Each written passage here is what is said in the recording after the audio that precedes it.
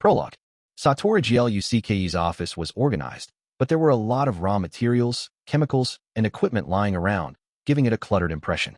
Still, compared to her peers, her space was on the tidy side. That was uncommon for a teacher's office, since such places were primarily used for research. Some were so messy you couldn't even see the floor. At present, there were 3 people in the room. They were sitting around a table, enjoying a nice, relaxing cup of tea and some snacks, discussing the particulars of a rather fascinating topic. A splendid way to pass the time, Satoru thought.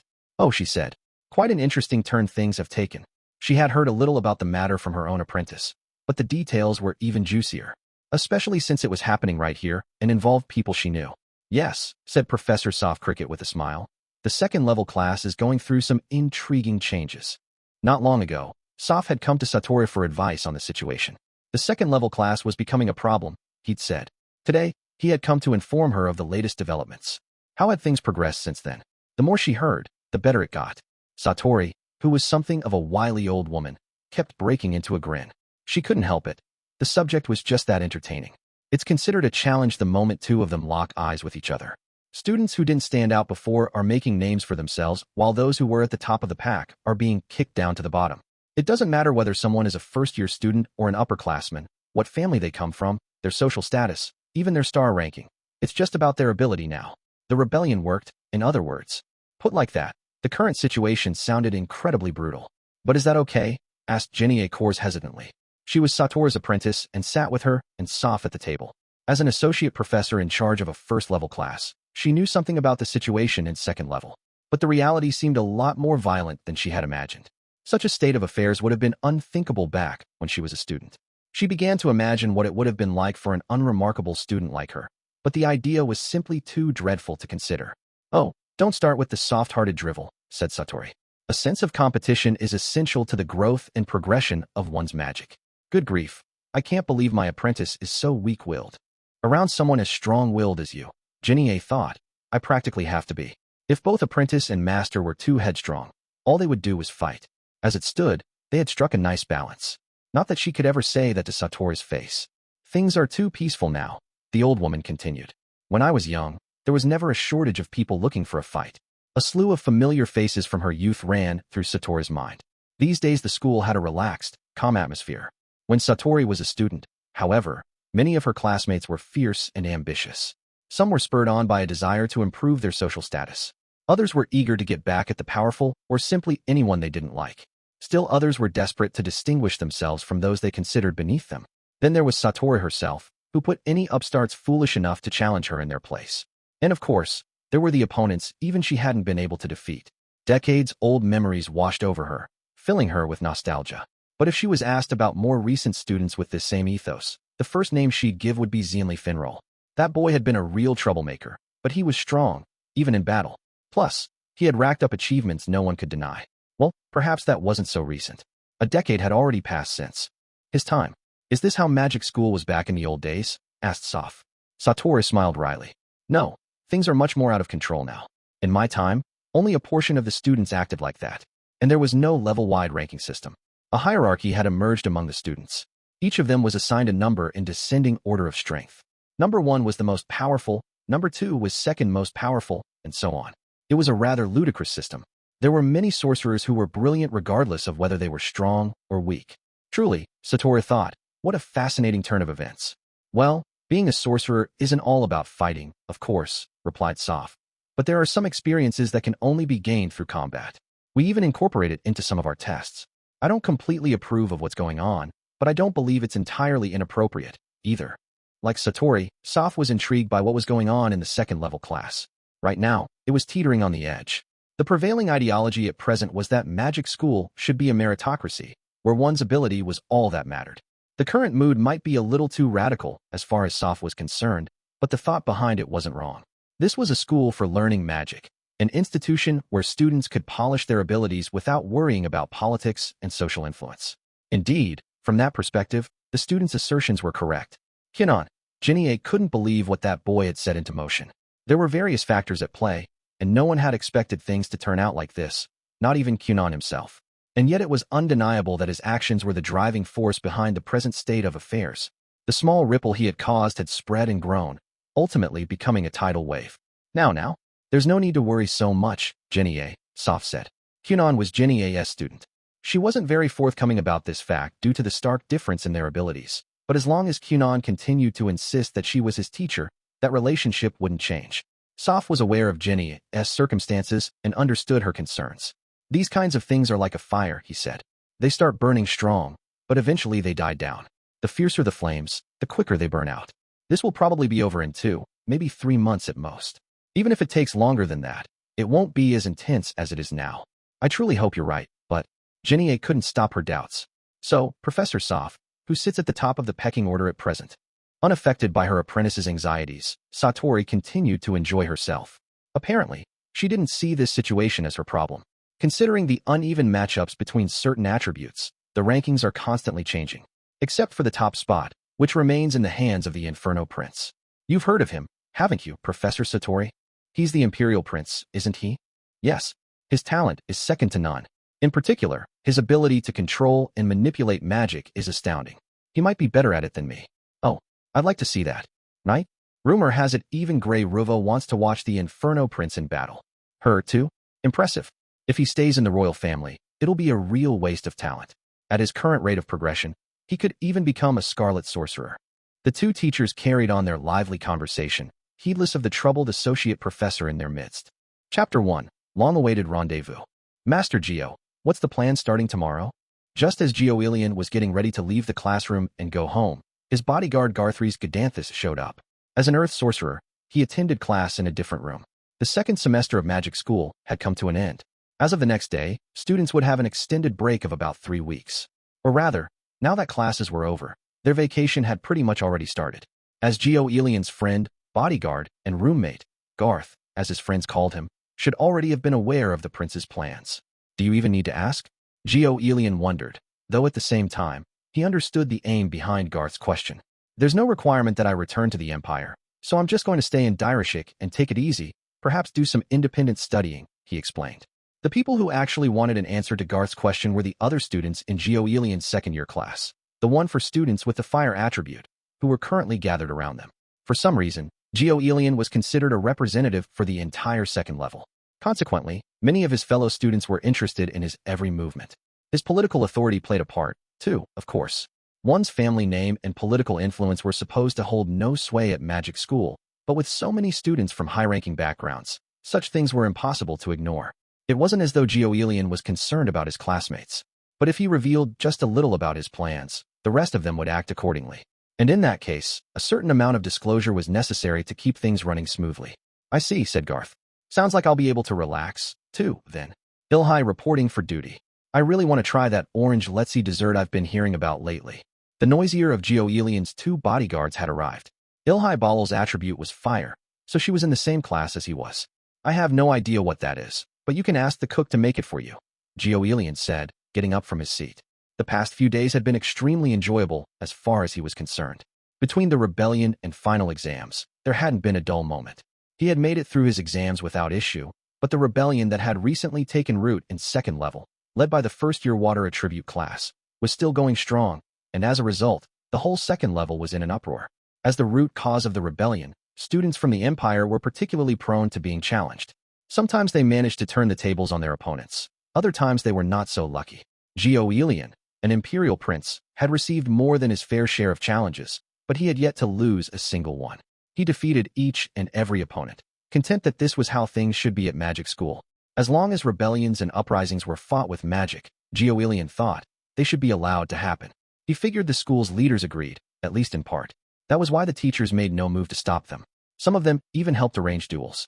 It was interesting, though, how evident an opponent's abilities became in a fight. As a matter of fact, there were quite a few secretly talented students who didn't usually stand out. 2 members of the first-year water class, the Prince of Aselviga and the daughter of the Empire's Duke of Rhodia, were especially noteworthy. They were considerably skilled. Geoelian also liked the Aselvigan prince's determination. No matter how many times Geoelian beat him, he kept coming back for more. And yet if he was honest, the only person on Geoelian's mind was the boy with the eye mask. They had made a promise to anxiously await their next meeting and agreed to fight each other in a duel.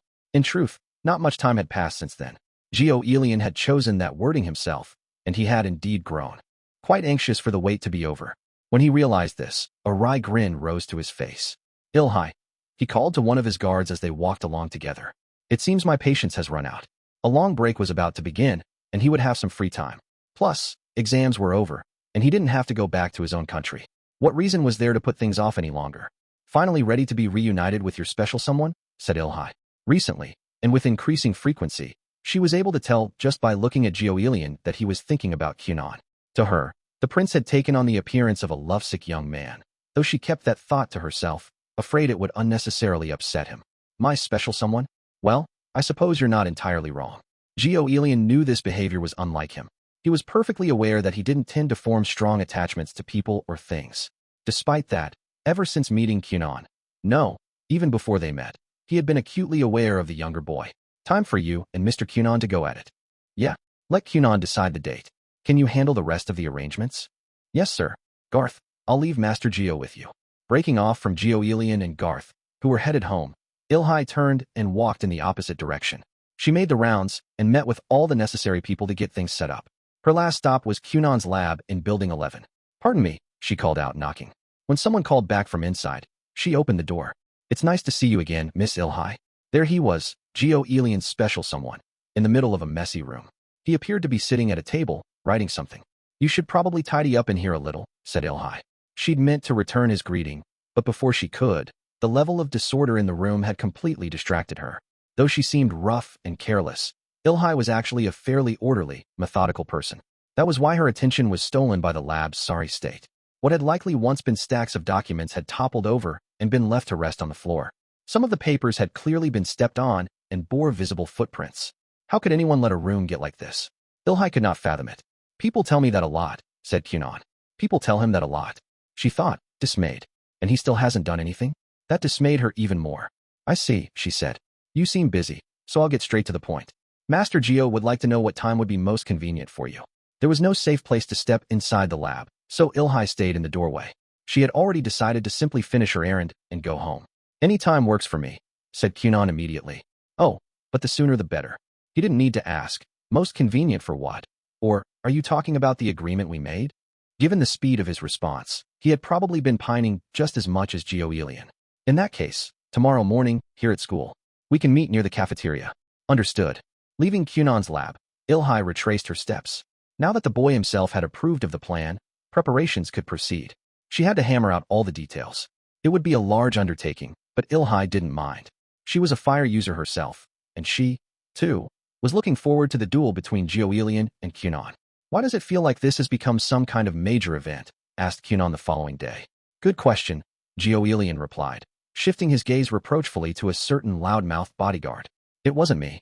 I'm telling you, Ilhai said. She was the one in charge of the day's preparations. I only invited 2 teachers and the saint. As she went about getting permission to use school facilities for the match, Ilhai had asked 2 teachers to come in case things got out of control and needed to be shut down. She also invited the saint, so they would have a healer on hand if anyone got injured. She had gone to others to make various requests, but only those 3 people had been called to attend. Ilhai had assumed the duel to be a private affair and had made arrangements accordingly. She absolutely had not gone around blabbing about it to everyone. She wasn't the sort of guard who needlessly exposed her charge to potential danger. She would never have turned this match into a big to-do. So how had things ended up like this? Late that morning, outside the cafeteria, Kunon met up with Gioelian and his bodyguards as agreed. After exchanging pleasantries, they relocated to the laboratory in Building 10. They'd already received clearance to use it for their duel. Kunon had assumed this would be another white room like the last one, but instead, it looked like some kind of arena. It was equipped with a sunken ring and spectator seating, and it seemed far too large to be contained in a single room. In fact, despite being located inside a building, the room had no ceiling. Overhead was an endless expanse of blue sky. Had the space been twisted, connecting it to another location? Or had the room been manipulated to accommodate the arena? Was it all a fabrication, even that big blue sky? Kunon didn't quite understand how it worked. But then there were more pressing matters at hand. The spectator area of the laboratory-cum-arena was already full of people. That said, since only those related to the magic school were in attendance, it wasn't actually full. Only a few sections in the front rows were filled in. Still, there were students from both the first and second levels, and even some from the advanced class. A few of the faces in the crowd were familiar, others were not. Kunon saw some people who appeared to be teachers, though he didn't recognize them. Both Kunon and Gioelian had considered this match a private matter. They hadn't expected so many people to show up, nor were they very happy about it. Even Ilhai, who had arranged everything, seemed surprised by the presence of an audience. And that wasn't the only thing on their minds. "I can't see," said Kunon. "But are my eyes mistaken, or is there a big black cube over there?" "There is," said Gioelian. "What is that?" Floating unnaturally above the spectator seats was a large black box. What was it indeed? "You're here." A familiar figure walked up to Kunon and the others, as they stood flabbergasted in front of the participants' entrance to the arena. "Oh, Professor Satori. Professor, what is the meaning of this?" Ilhai's voice cut across Kunon's, interrupting him. Satori Glucke, as it happened, was one of the teachers she'd made arrangements with. Ilhai had assumed that because she knew Kunon, she would be more likely to help. Indeed, Satori had immediately agreed to prepare a location for the match and to be present for it. It had gone smoothly, and for that, Ilhai was very grateful. Or at least, she had been very grateful. She'd never dreamed Satori would let in all these spectators. "Calm down," said the professor. "No matter who's watching or where it happens, it doesn't change what the two of you came here to do. Whether or not they're being observed makes a huge difference." Ilhai was right about that. Skilled sorcerers tended to keep some of their abilities under wraps, secret weapons and trump cards, and the like. And using those abilities in front of a large crowd meant exposing their secrets to everyone present. That would make the match all the more difficult. "I understand how you feel, but there's nothing I can do about it." Letting out a small sigh, Satori shifted her gaze to the floating black box. Grey Ruva said she wanted to watch. Grey Ruva? The name shocked not only Kunon, but also Gioelian, Ilhai, and Garth. Grey Ruva was the most famous witch in the world, and she had lived for countless centuries. An immensely talented magic user, she had defended this area from the three major powers surrounding it all by herself. Her name was so famous it appeared in history books, and yet it was said there wasn't a soul alive who really knew her, and barely anyone who had seen her. Was she truly centuries old? Did she even exist in the first place? If she was real, what kind of magic was she using to preserve her life? Grey Ruva was a fascinating figure, but she wasn't someone you could meet simply because you wanted to. Even attending magic school did not guarantee you would meet her. That was the general consensus anyway. That floating black box, which was probably a sort of smoke screen made of shadows. Apparently, the world's greatest witch was inside it. And she said that anyone else who wants to watch might as well be allowed. Might as well. In other words, since she was going to be there, why not invite others, too? "Sorry," said Satori. "No one can go against Grey Ruva." That made sense. Grey Ruva was like the headmistress of the school. In fact, she was the ruler of the whole magic city of Direshik. No one associated with the school was going to disobey her. They would be risking expulsion. Here, Grey Ruva was the law. But it should be fine, right? You're still young, and your magic hasn't developed yet. 10 years from now, you'll be well beyond your current abilities. You can give it all you've got right now without any real drawbacks. To people my age, it all looks like baby stuff. Satori had a point. The school's teachers were extremely talented. From their point of view, magic used by boys like Kunon and Gioelian, still in their early teens, was mere child's play. That didn't make the situation any easier to accept, but if this was what Grey Ruva wanted, they didn't really have a choice. The world's greatest witch had shown up to watch their match. For sorcerers, it was like dueling in the presence of their queen. Kunon might be in the advanced class, but he was still only a first year, and he felt humbled by her presence. Satori continued, "I have a message from her as well. She says, and I quote, 'Even if you die within seconds, I'll heal you, so fight with all the power you have.'" In other words, we're allowed to fight without using a dueling magic circle? Asked Kunon. "You prefer it that way, don't you?" "I do, but, in Kunon's opinion, being hit by a spell was just another learning experience." "But would Gioelian agree?" "I'm fine with it, too," said the prince. "In that case, there was no problem, right? Then there's no issue. Look, everyone's waiting. Go on, get started." There was still a lot bothering both of them, but as students, there wasn't much they could do. Their only choice was, reluctantly, to proceed. Their match had garnered a bit more attention than they had anticipated. That had dampened their enthusiasm somewhat, but the moment they turned to face each other in the center of the arena, their surroundings became unimportant. Perhaps it had something to do with the way the audience looked on in complete silence. Without all the noise, it felt like they were completely alone. They only had eyes for each other now. The only one either of them could see was the opponent they had been yearning to fight. "Kunon," Grey Ruva said it first, "but allow me to reiterate," Gioelian said, his gaze boring into the other boy. "I'll try hard to keep you entertained, so please show me the same courtesy." Behind his mask, Kunon's unseeing eyes were fixed on Gioelian. "You want me to give it my all, right? To go for the kill? If you can beat me without using your full power, fine. But that's how I intend to proceed." "Understood." Thank goodness, Kunon thought. His greatest anxiety regarding this match was the possibility of Gioelian pulling his punches. In Kunon's estimation, Gioelian was a league or two above him in both total amount of magic power and in the ability to manipulate and control that power. Not to mention the number of spells he knew and all their variations. It was only a gut feeling, but Kunon didn't think he was wrong. He probably couldn't win this duel. That was no big deal since his desire to fight Gioelian had never had anything to do with winning. But if the playing field was leveled to make things more even, that was a different story. In that case, even if Kunon somehow managed to win, it wouldn't mean anything. In fact, he'd probably be disappointed. I feel like we often agree about magic, and it seems we are alike in this aspect as well, he said. Gioelian must have worried, too, about whether Kunon would hold back. Given his status as an imperial prince, he probably had a hard time finding people willing to fight him seriously. But Kunon was sure they'd both come to the same conclusion. Where magic was concerned, status was irrelevant. They had one reason to fight, and one reason alone: to reach ever greater heights and ever deeper depths. Nothing else mattered. Professor Soft Cricket gave the starting signal. Ilhai had approached him as well, just like she had Satori. All right, begin. His words weren't very enthusiastic, but both Kunon and Gioelian reacted right away. Countless Aori appeared around Kunon as innumerable fire butterflies fluttered to life in the air surrounding Gioelian. It might have looked like a deadlock, but the flames moved faster. Butterflies danced. Fire swallows soared. Dogs of flame ran. Burning dragonflies flew. All sorts of fiery creatures rushed forward at once, leaving streaks of red in their wake and heading straight for Kunon. Kunon carefully enclosed each and every one of them inside an Aori. All the irregularly flitting butterflies, the swallows swooping down from above, the dogs racing toward his legs, even the dragonflies zipping at his face. But as he finished trapping the creatures, Kunon felt a sense of unease wash over him. The fire swallowed up by his Aori was still burning. The moment he noticed, the flames began to swell. Bang, bang, bang, bang. The water membranes popped, giving way to the growing masses of flame. In the space of an instant, all the fire animals exploded. Kunon was surrounded. The Inferno Prince Gioelian's flames were like budding sprouts. And now those sprouts were bursting madly into bloom. Whoa, Kunon had been engulfed in flames. It had happened so quickly. That's the prince's opening move? Thought Elia Hesson as she looked on from the audience. She had come with the ability faction representative, Bale Kirkington, the person she liked. Privately, she felt like they were on a date.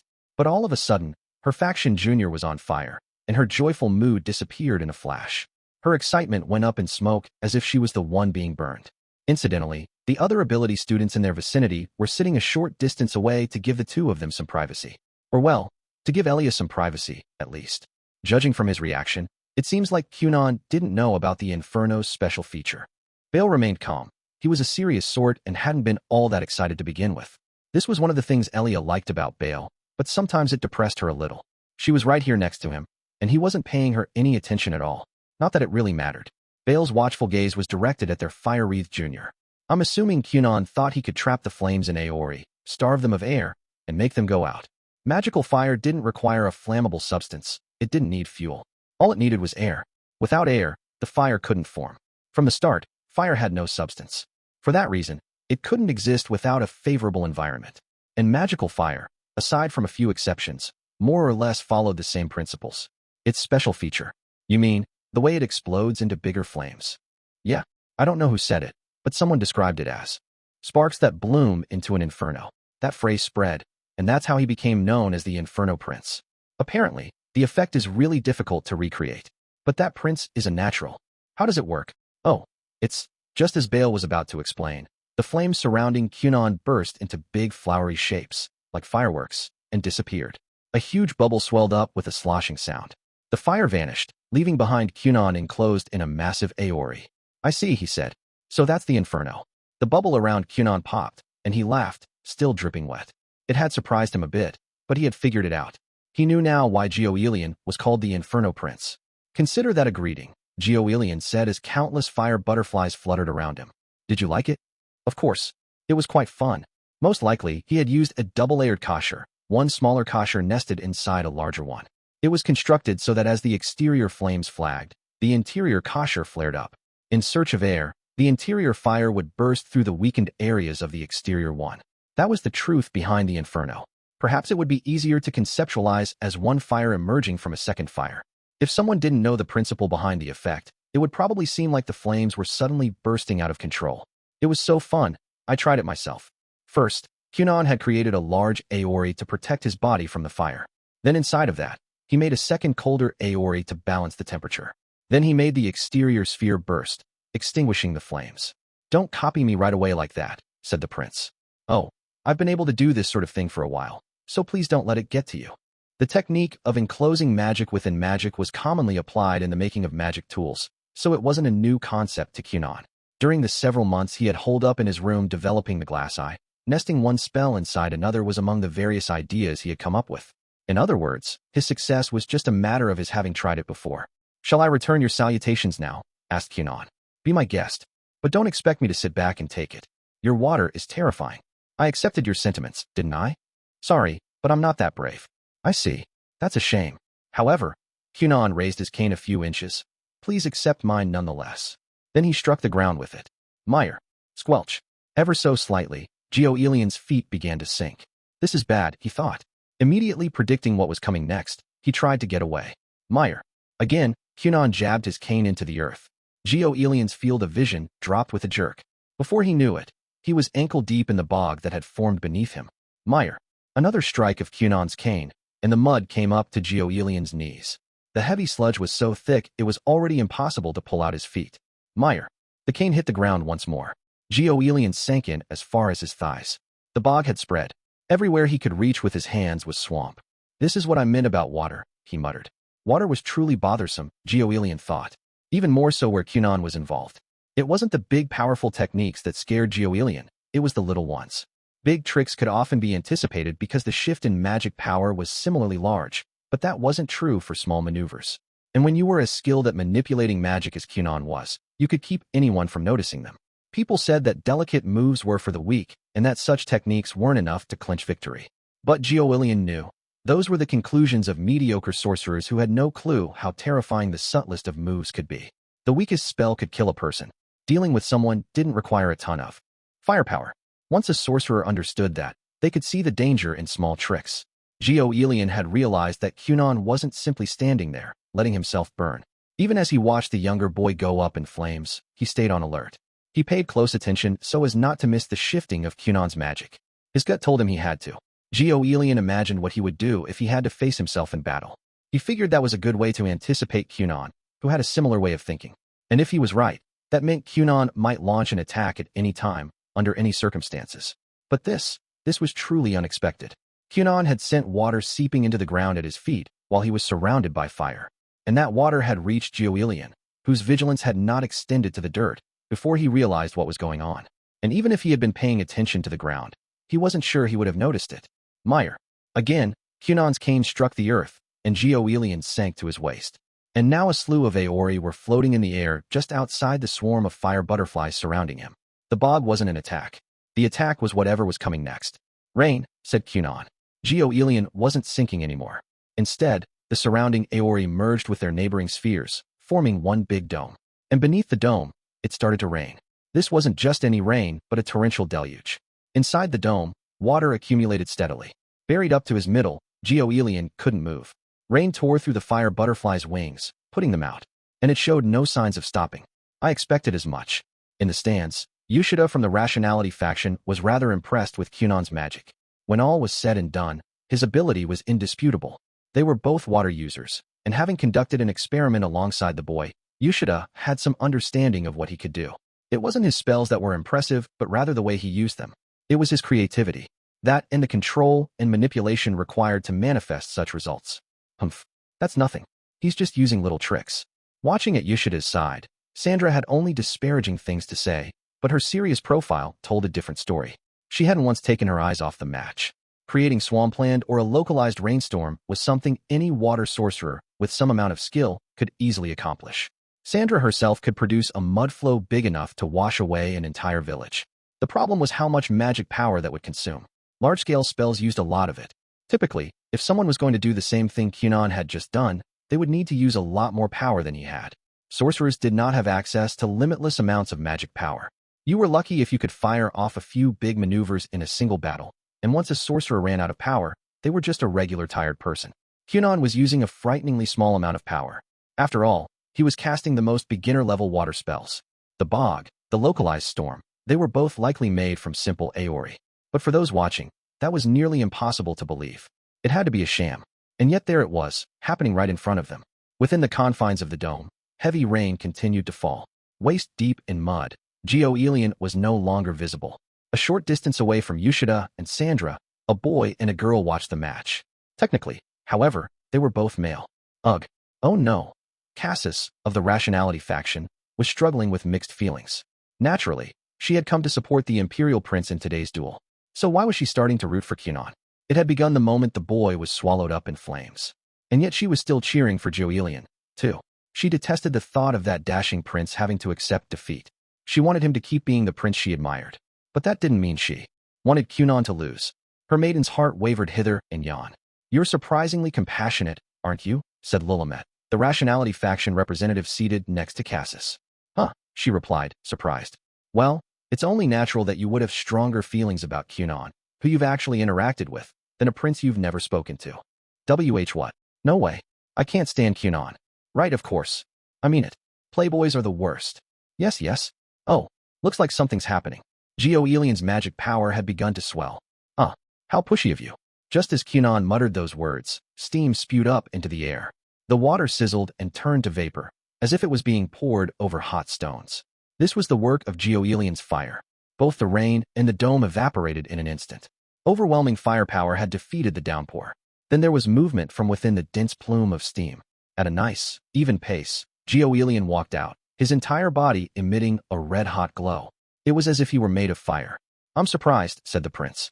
As the water vapor cleared, Gioelian's form slowly returned to its usual color palette. Most likely, he had broken free from the bog using heat so intense that it not only melted the surrounding earth, but also caused all the rain and groundwater to evaporate. Despite being brutally pelted with rain until only moments ago, Gioelian was now completely dry, if still a little dirty. The ground beneath him bore scorch marks, but it was solid, no longer mud or bog. "I can't believe I had to use intermediate magic so soon." Kanagaki was an intermediate-level spell that cloaked its user in flames. "I didn't expect you to get out of there using brute force, either." Kunon was grinning, but he was even more on guard than before, because the amount of magic power Gioelian was emitting had yet to change. "Hope I didn't disappoint you," said the prince. "Not at all. You're going to keep showing me more interesting techniques, right?" "Of course." The slightly dirt-stained Gioelian raised his right hand. "I won't be holding back anymore." A bunch of itty-bitty fireballs formed in his upheld hand, and immediately shot forward. They moved quickly, but not shockingly so. The notable thing about them was the variety of their movement and trajectory. Some flew straight, others took a curved path. While some of the fireballs slowed down, others sped up. The only common feature they shared was that they were all headed in Kunon's direction. Every one of them was targeting him. Catching things that flew irregularly was quite difficult. Not to mention, Gioelian continued to release more of them all the while. Already, a swarm of at least 1,000 fireballs was approaching Kunon at their bees. As they got closer, Kunon realized what they were: small spheres of flame shaped like bees. Fire bees. That was why they didn't fly in a straight line. They were imitating the flight patterns of their insect counterparts. "Bees, huh?" mused Kunon. "I don't think I've ever made one of those." PFF. The bee nearest Kunon burst open right in front of him. It didn't hit him, of course. PFF. The next one and the one after that met the same fate. Before they could touch him, they bloomed into mini infernos. PFF. PFF. PFF. PFF. PFF. PFF. PFF. PFF. PFF. PFF. PFF. PFF. PFF. PFF. PFF. Gosh, there are so many. Sounding completely unbothered, Kunon safely disposed of the fire bees. To any onlookers, he appeared to do this without so much as lifting a finger. And then, wah, the fire bees stopped appearing, because Gioelian had dodged. "Oh wow, you noticed that?" said Kunon. He had used the Aorvi spell. This was an elementary bit of magic that shot water in a straight line. Except this version had been compressed into such a fine jet that it could not be seen, and it carried a lot of force.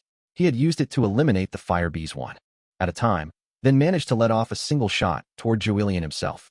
On top of being invisible, the beginner spell wasn't easy to sense because it didn't use much power. The exploding bees also worked as a visual distraction. The jets might not be capable of boring into metal or stone, but they were powerful enough to pierce human flesh. It was just one such shot, but Gioelian had noticed. Kunon had been expecting to land a hit while his opponent was preoccupied with attacking. After all, his Aorvi was invisible and fast. But Gioelian dodged it. Kunon was delighted. There was a pause in the action as the two of them locked eyes. "I warned you, Kunon." I told you I wouldn't hold back. Ah, the fire bees were a smokescreen. It wasn't only Kunon who had made a move while his opponent was distracted. Burn. The ground had begun to turn a deep red, with Gurion at its center. This was an intermediate spell called Kunon. The red ground shook. Within seconds, flames erupted, turning the entire area into a field of fire. The blaze spread wildly, a blooming crimson inferno. That was a pretty close call. After making a hasty escape, Kunon felt fear wash over him. Because he couldn't see, he preferred forms of locomotion that didn't depend on his own legs. He had made it a firm rule never to rely on such movements while fighting. And Gurion had just exploited that weakness without mercy. Not only that, but he'd used the ground in his attack, as if repaying Kunon for his bog. No holding back. The other boy hadn't been lying. Kunon's joy only grew. Oh, I'm sorry if I appeared haughty just now. I didn't have much time to react. Lying back in an arrogant posture, Kunon flew atop an Aori over the sea of flames. Gurion looked up at him and said, "Don't worry about it. I'll drag you back down soon enough." "He's being quite ruthless," murmured Shilto Loksun, the Harmony faction's representative. The heat from the inferno spreading around the arena could be felt even in the stands. Right now, Kunon soared through the air looking full of himself, while Gurion stood calmly at the center of the fiery ring. Now the ground was Gurion's domain. If Kunon fell, it was game over. He had to stay airborne for the rest of the match. This makes things a bit tricky for Kunon. All his spells were for beginners. He probably wouldn't be able to extinguish an intermediate spell like Kunon. It was on a whole other level in terms of requisite power. No matter how deftly one wielded them, beginner spells were still beginner spells. They wouldn't hold up in a pure contest of force. While protecting himself, Kunon would also have to defend and maintain his means of getting around. And naturally, he couldn't just stick to defense. Under those circumstances, he would also have to launch an attack. And against Gurion, no less. The sphere Kunon was riding used an Aori spell. Fire would likely affect it, which meant just keeping it intact would be a challenge. Although really, he was finished from the moment the ground was set on fire. Flying wasn't normal for a water sorcerer.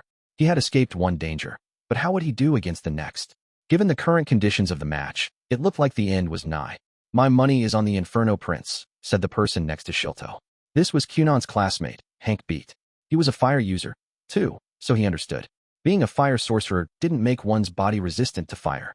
They felt the heat like anyone else, and if they slipped up in their handling, their own magic could scald or burn them. Despite this, Gurion stood amid the sea of flames with a look of utter composure. He had to be manipulating his magic somehow to block out the heat, and that was no small achievement. The Inferno Prince. As his nickname suggested, he was a force to be reckoned with. Not far from Hank and Shilto, another pair in the audience were watching the match with smiles on their faces. "Master Geo looks like he's having fun," said Garthries Gadanthus. "He really does," agreed Ilhai Balal. The two of them were Gurion's friends and his bodyguards. The title Imperial Prince might conjure up images of a lavish, luxurious lifestyle, but the reality was quite different. Gurion intentionally lived a rather austere life. Though he was provided things of the finest quality, he never demanded more. Nor did he actively seek pleasure for himself. His thirst for knowledge ran deep, but he never had enough time to satisfy it. Day in and day out, Gurion did nothing but devote himself to his studies, leaving hardly any time to spend as he liked. The resentment and frustration piling up inside him was like a ticking time bomb. Garth and Ilhai, always at his side, had worried about it for some time. But now, he seemed to be enjoying himself, firing off spells without hesitation or restraint. And his opponent was up to the challenge. Gurion appeared to be having fun. He looked happy, truly happy. However, "They're reaching the end," observed Ilhai. Why was it that good times always slipped by so quickly? By their nature, magic duels were difficult to draw out. Even a single small maneuver could decide the match, not to mention a larger strike. Opponents were constantly hitting each other with lethal blows. The fight could be over in an instant. The duel between Kunon and Gurion hadn't been going on for very long, and yet for sorcerers, this was already a protracted battle. The Kayada spell Gurion had cast used a considerable amount of power. It wasn't meant to be maintained for an extended period. In other words, yeah, it won't be long now, agreed Garth. Gurion had set the stage for the finale. Independent of the spectators' musings, both Kunon and Gurion had also concluded that their duel would soon come to an end. The time for observing and testing the waters was over. All that remained was matching each other blow for blow. "I'm coming for you, Kunon," Gurion roared, naked emotion in his voice. Two massive fireballs appeared, each about as tall as Kunon. Furthermore, both spheres were cloaked in countless fire butterflies. It was a tremendously advanced spell. Exactly how much power was Gurion generating and controlling in that moment? Was there anyone in the entire advanced class who could do the same? His skill and mental fortitude were off the charts. And this merciless attack was aimed and fired directly at Kunon. Right, time to get serious. Kunon's smile vanished. These fireballs were the type that could home in on their target. Personally controlled by Gurion, they would probably chase Kunon anywhere he went. The flames were extremely hot, and someone like Kunon, who could only use beginner spells, would struggle to deal with them. The difference in their power levels was simply too great, and the magic in these fireballs too strong. Half-hearted attempts to put them out with water would be pointless. Kunon no longer had time to think. Even he had no idea what he would do next.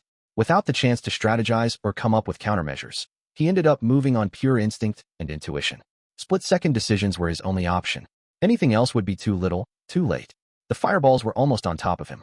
Surrounding himself with a slew of Aori, Kunon sent the chair-shaped one below him flying at top speed. No. Preoccupied with dodging, he noticed too late. All of a sudden, another fireball rocketed up from beneath him, blocking Kunon's flight path. It had emerged from the sea of flames.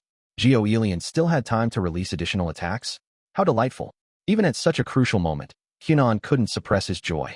There was no escaping this time. Shielding his face with both arms, Kunon accelerated right into the flames. His version of flight followed a predetermined route drawn with magic power, which meant sudden changes in direction were impossible. And so all he could do was increase his speed and charge through the fireball without stopping. That and enclose himself in a spur-of-the-moment Aori. Somehow, that strategy worked. He survived with only minor burns to his skin, some holes in his clothes, and a light singe to his hair. It was hot. Kunon was in pain, but he still had his presence of mind. He hadn't used up his magic yet, and he was still brimming with the will to fight. And in that case, his current condition was no problem. As soon as he burst out of the fireball, he used water to cool himself down. The Aori he had been riding, however, had evaporated, and Kunon was hurtling through the air. Hot on his trail, the butterfly-covered fireballs gave chase. Gurion had taken damage, too. While dodging earlier, Kunon had fired some invisible Aori at his opponent. Just one jet, out of 37 shot in a semi-radial pattern, had hit Gurion, piercing his right shoulder. The large number of projectiles had been fired indiscriminately in only a general direction, and Gurion had failed to dodge one. But Kunon couldn't blame him. He was already controlling 3 fireballs, maintaining the sea of fire, and keeping his own body from being burned. He could only maintain all of that because he was a prodigy. But no matter how much of a prodigy he was, talent had its limits. It was unfair to expect Gurion to do all of that and dodge Kunon's attacks, invisible ones, no less. He'd had his hands full just evading the other 36. At the start, the duel had been a deadlock. Now, somehow, it had become a battle of reflexes. Kunon screamed without making a sound. He fought to stay conscious and control his breathing so he wouldn't inhale any hot air. His scream was meant to pump himself up as his body whirled through the air in all directions. His usual chair-shaped Aori wasn't capable of quick turns, so Kunon had no choice but to fly using another method. He kept creating highly elastic Aori and placing them in his current path. Their repellent force would then send him rebounding off in another direction. It wasn't a very sophisticated solution, but it kept him aloft. Kunon had long since lost the ability to tell which way was up. He was merely ricocheting around, his body spinning, limbs akimbo. He looked like a leaf at the mercy of a strong wind. The fireballs had grazed him numerous times. Though none of the hits had been direct so far, it seemed like they made contact more than half the time.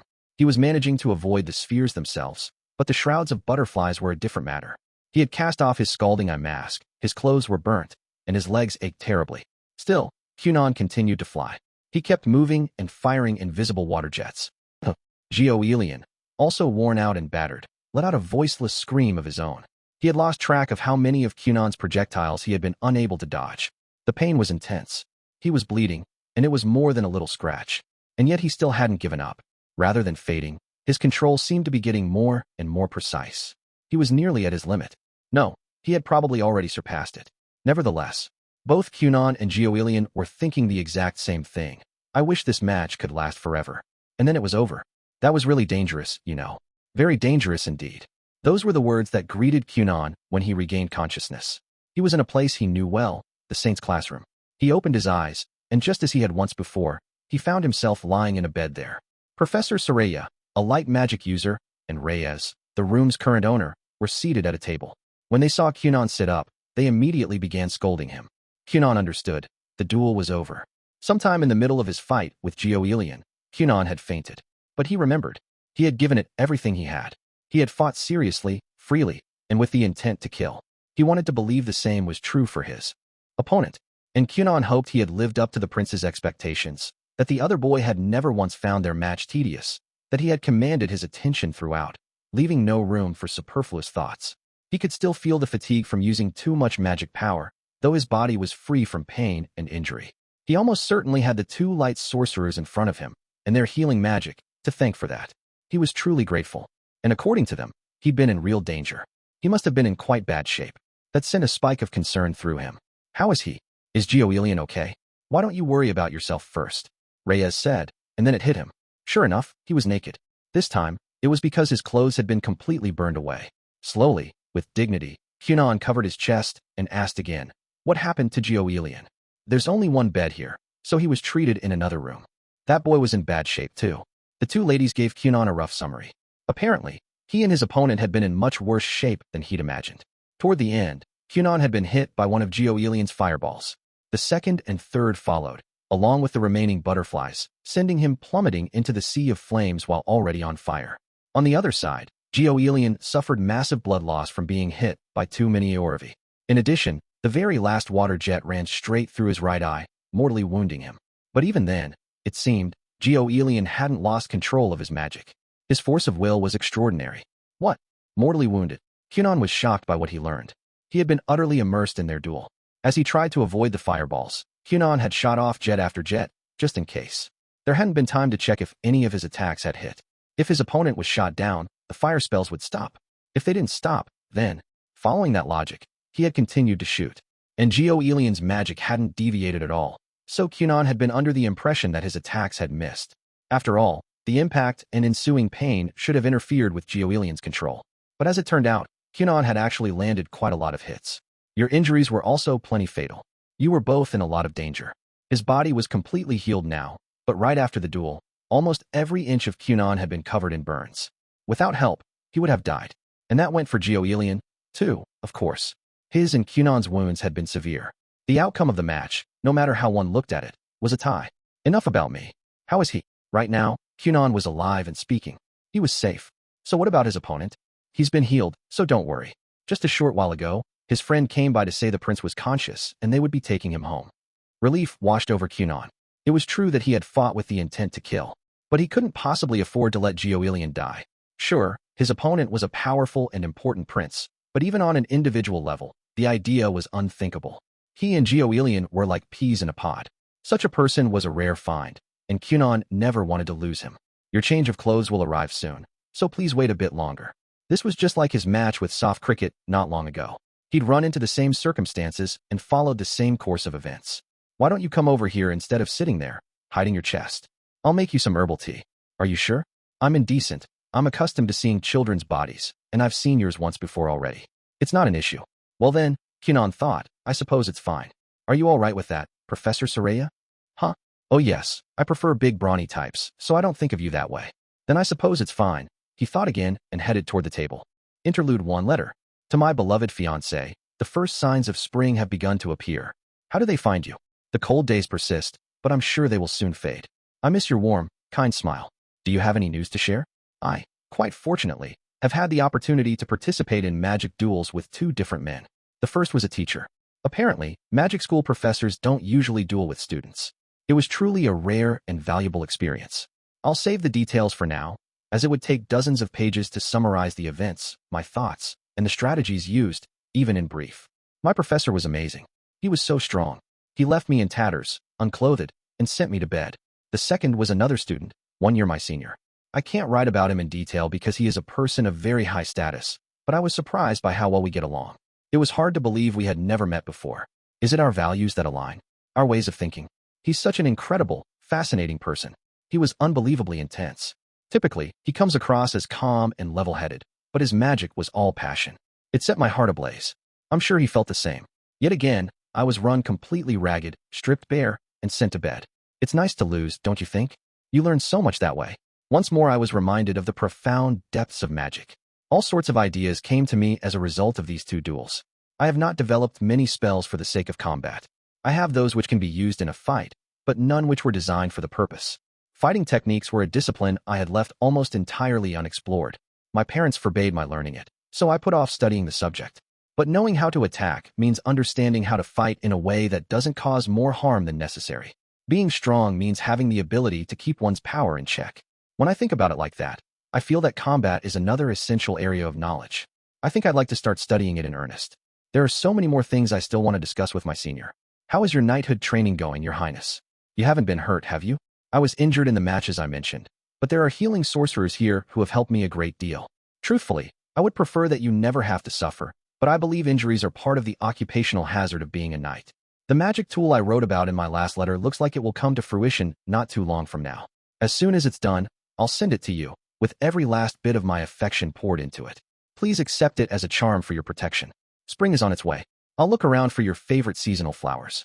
Though I cannot see, I'll imagine they're you as I sit beside them, waiting for the day we meet again with eternal love. Kunon Gurion. P.S. My maid recently asked me, what do you think about two men being together? I don't know what she meant, and I am somewhat terrified. Do you have any clue what she was getting at, Your Highness? Interlude 2. Witch's Musings, Prince's Musings. It was an entertaining duel, the kind of excellent match rarely seen in recent years. They hadn't planned it that way. With no organized strategy whatsoever, both sides had simply determined how best to respond in the moment.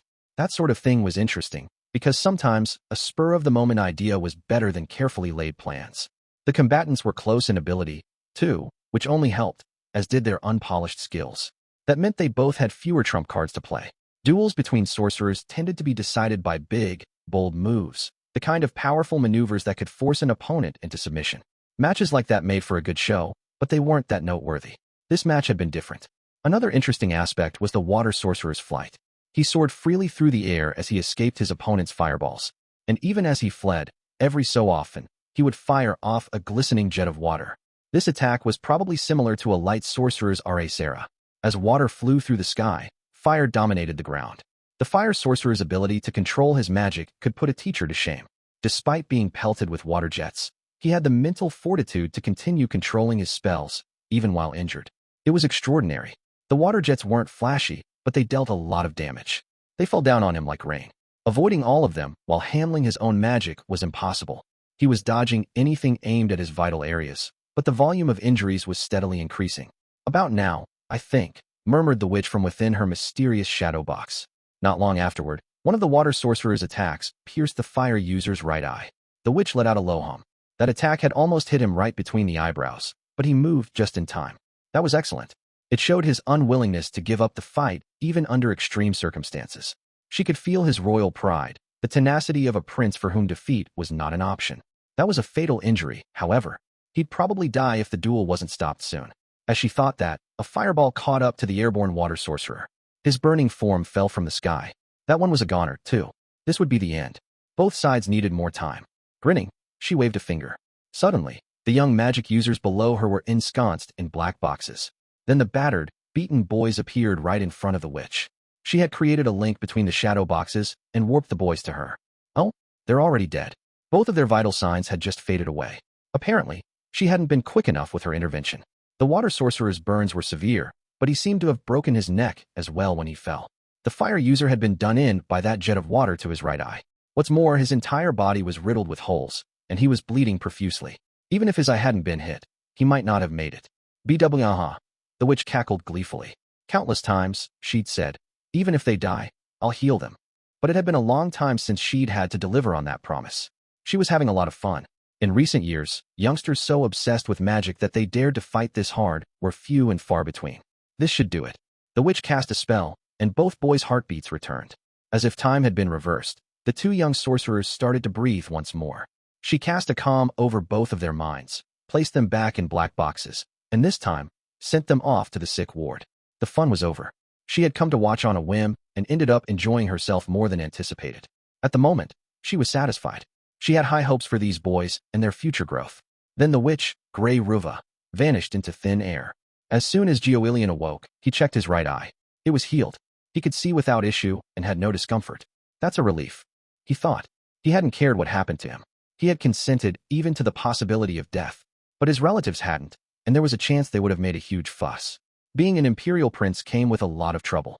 He didn't want to inconvenience Kunon, who had gone along with Gioelian's selfish wishes, any more than he already had. That was the reason for his relief. Without visible injuries or lasting scars, it would be as though nothing had happened. Oh, you're awake? Are you feeling unwell? He was probably in the infirmary. Looking around, he saw that Garthries and Ilhai were with him.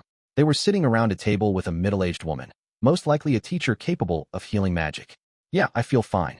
Where's Kunon? Gioelian glanced at the bed next to his, but it was empty. It appeared Kunon was not in the room. He was transferred to the Saint's lab. Apparently, he'll be treated there. I see. As long as he's safe. Getting out of bed, Gioelian changed into the clothes prepared for him, likely the work of his guards. His old ones must have been full of holes and covered in blood, no longer suitable to wear. Master Gio. Ilhai called his name, and Gioelian shifted his gaze to her. Did you have fun? What a thing to ask. With a snort of laughter, Gioelian replied, Of course. Did I look bored? Not at all. Ilhai shook her head. You seemed happier than ever before. Honestly, I was jealous. Don't be. Even if I usually look uninterested, I'm enjoying myself in my own way. Let's head home. His body was a little sluggish. He had used too much magic and probably lost too much blood. But on the inside, he felt as light as a breeze. The duel had been a lot of fun. For the first time in ages, he'd been able to fight with everything he had. No restraint, no discretion, just pure, raw power. And his opponent had responded in kind. There was someone his age he couldn't defeat, even with all his might. That made him feel amazing. Then I'll go check on Mr. Kunon and let the others know we're leaving. Master Gio is in your care, Garth. After seeing Ilhai off and thanking the teacher, Gioelian and Garthries left the infirmary. Hey, Garth, asked the prince. What? Does Kunon have a fiancée, A.E.? Huh. I mean, I dunno. He's always flirting with women, so I suppose not. I doubt a noble would publicly make passes at other women if he were engaged. I see. Aurora needs a husband. What do you think? Are you trying to use your relatives to make him a part of your family? I don't think he has a fiancée, A.E., but I doubt Huglia would hand over such a valuable sorcerer to another nation. You're right. Sorry for talking nonsense. It must be the blood loss. You enjoyed yourself that much? Yes. If I or Kunon were a girl, I don't think I could let him go. Someday, he wanted a rematch. Despite the excruciating pain, Gioelian was already thinking of when he could repeat the experience. What was this fixation of his? Gioelian couldn't answer that question, either. Perhaps if he and Kunon hadn't been of the same sex, he would have called this emotion love. That was how much the other boy occupied his thoughts. I see. Good thing you're both boys. No kidding. Fellow sorcerers from different countries and both members of the aristocracy. If they were a boy and a girl in a relationship, there would be no end of trouble. Chapter 2. The Matter of Credits. Oh, it hit Kunon as he was busy observing a large tomato. Half of his first year at magic school had already passed. With this, I'll have satisfied my credit requirement, said the saint. Had Kunon come to the realization on his own, or had her words brought it on? He was visiting her room for lunch. Of course, he had work to check on as well. They were making small talk when it happened. Selective breeding is so complex, said the saint. That tomato, for example, is undeniably sweet. It thrills me so much to think about publicizing this that I can't sleep. She carried on discussing the big tomato, her pride and joy, but all Kunon could think about was his own credit status. Exactly how many had he currently earned? Advanced class students had to rack up 10 credits each year. If they failed to do so, they would be demoted to second level. Kunon hadn't forgotten about the magic-containing box he was planning to develop. That box was the reason he'd been determined to earn all 10 credits in only half a year. But his sense of times and dates was lacking. Truthfully, he had worked these first 6 months without really pacing himself. Plus, meeting Gioelian had thrown him off course a bit. He hadn't expected it, and spending time with him had been so much fun that he'd ended up doing it a lot more than intended. Not that he regretted it. Apparently, the saint had already earned all her credits by cultivating and breeding various vegetables and medicinal herbs. It seemed Kunon hadn't simply been imagining the increasing number of potted plants in her lab. By the way, how many credits do you have, Kunon? Asked Hank. Rhea and I each have around half. It so happened that their classmates Rhea Huffs and Hank Beat were also in Reyes's room that day. Occasionally, they would all meet up there for lunch. It had become something of a standing appointment for the present first-year students in the advanced class. They would catch one another up on recent news, chat, and exchange advice. Though their opportunities to collaborate had markedly decreased after they each joined different factions, they continued to socialize as before. I'm not sure, Kunon replied. I definitely received some letters, though. Proof of a student's credits was sent via letter. One could have them delivered to their labs or their home address. Kunon had arranged to have his sent to his laboratory, and he had already received a few. He remembered getting them, and if memory served, he had crammed them into his desk drawer, exactly as they came, without even opening them. The letters usually arrived while he was engrossed in drawing up a report, or copying his notes, or reading a book. Consequently, he had accepted them without thinking and stowed them away somewhere. Kunon had certainly done various things in the past 6 months with the aim of earning credits. Some of those had definitely been successful or, at the very least, had some value. And yet here he was, still unaware of the results. I'll go check right now. Kunon mentally went over all the things he'd done that he could remember. He thought it unlikely that he had earned all 10 credits already. Starting right then, he resolved to prioritize credits so he could get to work on his magic-containing box as soon as possible. Oh, there's actually something I wanted to ask you about, Kunon. Huh. Kunon had finished reviewing the growing conditions of the sacred herb, the whole reason he'd come to Reyes's room. Now he was anxious about his credits and ready to return to his own lab. But Hank had spoken up, delaying his departure. Listen, you were developing a box that dehydrates objects, right? I was wondering how that was going. It's more or less done. Still in the testing stage, though. He was developing both a box that removed moisture from objects and a box that hermetically sealed them. They were intended to store medicine made from the sacred herb Shirshilla, and he had already succeeded in making them. At present, they were being tested to see how well they could stand up in various situations. How long could they be used, and could they work in any environment? How potent were their effects? That sort of thing.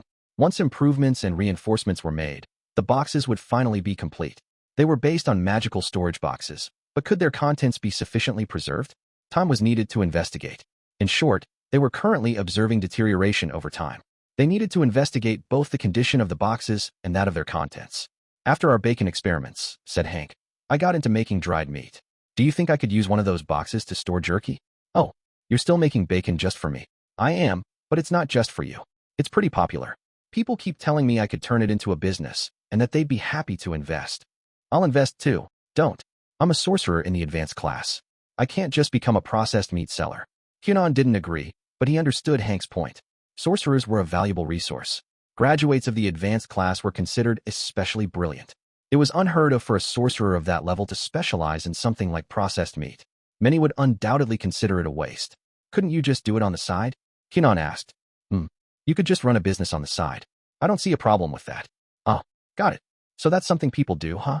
Moonlighting wasn't uncommon in aristocratic circles, but Hank, who came from a humble background, apparently saw owning a business as synonymous with full-time employment. After giving Hank a little advice, Kunon left the Saint's classroom. Back in his lab, Kunon began opening the letters he'd received from the school and reviewing their contents. There were cards inside, each representing 1 credit earned. They were inscribed with Kunon's name and a brief description of the associated achievement along with the school seal. Kunon lined the cards up on his desk. For the report on Rhea Huff's flight experiment, 1 card. For jointly experimenting with Reyes Saint Lance on the cultivation of sacred herbs, 2 cards. For collaborative underwater experiments conducted with Ushida FAI and several others, 1 card. For a water magic-based flying method, 1 card. That was it. 5 in total. He would probably earn a credit for the medicine boxes he'd developed with Bale, the ability faction representative, and Jeanvis, and another one for the Shirshilla medicine. Those 2 were still in the testing stage. They couldn't be submitted yet, so they weren't included in his current count. If he added those, 7 or 8, I guess. In that case, he needed 3 more. What should I do? Maybe I'll discuss the matter with Professor Satori. Kunon was pretty sure he'd been told that assisting a teacher could earn 1 credits, too. He didn't have any ideas that would result in a quick turnaround, so it was probably a good idea to consult his idol. He could talk to Genie, too. He wanted to see her face. Not that he could actually see it, of course. All right. Having decided on a course of action, Kunon stood up. Credits, eh? I don't think you need to panic just yet. Kunon wasted no time, heading directly to Satori's office. She appeared to be in the middle of experimenting with aquatic plants. Only half listening to Kunon's request, she was observing the contents of a tank of water, busily jotting down notes. There's something I want to do, but it will probably take a lot of time, said Kunon. So, I made it my goal to complete my credits in the first half of the year. You're saying you want to dedicate the remaining 6 months to this thing you have in mind? That's right. So I need about 3 more credits. By the way, what is this experiment you're working on? It fascinates me as much as you do, Professor. It was not the subject at hand, and Kunon had been telling himself over and over not to ask about it. But in the end, he couldn't hold back. How could he? This was an experiment conducted by the world-renowned water sorcerer Satori Glucke. Of course he was interested. Oh, this thing? It's a water-dancing bug. I'm studying its ecology. A water-dancing bug. Kunon had never heard of such a thing. He couldn't recall seeing it in any of the many plant and animal reference books he had read. It's not surprising you haven't heard of it. It's an obscure insect I had sent here from far away. Insect? That's an insect. Kunon was drawn to Satori's side like a moth to a flame. Really? Even up close, it just looked like grass floating on the surface of the tank's water. The grass was a vivid green, unusual this early in the year. Or that was how it appeared to his glass eye, at any rate. Try looking at it from the side, not from above, said Satori. Look at its roots, in other words. Kunon bent down a little and peered into the tank from the side. Oh, I see. There were no roots. Instead, there were 6 thin legs similar to those of a stick insect. As Kunon watched, Satori nudged the water-dancing bug with the tip of her pen. When she did, its long, slender legs paddled calmly through the water. Its pace was slow, but it was swimming. It really was an insect after all. Wow. Is it mimetic? He asked. So it would seem. I've heard the grass-like part changes color depending on its environment, which could be considered a form of mimesis. And the interesting thing about this critter, you see, is that it feeds on impurities in the water. Impurities, huh? Regular water contained all sorts of substances. A single mouthful could taste and smell completely different depending on where it came from. Do you understand what that means? Genie said she didn't. If it eats impurities, then it's an organism that purifies water? Exactly. Hey, Genie, your student is clever, eh? Genie, who was quietly writing something at her desk, pretended not to hear Satori's snide comments. Insects are highly adaptable, she continued. I want to test whether I can create a water-dancing bug that feeds on toxins mixed into water by slowly introducing it to such substances. Contaminated water. You know, like a well that's been laced with poison. If these insects were released into that well, perhaps the water could be made safe for people to drink. That's the idea. It was a fascinating experiment. Kunon had known it would be even before he asked. And he'd been right. Do you think it would be possible to make some sort of antidote while you're at it? If it's able to acclimate to various poisons, perhaps you could extract that quality. There's such a thing as being too clever, you know. Kunon had gotten totally swept up in Satori's experiment, but now he had to put that topic aside. Credits, eh? You could earn a few by helping me, but no more than 1 every 2 weeks. That's the rule. Taking a break, Satori moved to sit at a table with Kunon. In other words, he said, if I assist you for 2 weeks, you'll give me 1 credit. I'm game. I'll work you hard, of course. But 1 credit in 2 weeks isn't very efficient for an advanced class student, right? You'd probably rather get them without expending so much effort. I was like that once too. Kunon recalled Yoshida saying something similar. She had invited him to participate in her experiment on breathing underwater, saying she wanted some easy credits. But well, once they started, it snowballed into a much larger experiment and nearly became an international incident. It had been fun in its own way, though. I am genuinely interested in helping you, Professor. Kunon honestly didn't mind getting 1 credit for 2 weeks of work. If he helped Satori, he could ask her about all sorts of topics. That kind of valuable experience was worth a lot more than credits. He would even pay money for the opportunity. But at the moment, it seemed impractical. Kunon had spoken to Bale, the ability faction representative, regarding his plans. They hadn't hammered out the details, but Bale also meant to earn all 10 of his credits in 6 months. 1 credit in 2 weeks. It would take over a month to earn 3. Too much time. I suppose the ideal situation would be to conduct some kind of experiment concurrently over the 2 weeks I assist you, he said. That would mean 2 credits in 2 weeks. Satori probably wouldn't expect her helper to be in her office around the clock. A simple experiment should be doable in his free time. As long as you aren't overextending yourself, I don't mind, she said. The problem will be choosing what to do. I don't intend to give you tons of free time, you know. I'll be putting you to work properly. So do you have any ideas for this concurrent experiment? As it happened, when he heard about the water-dancing bug, an idea had begun to form in Kunon's head. I'm still working it out, but I was thinking of something to do with hydroponics. In Kunon's mind, 2 things were overlapping beautifully. The saint's plants he'd observed not long ago, and the characteristics of the water-dancing bug he'd just learned about.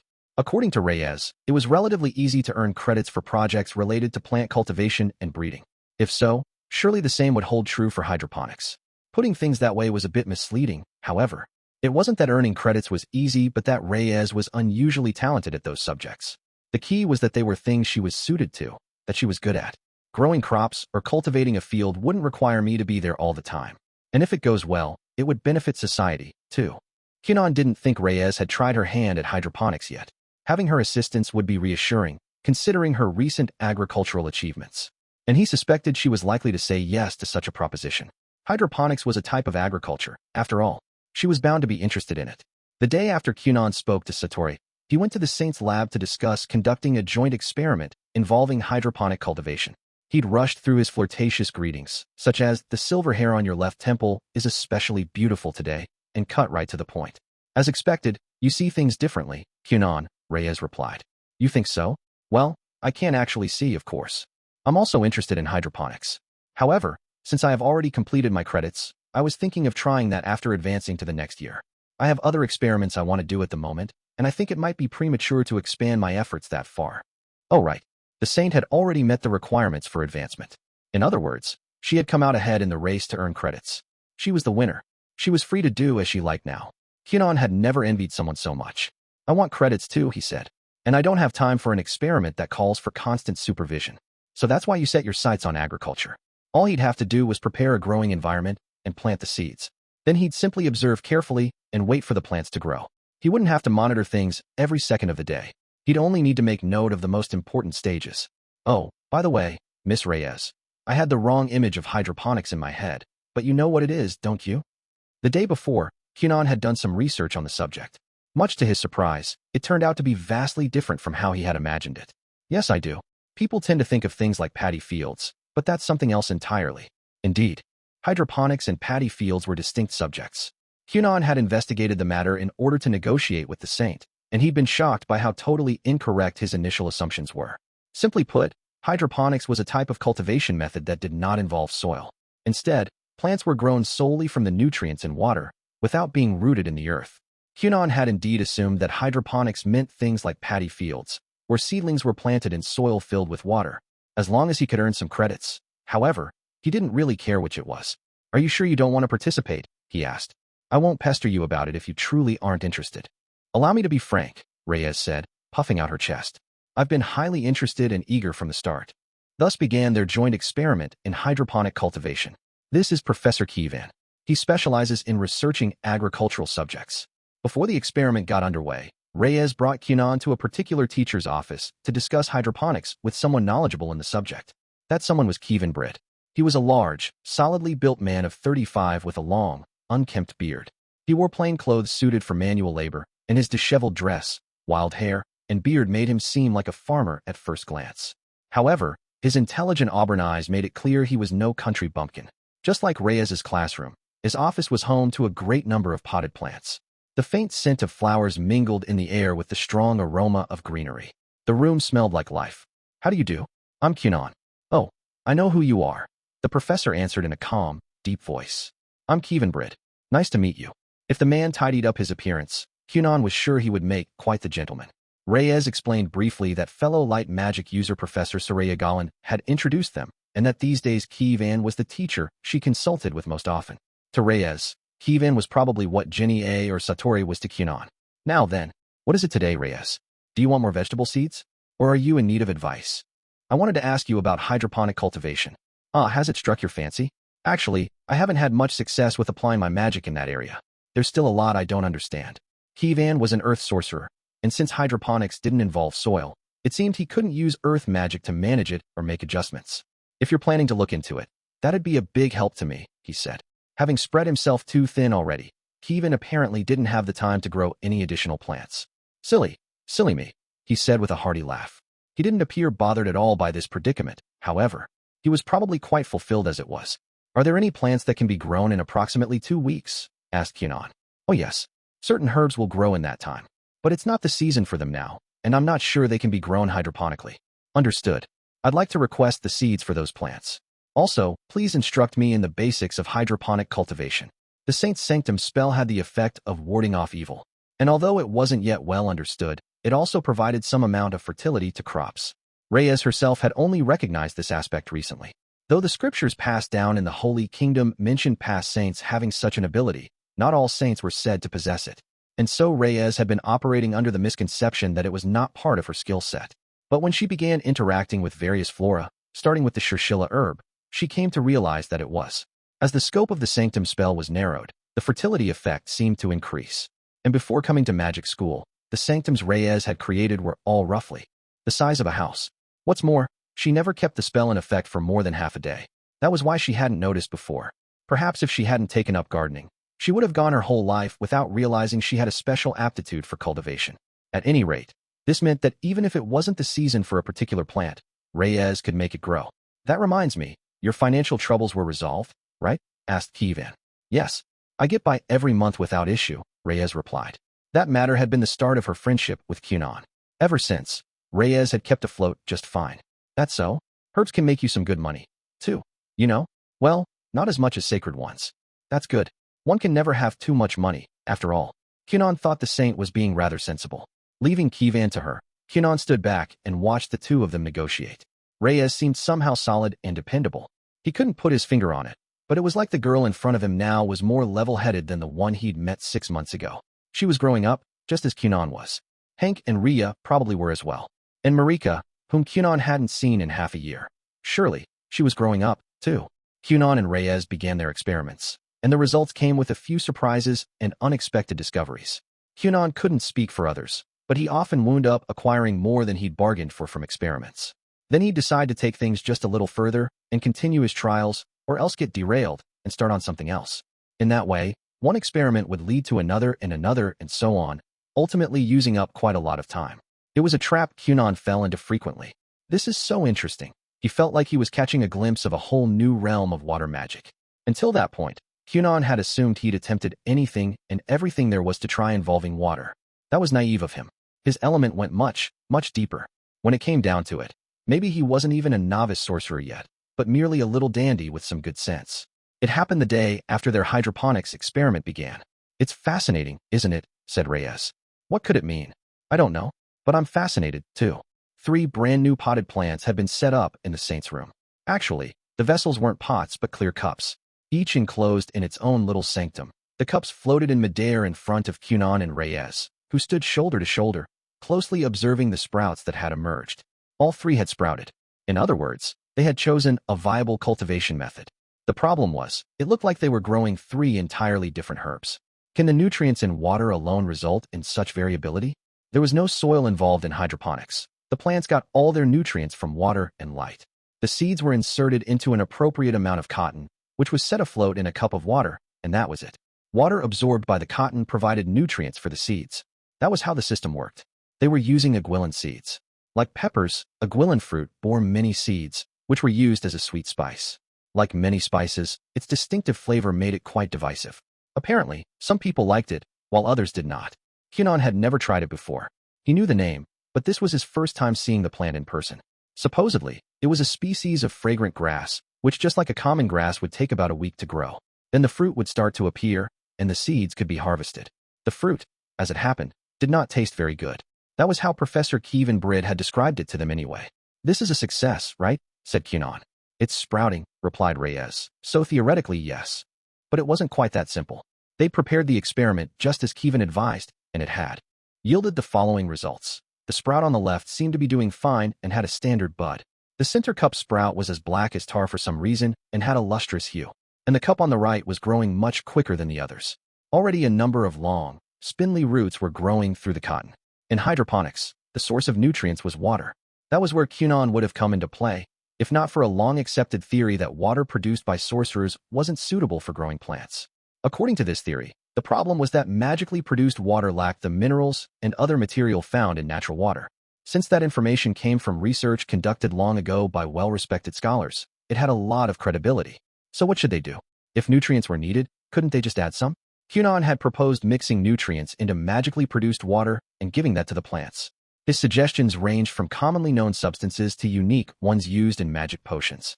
Since it was in keeping with the spirit of the experiment, Reyes hadn't objected. On the contrary, she had strongly endorsed the idea. She was quite intrigued by it, and so they tried it out. That was the story behind these 3 variant plants. They just hadn't expected such drastic differences to come from nothing more than mixing different nutrients into the water. Kunon found this very interesting. Perhaps this, too, was a kind of selective breeding. Should we do more, he asked. 5 or 6 plants at a time was probably doable. He could think of a whole bunch of substances he wanted to try as additives. To do that, Kunon wanted to increase their sample size. That's a foolish question coming from you. Isn't it more your style to simply attempt whatever you're interested in? Reyes wasn't wrong. However, this was a joint experiment, and decisions could not be one-sided. I, for one, believe we must add more plants, said Reyes. It's only a matter of preparation, then monitoring progress, so it's not time or labor-intensive. Kunon now had her permission. Don't you think you're getting a little reckless? You're still charming, of course. The saint used to give off the air of an uptight stickler who couldn't take a joke. I prefer the term flexible, she replied. Plants are living things, after all. They require an adaptable approach. That was certainly true, But Kunon sort of missed the old, slightly stuck-up Reyes. People really do change, huh? He thought. For better or worse, people grow and become different. At any rate, the two of them decided to expand their joint experiment. 2 weeks later, they returned to Kevin's office. I know it's rich coming from me, he said, but I really think you should plan things out a little better. They had indeed gotten carried away and should probably reflect on the matter. Even so, we learned a lot, said Reyes. The report on their experiment was so long that it seemed impossible it could have only spanned 2 weeks of work. A strained smile on his lips, Kevin looked at the ridiculously thick stack of paper and at Kunon and Reyes, who had submitted it without reserve. In fact, this was mostly Reyes's doing. Over the course of their experiment, the number of plants had increased to 30 at her urging. Kunon ultimately had to put a stop to it. Every day, over and over, he was met by the same dispassionate insistence. Let's add more. Why not add more? Aren't you arguing based on emotion rather than logic? It hadn't been easy to curb her. Horrified, he'd wondered if this was what people called divine madness. We obtained some very interesting results. Here are the seeds that can be made into spices. The harvested seeds possessed distinctly different flavors depending on the supplemental nutrients the plant had received. Some tasted just like the usual potent variety, while others had nothing more than a slight sweetness. To them, their results carried great potential. If research into the subject was continued, perhaps it would be possible to achieve similar success with whatever spices they wanted. Oh ho. Ah, I see, yes. Kevin had been smiling wryly at the saint's overeagerness, but after tasting the seeds, his eyes suddenly lit up.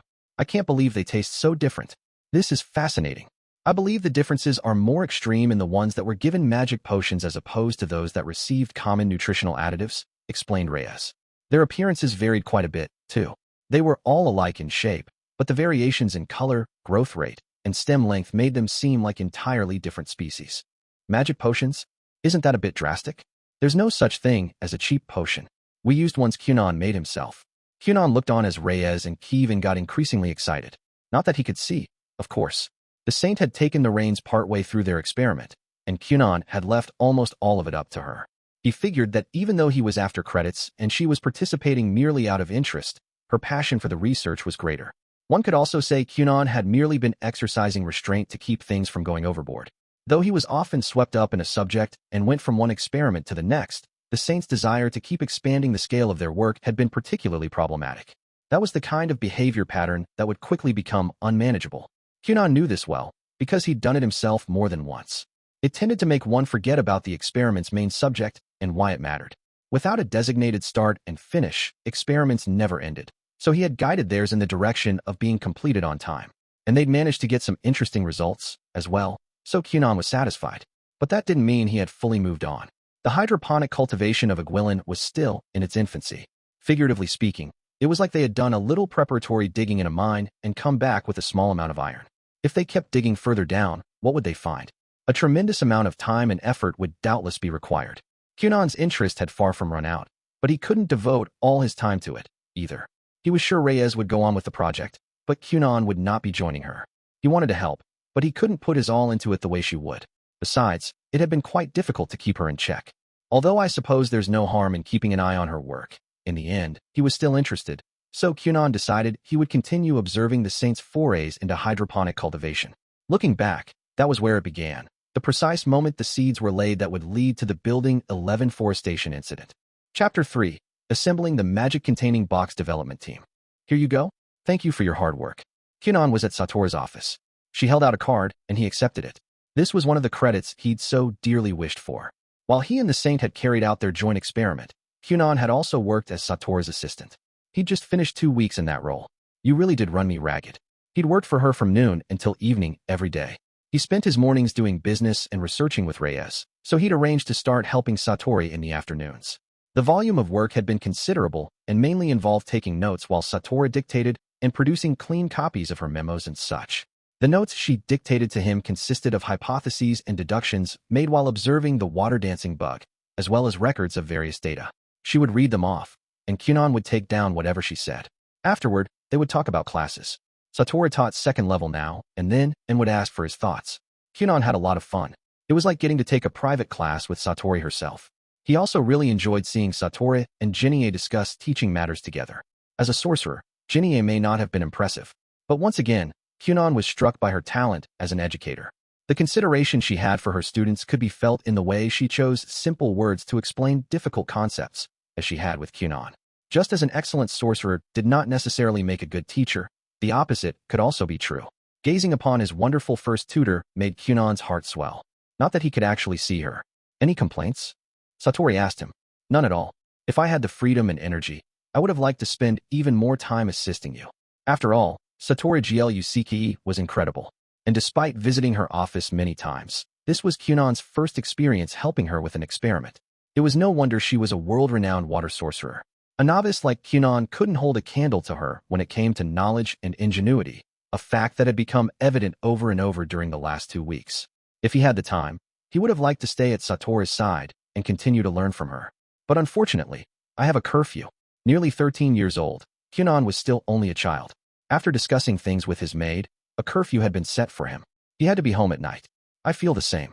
You were more useful than I expected, so I would have liked to keep you around a bit longer. Those were Satori's honest feelings.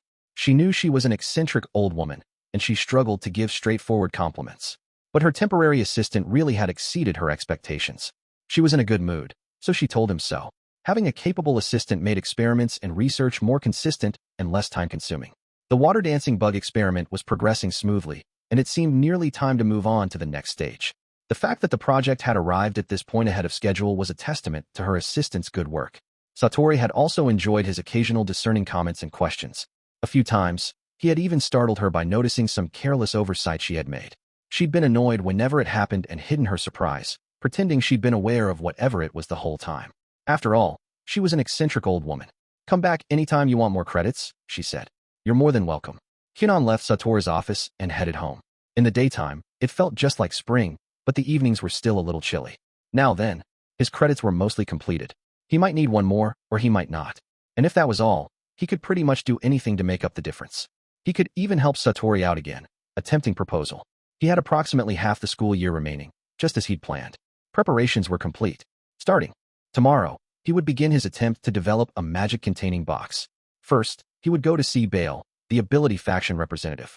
And from there, Kunon mused over such things as he walked the path back to his house. The next day, Kunon headed to the old castle, serving as the ability faction's base. Oh, it's Kunon.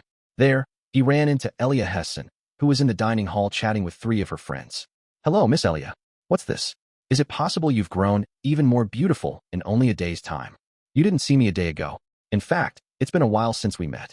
They cracked some jokes. Then Elia continued before Kunon even had a chance to state his business. You came to see Bale, right? Of course not. As if I would come all this way to see a man. I'm here to see you, obviously. It just so happens I'm going to visit Bale while I'm here. It just so happens that you have an appointment with him, you mean? She was right. Kunon had merely spouted some nonsense about preferring women on instinct. His reason for coming was indeed to see Bale. A few days ago, he entrusted me with a letter, said Elia. He said, give this to Kunon if he comes by. He did.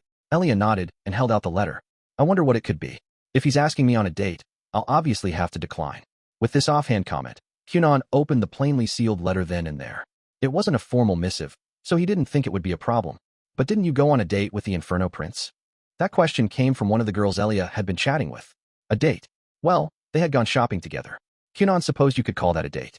In fact, if someone told Kunon that his recent duel with Gioilian seemed like a date as well, he wouldn't be able to deny it. The two of them had been in their own little world the whole time, as if they were the only people in existence. It had been so much fun, Kunon had almost lost himself in it. He's a bit of an exception, Kunon replied, and the girls squealed in delight. What are they all excited about? Kunon wondered, but he had other things to focus on. 2 weeks. The contents of Bale's letter had him a little perplexed. It was a brief message, reading, I don't have enough credits yet. I need about 2 more weeks. Please wait a bit longer. That was all. Apparently, Bale was having some trouble with credits, just as Kunon had. He figured it was less a matter of Bale procrastinating and more that earning 10 credits in half a year was quite an ambitious goal. Either way, Kunon didn't mind as long as Bale hadn't forgotten their agreement. If he had to wait another 2 weeks, he could simply spend that time continuing his preparations. Oh, there was a second page to the letter layered so neatly underneath the first that Kunon had only just noticed it. The second page read, I didn't tell them the details of the experiment, but I did inform Lulamet and Shilto that we would be conducting one. If you want to invite them to join, try going to them, too. I see. Kunon remembered something Bale had told him. Collaborative experiments were not the ability faction's strong suit. That sort of thing was where the Harmony faction excelled. Kunon had heard that the Rationality faction was also good at such work, provided the groups were small. Luckily, he was acquainted with both the Rationality faction representative, Lulamet, and the Harmony faction representative, Shilto. He hadn't seen either of them in a while, so it was probably not a bad idea to go say hello.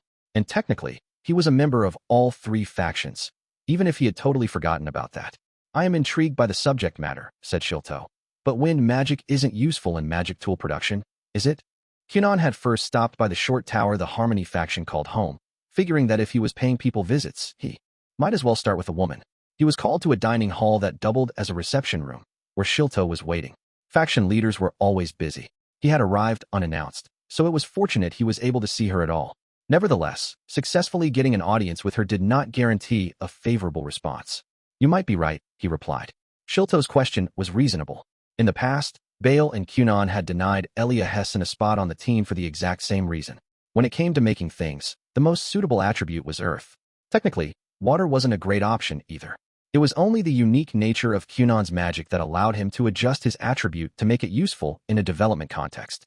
Earth sorcerers made good magical engineers, and other attributes didn't. That was the common perception, and it was generally accurate. Foul magic, too, Kunon thought. Jeanvis, a member of the ability faction who had worked on developing the medicine boxes with Kunon, was an exceptionally talented foul magic user. Foul magic could temporarily alter the properties of matter, which came in very handy during trials and when constructing prototypes. Kunon wasn't sure how useful dark magic would be, however. He wasn't familiar enough with it to say one way or the other.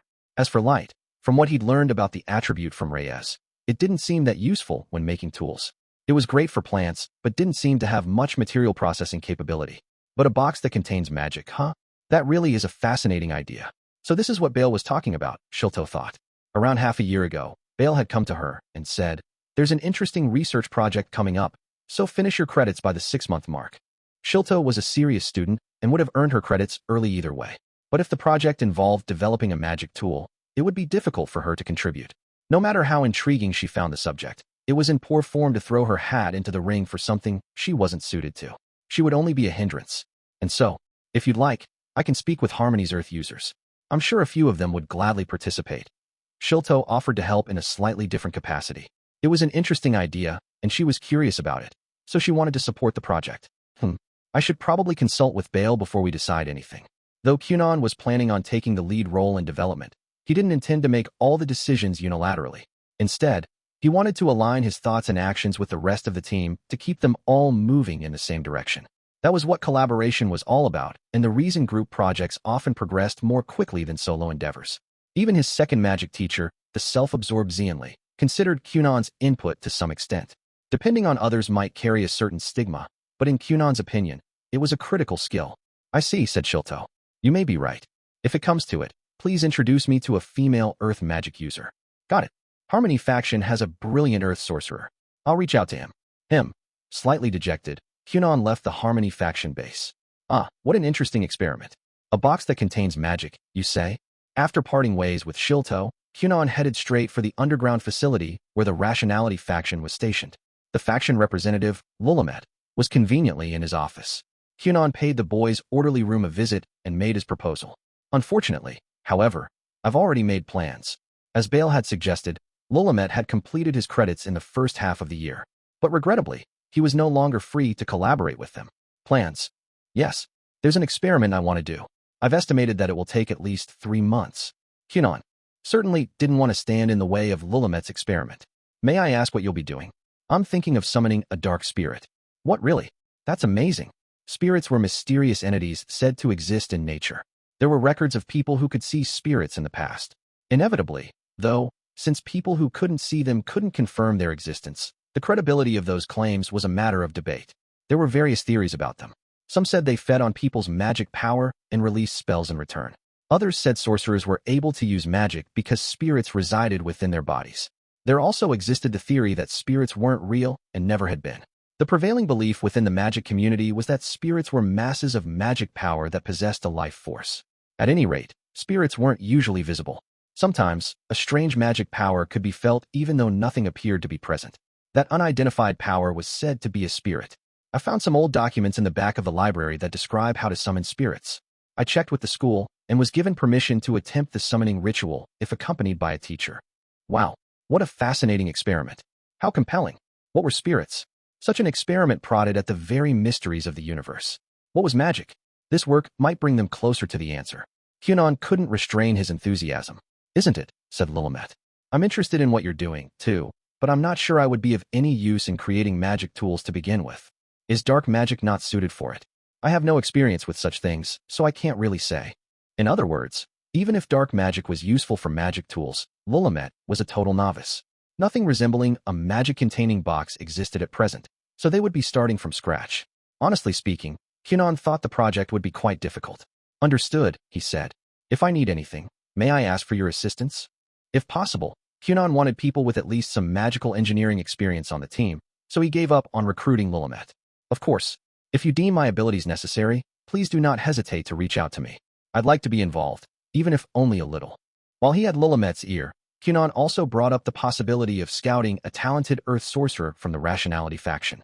After that, he took his leave. Right. Emerging from the underground facility, Kunon nodded. Thanks to his efforts, it would now be easier to secure team members when the time came. They hadn't begun their research, so nothing more was needed on that front. It would be about 2 weeks before bail was available, and in that time, Kunon could continue preparations. Making up his mind, he started to walk in the direction of Sator's office. He needed to apply for another laboratory so they would have a place to develop the magic-containing box. Sorry to keep you waiting. Let's begin. Credits fully earned. Ability Faction Representative Bale arrived at the classroom Kunon had rented for their project. Their collaborative experiment could finally start. First, they discussed personnel selection. Development would be difficult and time-consuming with only 2 people, so they wanted to assemble some teammates. How about Genevieve? The first person Kunon suggested was Genevieve, from the Ability Faction. Kunon really wanted a foul magic user. He had been told that people with rare attributes were usually busy. One could tell as much by looking at the saint. Though in her case, she was the one increasing her own workload. She'd made her own bed and was now having to lie in it. In any case, Kunon hadn't dared extend an invitation to Genevieve on his own. Excellent. I already looped him in. I'll bring him with me tomorrow. That was lucky. Bale's answer was more than enough to make up for the 2-week delay. Phew. I was wondering what to do if you said you didn't want him to join, said Bale. I mean, you know he's an acquired taste. He was indeed. Genevieve often laughed at nothing, a major cause of strain in his interpersonal relationships. I don't dislike him, said Kunon. Genevieve seemed to look down on others, but his skill as a sorcerer was undeniable. Plus, Kunon was still very interested in foul magic. And even though Genevieve's laughter gave Kunon the feeling he was being made fun of, Kunon had never been offended by his actions. After all, the boy in question had said he wasn't doing it on purpose. Kunon had chosen to simply believe him. He could also see the black-haired woman haunting Genevieve from behind, another factor that made Kunon want to trust him. I appreciate your saying that. He irritates people, and they tend to misunderstand him. I feel a bit sorry for him. If Genevieve wasn't doing it on purpose, that really was a shame, thought Kunon. He and Bale continued their discussion and began selecting outstanding Earth sorcerers from among the 3 factions. Thanks to Kunon's earlier negotiations, his laying the groundwork, as it were, they were able to secure 2 brilliant students very quickly. The first was Harmony faction member Elva Daglight. With her jet-black hair and amethyst eyes, Elva was said to be the most beautiful girl in her faction. After receiving an invitation secondhand, she sought Kunon and Bale out at their workspace. Oh, you remember me? She asked Kunon. Yes, I hardly ever forget a beautiful woman. 6 months prior, Elva had been the girl to ask Kunon to join the Harmony faction. They hadn't interacted since then, so this reunion was their first meeting in half a year. The Harmony representative Shilto had told Kunon she would introduce him to a male Earth sorcerer, but it seemed her recommendation was busy with his own experiment and wouldn't be available anytime soon. He, in turn, had referred Elva to them. Kunon had resigned himself to working with a man. Bale had even brought up the same male student when they were discussing personnel. This outcome was, therefore, beyond what he had hoped for. Kunon rejoiced at the happy turn of fate. There's something I want to say right off the bat, said Elva, her gaze shifting to Bale and Genevieve. Once I start an experiment, I get really grimy. Please don't expect me to be ladylike. Elva, the most attractive girl in Harmony, was a sorcerer and a researcher first and foremost. Consequently, once she began working, she didn't spare a thought for her appearance. Her lustrous, bewitching hair became disheveled. Her clear amethyst eyes dulled from lack of sleep. Her skin dried out, and dark circles formed under her exhausted eyes. Fingernail maintenance and makeup also fell by the wayside, and she had no reservations about curling up in a little heap to sleep on the floor. She could pull 4 all-nighters in a row, though she could tell it was taking years off her life. She only bothered to look nice when she wasn't busy. It wasn't that she didn't like dressing up, however. Elva was just a woman who put her research first. It didn't seem relevant to Kunon, since he couldn't see, so she directed her warning to the other two boys. "Oh yes, I've heard something about that," replied Bale. "It should be fine." Rumors of Elva staying up all night and looking a mess had reached him before. Beautiful girls, he figured, had a lot going on. They had to worry about the way men saw them, their expectations, and so on. But Bale didn't really care about such things. He was the head of the ability faction. He knew very well that progress couldn't be made if they spent their time worrying about whether their comrades were boys or girls or beautiful women. So even if Elva hadn't said anything, he wouldn't have paid it any mind. "Ahept. I look forward to working with you. Particularly because I'm like this. I really don't mean anything by it. I'm sure your grimy self, is charming too. That was Genovis's answer. His idiosyncratic laughter was more intense than Elva had heard. It genuinely felt like he was making fun of her. But well, he probably didn't mean anything by it. Probably. Grimy, you say? That's nice. Cultivating a lady is a gentleman's favorite pastime. I would certainly like to see that side of you as well. Not that I can see, of course." Kunon's reply was more or less what the others had expected, so no one really gave it any thought. Their second Earth sorcerer was Ladio, from the Rationality faction. "Hello. I saw your recent match," he said to Kunon. He was so large it was hard to believe he was a teenager, and his deep voice reverberated from somewhere in his stomach. Everyone else had to look up to meet his eyes. When he entered the lab, he greeted Kunon first. Hello. I'm Kunon. By your recent match." Ladio probably meant his duel with Gioelian. "I'm a huge fan," he said. "Can I shake your hand?" Okay. What does he mean, fan? Kunon wondered. Kunon knew what the word meant, but why would someone be a fan of him? He didn't really get it, but since Ladio didn't seem to mean it in a bad way, Kunon figured it was fine. The other boy must have been drawn in by his gentlemanlike manner, which was widely acknowledged to be superb, Kunon decided. After all, gentlemen were often admired by others. "It's been a while, Ladio." At the sound of Bale's voice, the large boy's head turned. "Yeah, thanks for inviting me, Bale. This experiment sounds interesting." Ladio was a student known for his craftsmanship. Despite his tremendous size, he had the skill to create intricate designs and execute them with precision. Already making a name for himself and his wares, he did business with the aristocratic set. Even within the advanced class, students like him were rare. Ladio usually stuck to doing his own research and experiments and rarely appeared in public. He was a little inarticulate and didn't seem too keen on interacting with others. He hardly ever responded when people invited him to participate in their projects.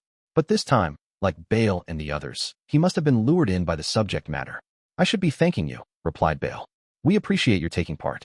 I'm glad I'll get to see your handiwork up close again. It's not as good as yours." Ladio and Bale were both 3-star Earth sorcerers. Their work didn't overlap enough for them to become rivals, but they recognized each other's abilities and maintained a certain mutual awareness.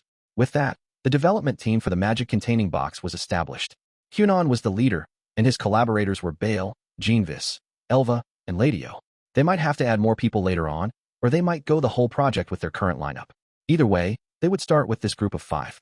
Incidentally, with his glass eye, Kunon saw a black lizard wrapped around Elva's left arm and a silvery, metallic-looking echidna perched on Ladio's shoulders. Both of them were Earth sorcerers. A short time had passed since the magic-containing box development team was established. It all started with an ulterior motive, as Elia Hessen would later reveal. Elia, a member of the ability faction, had feelings for her faction's representative, Bale Kirkington. She was dropping hints.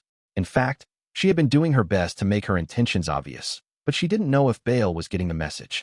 Things hadn't really gone anywhere. She didn't think Bale hated her, but he also hadn't reacted in the slightest to her efforts. She needed to make contact. Whether that meant accidentally bringing their faces together or doing it on purpose, Elia wasn't sure. But she felt she had to do something to make Bale take notice of her. Recently, she'd been busy thinking about how to cross that line. Incidentally, because of how much she liked Bale, Elia couldn't stand being apart from him for over a week. And so, a few sweet provisions in hand, she decided to pay a visit to the Building 11 laboratory he was working in. "Oh, come on in." When she knocked on the door, she was greeted by Elva of the Harmony faction. Bale was currently developing a magic tool, and Elva was another member of the project.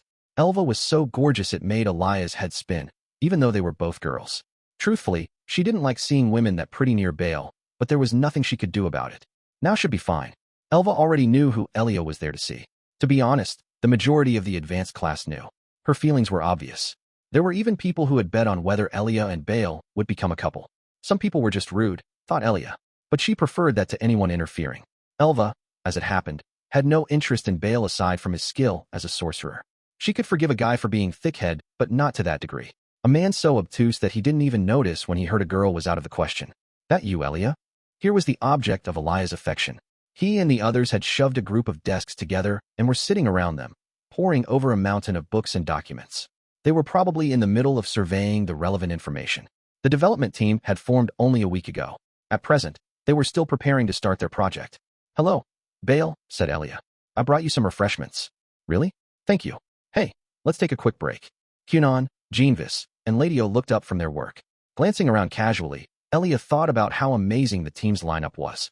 It was made up entirely of the cream of the advanced class. Ladio's participation was especially impressive. He was skilled enough to sell his wares to nobility and usually never worked with others. That alone spoke to how much this project must have interested him. Elia understood why.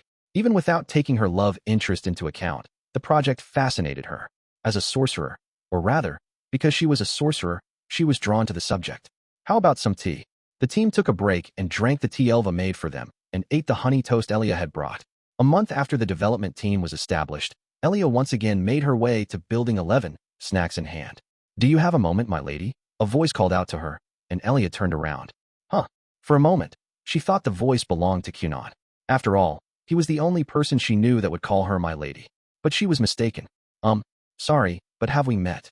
A boy about her age stood before her. His facial features were nicely arranged around his headstrong eyes. His clothes were fine, so Elia figured he was probably from some noble family or perhaps a royal. She didn't recognize him, though, and considering his good looks, it seemed odd that he wasn't a subject of gossip among the female students. Cassis, of the Rationality faction, for instance, would be going totally bonkers over him. No, we haven't, the boy replied. I'm in second level and have no reason to know a member of the advanced class. That made sense, Elia thought as she nodded. There weren't many students in the advanced class, and she could recognize the faces of everyone involved in the factions. Even if you combined the members of all four factions when freedom was included, they were a small group. My name is Azel. I'm a first year in the second level water class. Am I correct in thinking this is Building 11? After introducing himself, Azel looked over at the building Elia had been about to enter. That's right, she said. Did you need something? I came to see Kunon. Do you know him? He's an advanced class student who enrolled this year. I'd appreciate it if you could tell him. I'm here. Elia nodded again. Kunon was also a first-year water sorcerer. That was probably how he and Azel knew each other. But well, at the moment. Do you need him for some urgent business? Is it vital that you meet with him right now? No, I only wanted to have a word with him. It's not very important. Oh, okay. Then now might not be a good time. Why not? He's in the middle of a large-scale development project. I'm not sure, but it might take up to 6 months. He's planning on spending the rest of the school year working on it. If it's not a time-sensitive matter, I suggest you don't disturb him. Although I suppose that's not really for me to say. No matter what Kunon says, he's kind of boys too. I'm sure if I told him you were here, he would meet with you. What do you think? If you really want me to, I'll go get him. No, it's fine. Don't even mention I came, Azel said, turning his back to her. I really want to beat the Imperial Prince, so I was going to ask for advice. But if he's busy, I don't want to trouble him with such a pathetic request. I was never here, and you and I never met. Let's leave it at that, please. Azel left without waiting for a response. The Imperial Prince. Had he meant the Inferno Prince? Wondered Elia. Or was there another Imperial Prince floating around somewhere? Elia didn't know much about second level. Well, whatever. Azel seemed to want to pretend he'd never come, so she decided to respect that.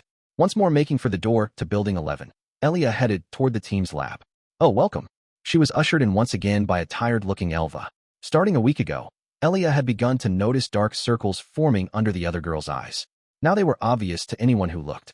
Are you all right? She asked. Aren't you tired? I'm okay, really. I still have enough energy to make it home. Was that how she defined okay? Elia didn't know if she agreed, but if that was what Elva said, she was probably fine. Oh, Elia, replied her beloved. Thanks for always bringing us stuff to eat. He looked sleepy. It wasn't just Elva. The whole team was showing signs of exhaustion. This formula, is it correct? Someone asked. I don't think it's a decrease multiplier, but I could be wrong. May I take a look? Oh dear. This writing is a little blurry. Representative, look at this. Books and reports were stacked up high on the floor. Various types of equipment had been lined up along the desks. Sure. Let's stop for a while. I'm starting to see these numbers in triple. 1 month had passed, and the group appeared to be getting quite tired. I'll make tea. Raise your hand if you want extra sugar in yours. The team rested for a while and drank the tea Elva brewed and ate the honey rusk Elia had brought. 2 months after the development team was established, Elia made her way to Building 11 yet again, snacks in hand. "Excuse me, my lady, do you have a moment?" "Huh." Feeling a bit of déjà vu, Elia turned to look. It wasn't Kunon this time, either, nor was it the second-level boy who had called out to her before. That made 3 different boys in the school, Kunon included, who addressed girls with "my lady." Elia was astonished. She was also astonished by the third boy's identity. This time, it was someone she recognized. Inferno Prince. It was the Imperial Prince who had dueled with Kunon several months ago. Elia had been there to watch, so she remembered his face. "You're Miss Elia, correct?" he asked. Yes. She'd been so distracted by the prince that she'd missed the 2 others flanking him, a boy and a girl. "I'm Ilhai Balo," said the girl. Their faces looked familiar, too. Just before the duel, they had been at the prince's side. They were probably his guards. "Could you tell us, by chance, what Mr. Kunon has been up to recently?" the girl asked. Kunon. Elia had been wondering what they needed, and it seemed they had business with Kunon. "My Kunon," Elia thought. "You're surprisingly popular with boys. You know each other, right? Are you, by chance, on your way to give him that food?" They'd probably already done some groundwork and were asking in order to confirm. Elia had no reason to deny it, but she wanted to make one thing perfectly clear. Making a beeline for Ilhai, who seemed like the party's main negotiator, Elia said quietly, "I am bringing food, but not for Kunon's sake specifically." She wasn't here to give Kunon a gift. She wanted to do something nice for the boy she liked, Bale. Elia was eager not to be misunderstood on that point. "I see. Master Gio, isn't that great? It seems Miss Elia has her sights set on someone else." "What are you talking about?" replied the prince. "Seriously, what is she talking about?" thought Elia. She'd rather like to hear more.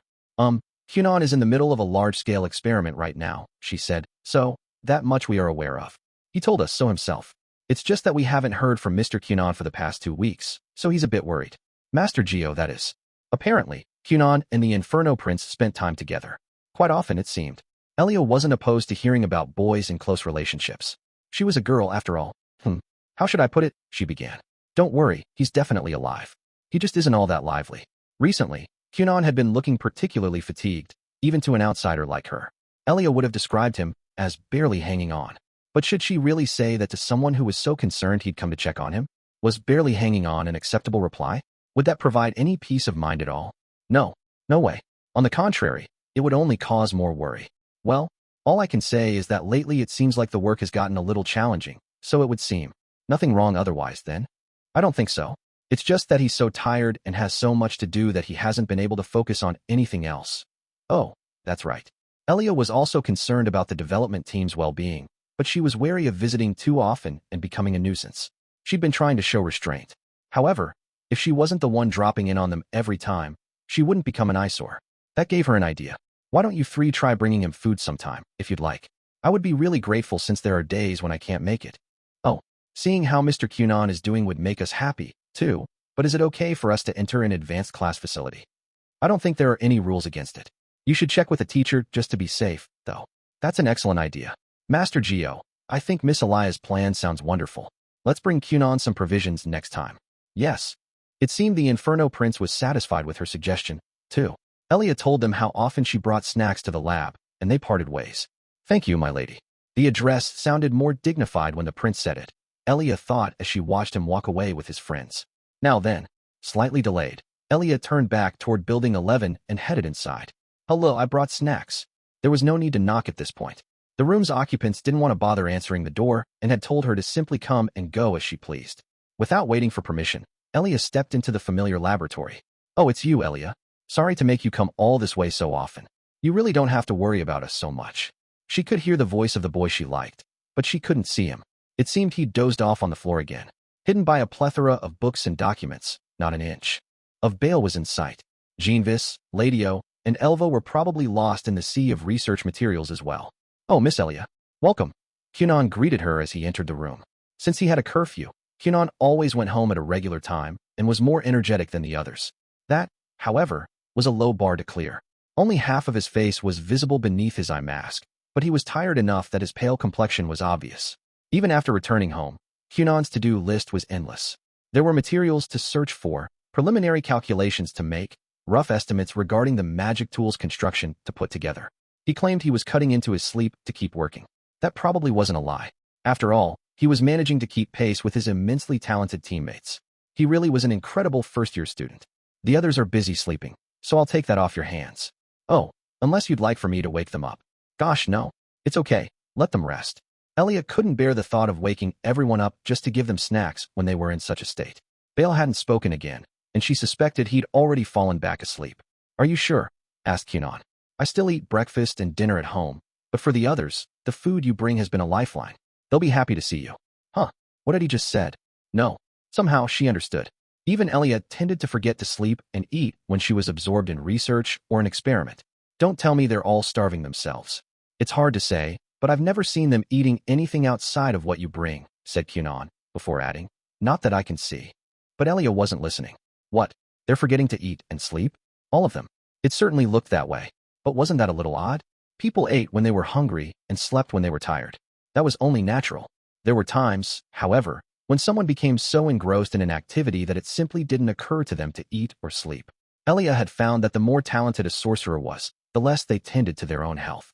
She didn't have any data to back that up beyond her own experiences, but generally, she believed it held true.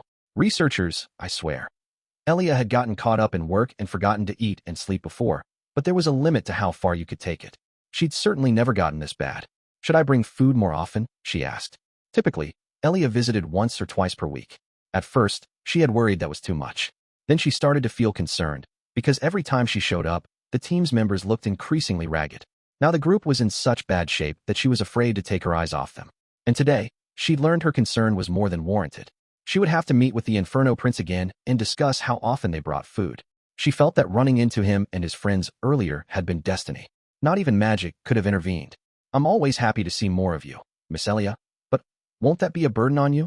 If you have time to worry about me, you should put more effort into this project and get it done faster. She wanted Bale to be set free soon. And above all, she wanted something done about the lab's grueling environment. Elia had no desire to see people she knew die from overwork. Understood, said Kunon. I shall continue to look forward to your love-infused treats. No, these aren't for, well, whatever. Just take a real break, okay? I mean it. She had been about to correct him, to say that the love she put into these snacks wasn't for Kunon. But there really wasn't any need. And besides, Kunon would likely be receiving love-infused treats from the prince from now on. She really hoped he would accept them. 3 months after the development team was established, Elia thought, things have gone too far. Was this really supposed to be a laboratory? It was more like a disorganized reference room. Anyone who saw it would think the same. A disgraceful scene was spread out before her. Until then, Elia had been keeping her opinions on the situation entirely to herself, no matter how messy things got. Even when the room reeked with an alarmingly strong chemical smell. Even when piles of materials were being used as mattresses to sleep on the floor. Aware of her position as an outsider, she'd stayed quiet. But this was beyond irresponsible. There was nowhere to stand in the entire room.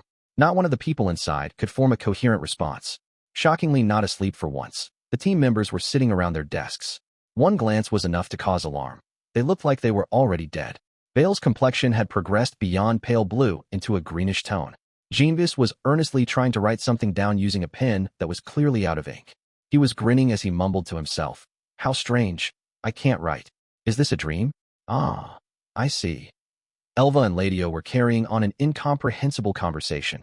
I'm waiting for the prince to come rescue me from this hell. Take me with you, please, while petting some water cats.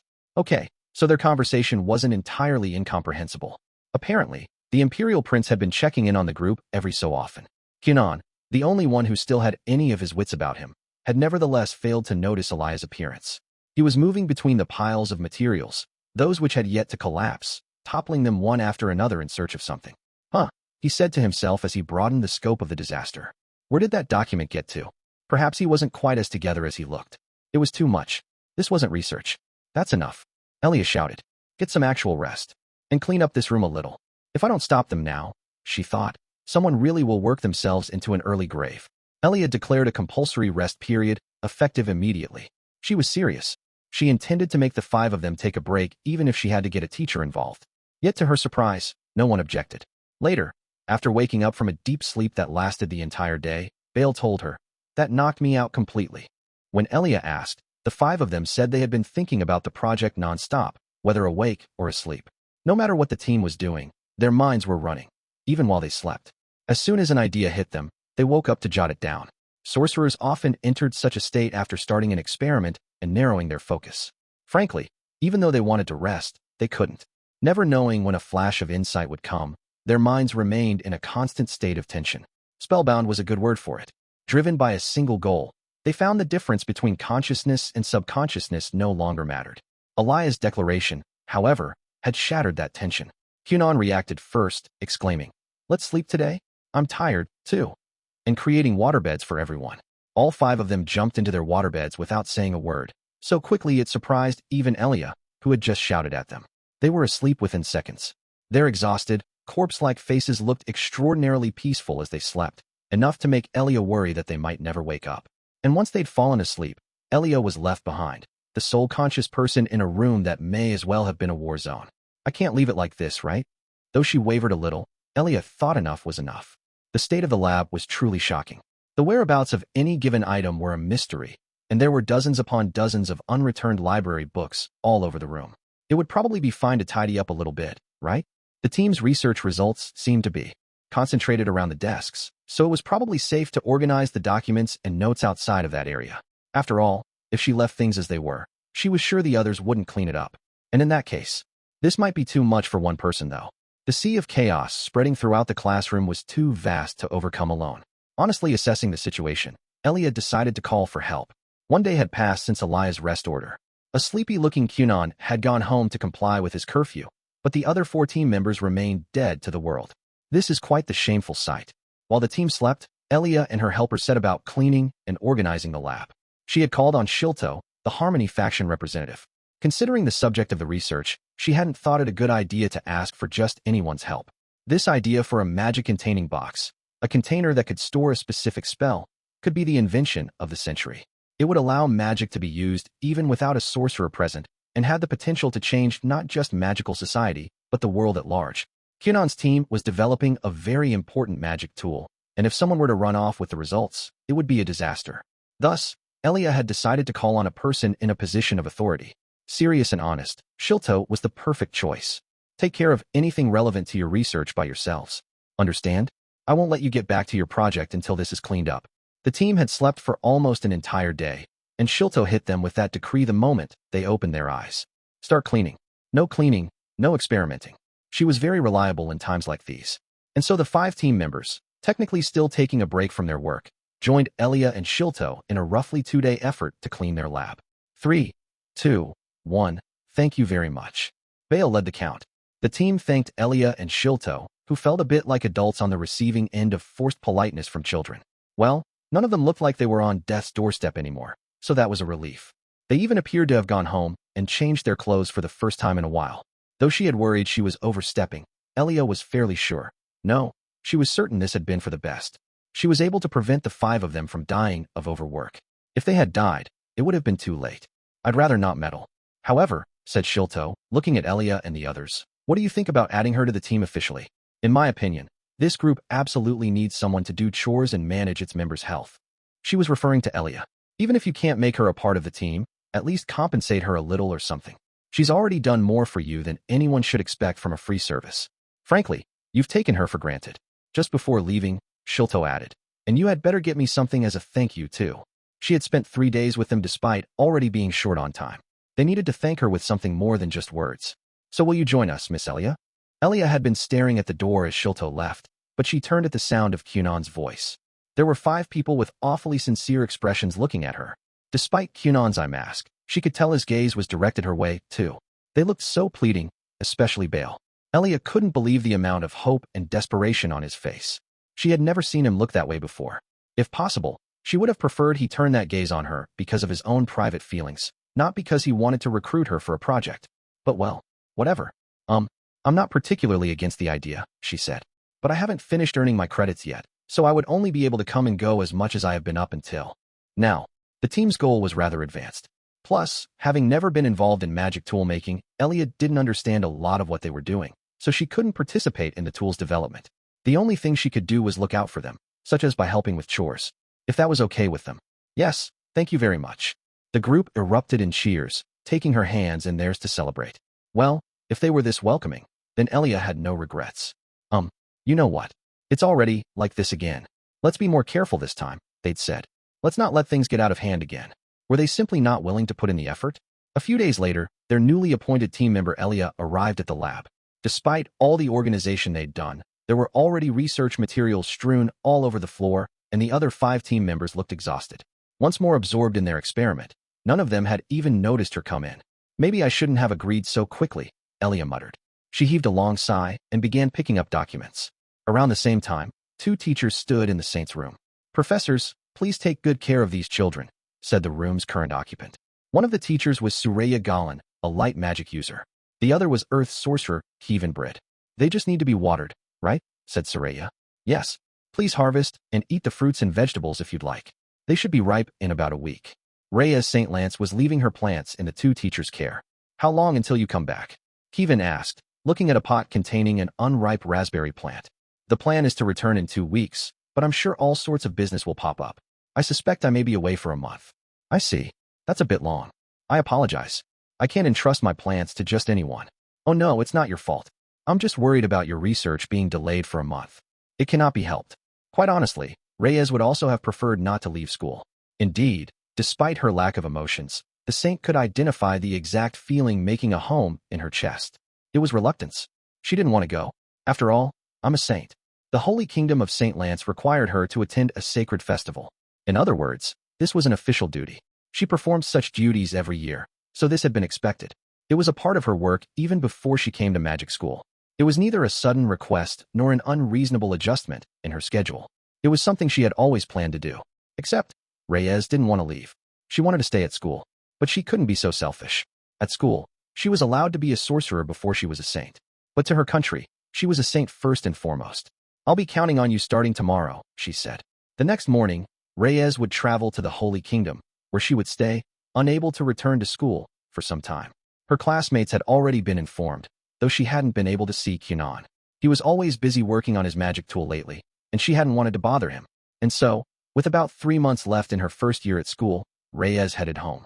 Chapter 4, Lady Marionette's Homecoming. Thank you for your hard work. I hope you enjoy the short vacation.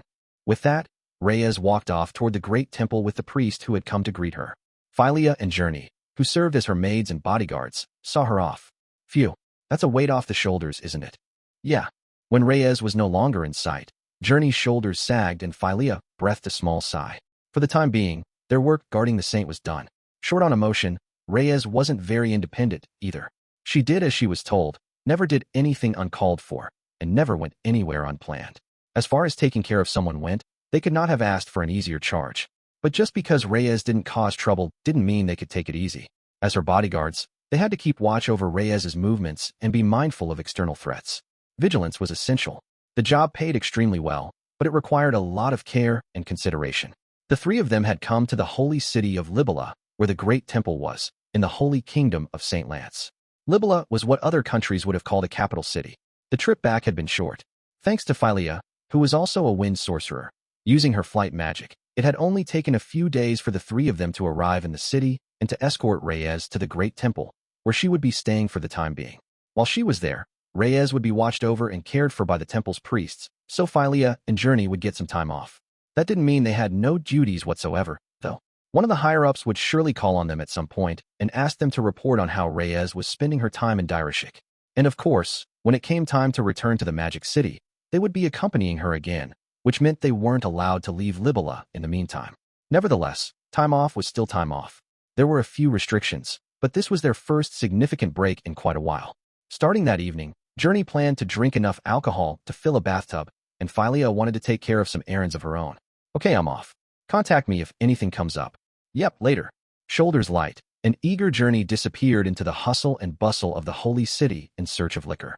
Philia watched her go before walking off in a different direction. The truth was, Philia was a priest of the Holy Kingdom. She kept that fact a secret from Journey. Reyes knew, but she had been instructed not to tell anyone else. In a word, Philia played the role of watchdog. It simply wouldn't do to surround Reyes with outsiders, and when Journey first became a guard, her trustworthiness had not yet been established. She was a highly skilled adventurer hired through the Adventurers Guild, as it was deemed beneficial to have someone along who knew the ins and outs of the world. That was why they hadn't simply filled the position with someone from the Holy Kingdom. Nevertheless, they hadn't been sure if she had ulterior motives when accepting the position, and so, it had been necessary to stay vigilant and determine whether she might cause harm to the saint. By now, she had gained their trust. But setting that aside, is Bishop Azue in? Philia had arrived at her destination, an orphanage near the Great Temple. This orphanage operated as a training school, and brilliant orphans from all over the Holy Kingdom were assembled there. In short, it was an institution for training future high-ranking members of the church. On the surface, it seemed like a normal orphanage, and aside from the fact that it taught the children complex languages and mathematics, it wasn't that different. Yes, please wait a moment. After enlisting a passing nun to help her, Philia waited. She wasn't required to pass on any information yet. However, there was one thing she had to report right away: Reyes's growth. That topic, at least, could not wait for later. Lady Marionette is home. A voice reached Reyes's ears as she walked through the great temple. Lady Marionette, that was a name the servants and priests sometimes used for Reyes, who had spent her life in the temple from a very young age. The moniker brought to mind an emotionless doll, a puppet who only did as she was told, a figurine incapable of caring for others. With such connotations attached, it was certainly not meant as a compliment.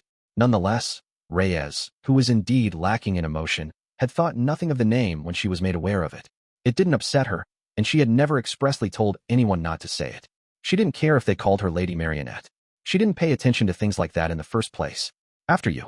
Her presence in the temple for the first time in a while attracted some attention, but Reyes made it to her room without being stopped. The young female priest walking ahead of her and carrying her luggage opened the door and beckoned her inside. Her plain room looked utterly unchanged from how she had left it. Actually, no, it felt somewhat small and cramped. There was only a desk, a bed, and whatever decorations she had received as birthday presents each year from the high priest and archbishop. It was a room that felt only barely lived in. This room, Reyes thought. It won't do. What is your name? Pausing only one step into the room, Reyes turned to look at the young priest waiting in the doorway. Oh yes, my name is Leela. Reyes had not recognized Leela. This was despite the fact that there weren't many priests attending to the saint, and Leela had been looking after her closely for about 2 years. Leela had vaguely realized that Reyes paid no attention to her, however, so it came as no surprise. What was surprising was the present moment. Reyes asking for her name, actually facing her while speaking, making eye contact, addressing her. Lady Marionette. Even Leela had thought it a fitting nickname. Reyes was simply that unique. And yet, here was Reyes, whom she hadn't seen in over half a year, behaving in a completely new way. Leela, could you have some potted plants brought here, please? Flowers, or even weeds would be fine. Reyes couldn't stand places like this. There was no soil, no greenery. It was lifeless. She could abide a small room. She could endure being hungry or not having many clothes. If she had to, she could even tolerate having nothing to wear at all. Not having plants, however, was too much. She would not go back to a life without verdure. She couldn't be in an environment without vegetation. Reyes longed to cast a sanctum around some potted plants as soon as possible. Pea-potted plants. Anything is fine, even vegetables. Or vegetable seeds. Please bring me several types of vegetable seeds and some pots. So you want vegetables? They don't even have to be in season. Leela didn't quite understand, and it seemed like Reyes had more preferences than she was letting on, but this was a request from the saint. Leela had a duty to report in detail on Reyes's actions and demands, but surely for something of this nature, there was no need for special approval, right? After all, the nearby orphanage had gardening plots, so both seeds and soil could be procured quickly. Well then, I'll fetch those for you. So please make yourself comfortable, Your Grace. You're going now? Oh, but you won't be able to carry all those pots alone, will you? I'll come too. As I recall, the orphanage has a garden, doesn't it? Let's not waste any time. You can just toss my luggage over there. Come now, quickly. Snatching her bag from Leela's hands, Reyes threw it onto the bed. She had packed light. Only some clothes and souvenirs for the high priest and archbishop, but who cared about those things at the moment? Let's go, she said. When did Reyes get so pushy? Leela wondered. Is this really the same? Lady Marionette. Bewildered, Leela hurried to catch up with the saint, who had already left the room. Has Reyes returned? The sun was already setting when he got back to his room. Taking off the opulent garb he wore when meeting important guests and visitors, he changed back into his usual simple and comfortable clothes. He still had paperwork to do, so it was too soon to get ready for bed. This was the high priest of the Holy Kingdom, Archfield St. Lance. He was a middle-aged man turning 50 that year and the head of the country. Slender and delicate, Archfield may not have had an imposing presence, but for a holy man, his meager form was, if anything, a point of pride. And in contrast to his timid appearance, he was sharp and capable. Naturally, as the country's leader, he also had a strict side. Yes, she arrived shortly after noon. Archfield's attendant priest, Fawn, answered while delivering dinner. With the upcoming festival practically breathing down their necks, they had been busy lately with preparations. Consequently, though he had wanted to be present to welcome Saint Reyes home, it hadn't been possible. He had been hopeful about making it back in time to see her at dinner, but that hadn't panned out, either. Tomorrow, they would be reunited, likely at breakfast. Has it really been more than half a year since we last saw each other? She must have grown quite a bit. Indeed, children grow quickly at that age. Arkhild was unmarried. Devotees of the radiant goddess, Kira Layla, were not prohibited from matrimony. But from the moment he decided to dedicate his life to his faith, Arkhild had been determined to remain a bachelor. That was probably why he thought of Reyes as his own child. He had been resigned to the fact that he would never have children. And then a young girl, the saint, had appeared at his side. Toward her, he felt the kind of emotions typically reserved for one's family. He intended to shower those feelings, the care, affection, and tenderness he hadn't even realized he possessed, upon Reyes. Emotions were hard to come by for the saint. She was so unlike other people that it made those closest to her worry. Perhaps that was why Arkhild had adopted the role of her guardian with such gusto. It was either that, or pure paternal instinct. The result was an indulgent father who fussed over and doted on his daughter excessively. Though he hid it well in public, on the inside, he was always worried about her. He hadn't wanted to let her go to magic school. Living far away from her was terrible. The fear that she would be bullied wherever she went for her unusual personality sat like a stone in his stomach. In her letters, Reyes said she had made friends. Arkhild fretted nonetheless. Were they true friends? Or were they actually wolves in sheep's clothing? Or could they be libertines after an innocent maiden? Many times he had cautioned her, be wary of men. Do not trust them so easily. And yet she had written to him about making friends with boys. Was there something going on between her and one of those young men? Had Reyes been carrying on some passionate affair without Arkhild's knowledge? No, surely not. This was Reyes, after all. She always abided by his rules. That was just how she was. Even so, he worried and worried and worried. That reminds me, said Fawn. An urgent report has arrived regarding Saint Reyes. What? Akhild's uncharacteristic rise in volume took Fawn by surprise. Why wasn't it delivered to me directly? Because, it isn't a matter requiring your immediate attention. All matters involving the saint were important. But the report in question had not been deemed high priority enough to interrupt the high priest's duties, nor had it merited any sort of rapid response. The details are in the letter on your desk. Almost as soon as the words were said, Arkhild rushed to retrieve the envelope. Inspecting the letter's contents, he had to acknowledge that it was, indeed, not very urgent. His anxiety had gotten the better of him, just a little. The first thing that had popped into Arkhild's mind was what to do if the letter reported that Reyes had brought a man home with her. What it actually said was that some plants had been brought to Reyes's room at her request. The types of plants she had chosen were listed as well, and they all looked relatively unremarkable. Arkhild recalled that in one of her letters, Reyes had written that she developed an interest in plants and crops. And in that case, this report made perfect sense. If anything, it was cause for joy. Reyes, who never showed curiosity about anything and did nothing unless instructed to, had asked for something of her own volition. Surely this was a sign of growth. I'm glad I sent her to magic school after all. No doubt the friends she had made were sensible, respectable people, too. They must have been positive influences. However, realizing that Reyes had grown came with a small but definite tinge of loneliness. As she grew, she was becoming more independent, and that meant straying farther from the nest. She would have less and less need for Arkhild's protection and become increasingly capable of making decisions for herself. It would probably only get lonelier for the high priest from that point on. But every step Reyes took away from Arkhild would surely bring her closer to her own happiness. And so it was okay. After all, praying for their daughter's happiness was what fathers did. Or at least, that was what he had thought the night before. Good morning, Your Holiness. It's been a while. The next day, unable to wait any longer, Arkhild paid an early visit to Reyes in her room. He was hoping they could perform their morning prayers together. The thought of waiting until breakfast had been unbearable. He was dying to see her face for the first time in over 6 months. He had wanted to see her, but something happened, didn't it? He asked. After more than half a year apart, Reyes did appear to have gotten a little bigger. She seemed taller, her body slightly less childlike. Her expression was, as usual, blank. But it also seemed just a tad more mature. This was a Reyes who, after overcoming the trials and tribulations of being 12, had turned 13 in the winter. It was only natural that she had grown, wasn't it? But more importantly, pardon, are you in some sort of trouble? I'm not sure what you mean. Reyes was as emotionless as ever. And yet, she had changed. If he had to describe what was different, Arkhild would have said it wasn't Reyes herself so much as her room. What was with all the pots? An extraordinary number of potted plants were now taking up more than half of her room. There were so many he could hardly count them. In mere moments, Arkhild's fatherly concern for Reyes had exploded out of control. He should never have let her go to magic school. This had to be because of those unsavory friends of hers. It was unpardonable. Who were the scoundrels who had instilled such evil into this righteous saint? Who was putting unwanted drivel into her trusting head? He would discover the identities of each and every one of them. Then, for the crime of harming a saint, he would have no choice but to put them to death. "Oh, that's right," said the saint. "I have a souvenir for you, Your Holiness. Do you have a moment to spare?" Of course. He had to find out. Who were the worms taking advantage of Reyes? Of his beloved daughter? "Your Holiness, we should go," said Fawn, his attendant priest, stopping him. Right. It was nearly time for morning prayers. He couldn't stay for a leisurely chat. "We'll talk later. Shall we go perform our morning prayers, Reyes?" Frustrated though Arkhild was, he wouldn't dwell on it. Reyes was scheduled to spend at least 2 weeks at the Great Temple. Her stay could be extended to around a month merely by entrusting her with a few small duties. With that much time at his disposal, the high priest could be careful and thorough in digging up information about these Interlude wells. There was no need to rush. "Please go ahead without me," said the saint. What? Arkhild could not believe his ears, but he knew he had heard correctly. He'd been turned down. Reyes had never said no to one of his requests before. No matter what it was, she had always agreed.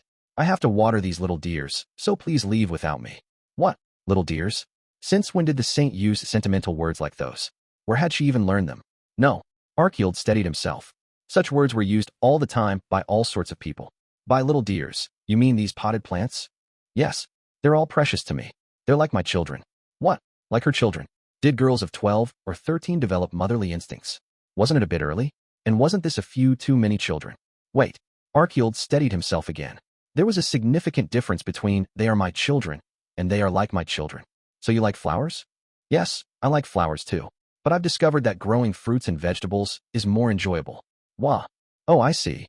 He had to remain calm. What Reyes had just said was completely normal, not something to be concerned about. Huh. No, that wasn't right. It couldn't be. It was unusual precisely because it was normal. Reyes making a normal statement was unnatural. That was the kind of child she was. Or rather, that was the kind of child she had been. Until 6 months ago anyway. "Your Holiness," the time, when Fawn called out to him, Arkhild nearly shouted. "Who cares about that right now? Reyes, she's changed so much. Aren't you concerned about what could have happened in the last half-year?" With great effort, he held the sentiment in. Making full use of the faith he had cultivated over his many years, Arkhild exercised restraint. Such was the power of the devout. "Very well. We'll talk more over breakfast. You can tell me all about magic school." "Yes. I'll see you then." Arkhild left Reyes's room, then he breathed a long sigh. It was already turning out to be an exhausting day. That was when he finally noticed that his forehead was totally drenched with sweat. "Did you hear that?" Reyes said no to me. Her refusal was the reason for all that sweat. Being turned down by his daughter hurt more than he had expected. He had also been quite shaken up by the changes in her. Arkhild recalled a time when a devotee had lamented his daughter's cold demeanor. Now he understood. He, too, felt compelled to complain about the pain in his chest. "We really must go," said Fawn. "The congregation will be waiting." Preaching the divine precepts and guiding the faithful was the high priest's duty. In that moment, however, Arkhild wished he had someone to guide him. Was the pain of being a father truly so intense? Already burdened with a heavy heart despite the early hour, Arkhild made his way to the cathedral. He learned he was mistaken surprisingly quickly. "I see. So that's how it is." The force responsible for the state of Reyes's room wasn't the evil influence of someone else. Reyes simply had a genuine interest in plants. This was the same Reyes who had never shown an interest in anything. She was like a completely different person from the girl who had left the Great Temple 6 months ago. That was how drastically she had changed. Arkhild sat down to breakfast with Reyes after morning prayers. They were eating in her bedroom, surrounded by countless potted plants. Being with his daughter for the first time in 6 months was blissful indeed. But naturally, he was anxious to hear what Reyes had to say. She was telling him about school, and her account contained some top-secret details. Philia, the saint's maid and bodyguard, had a duty to report about her charge, but truly confidential information had to be conveyed verbally. Since an oral report involved no physical evidence, it prevented information from being leaked. Furthermore, Arkhild had decided that such reports would be given by Reyes herself. After all, the saint didn't disobey orders, and she didn't lie. "You started by cultivating the sacred herb, and your interest developed from there, yes?" He knew the general story. Students in the advanced class had to earn their own expenses, so Reyes had begun cultivating Shirshila. But that was the extent of Arkhild's knowledge.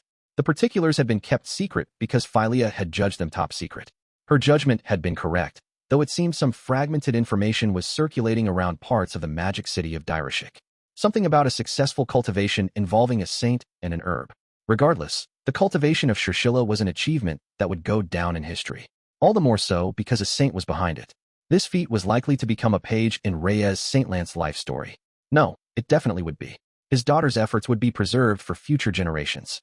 In modern times, saints were regarded primarily as symbols of the Holy Kingdom. The days of purifying cursed forests and slaying powerful demons were long over. Now, as children born of the goddess's love, saints mostly participated in festivals and formed ties with other countries. As a result of the experiments, we discovered my sanctum spell contains the power of fertility. Really, that was also something Archield had read in a written report. Still, he wanted to hear it from Reyes herself. He wanted to praise her. Yes, it promotes growth and allows crops to grow out of season. That's amazing. He did want to commend Reyes, but even if he hadn't, what other reply could Archield give? It really was incredible. I believe there's still more to be done with it. At present, I'm experimenting with selective breeding, and I've been thinking about whether it's possible to develop crops that will grow in infertile soil. She spoke in a detached tone, without facial expressions. And yet she had a lot to say. This, too, was very unlike her behavior of 6 months ago. Before, she almost never spoke unless she was answering a question or reporting information. Was the hint of joy he saw in her a trick of Archield's eyes? He listened calmly while she discussed these important matters. Watching her speak with such eagerness filled Archield with so much love for his daughter that he could barely stand it. There was one thing that kept bothering him, however. Reyes. Yes. From now on, could you perhaps refrain from saying the phrase get high? The term had come up several times, got the leftover herbs high, and getting high in the pot, and got high on nutritional supplements, and so on. Every time it came from her mouth, Archield's anxiety spiked. Is it an inappropriate term? Asked the saint. I don't believe it's befitting of those who serve the goddess. Did someone teach it to you? Whoever was responsible for this was beyond pardon. He would definitely make them pay. Masking his inner fury with a smile, Archield took great pains to ask his question casually. Yes, a little boy I met at my preferred general store in Direshik. He told me that it's a common slang term used by young people these days, so I should use it, too. He said, getting them high on this good stuff right here will make them grow like crazy. According to him, one can say they got high, or are high and things like that. Yes, I get it, thank you. Calm and composed, the high priest nodded just once. He had identified one bad apple. When you've gotten something really high, you say it's totally blitzed. Let's not use that term either. Ever again. Hearing the words totally blitzed from his precious daughter's mouth. Now there was something shocking. That general store brat was going to pay for this. There are a few things I wanted to confirm with you. A massive festival, the celebration of the birth of the radiant goddess, Kira Layla, was almost upon them. Somehow, amid the hustle and bustle of preparations, Archield managed to make time to meet with Philea in a secluded corner of the orphanage gardens. Philea, who served as both maid and bodyguard to Reyes, was a member of the goddess's faith. On the surface, she had no association with the high priest or the Holy Kingdom's senior authorities. As she was also a skilled magic user, she worked as a sort of undercover agent. That was why she was assigned to Reyes. What is it, Your Holiness? Philea had a duty to report to the high priest, but she never expected the man himself to come ask her questions. She was a little anxious. What in the world could he want to confirm? Was he about to reprimand her for some work-related issue? Other than Journey drinking on the job, Philea couldn't think of any obvious mistakes. Had there been some other blunder? Could this be about Journey's drinking? She blurted out, her nerves getting the best of her. Oh no, that's no issue. We discussed that back when she was hired. It's in her contract that a little drinking is allowed. So that was true? Journey liked to drink. She did so without hesitation, even during work. Philea had told her off over it countless times, but Journey always gave the same justification. Drinking was within the bounds of her contract, so it was fine. If the high priest was saying as much, Journey must have been telling the truth. That was her condition for accepting the job. In exchange, she agreed to be constrained to guard duties for an extended period and take on the work of maid, to which she was unaccustomed.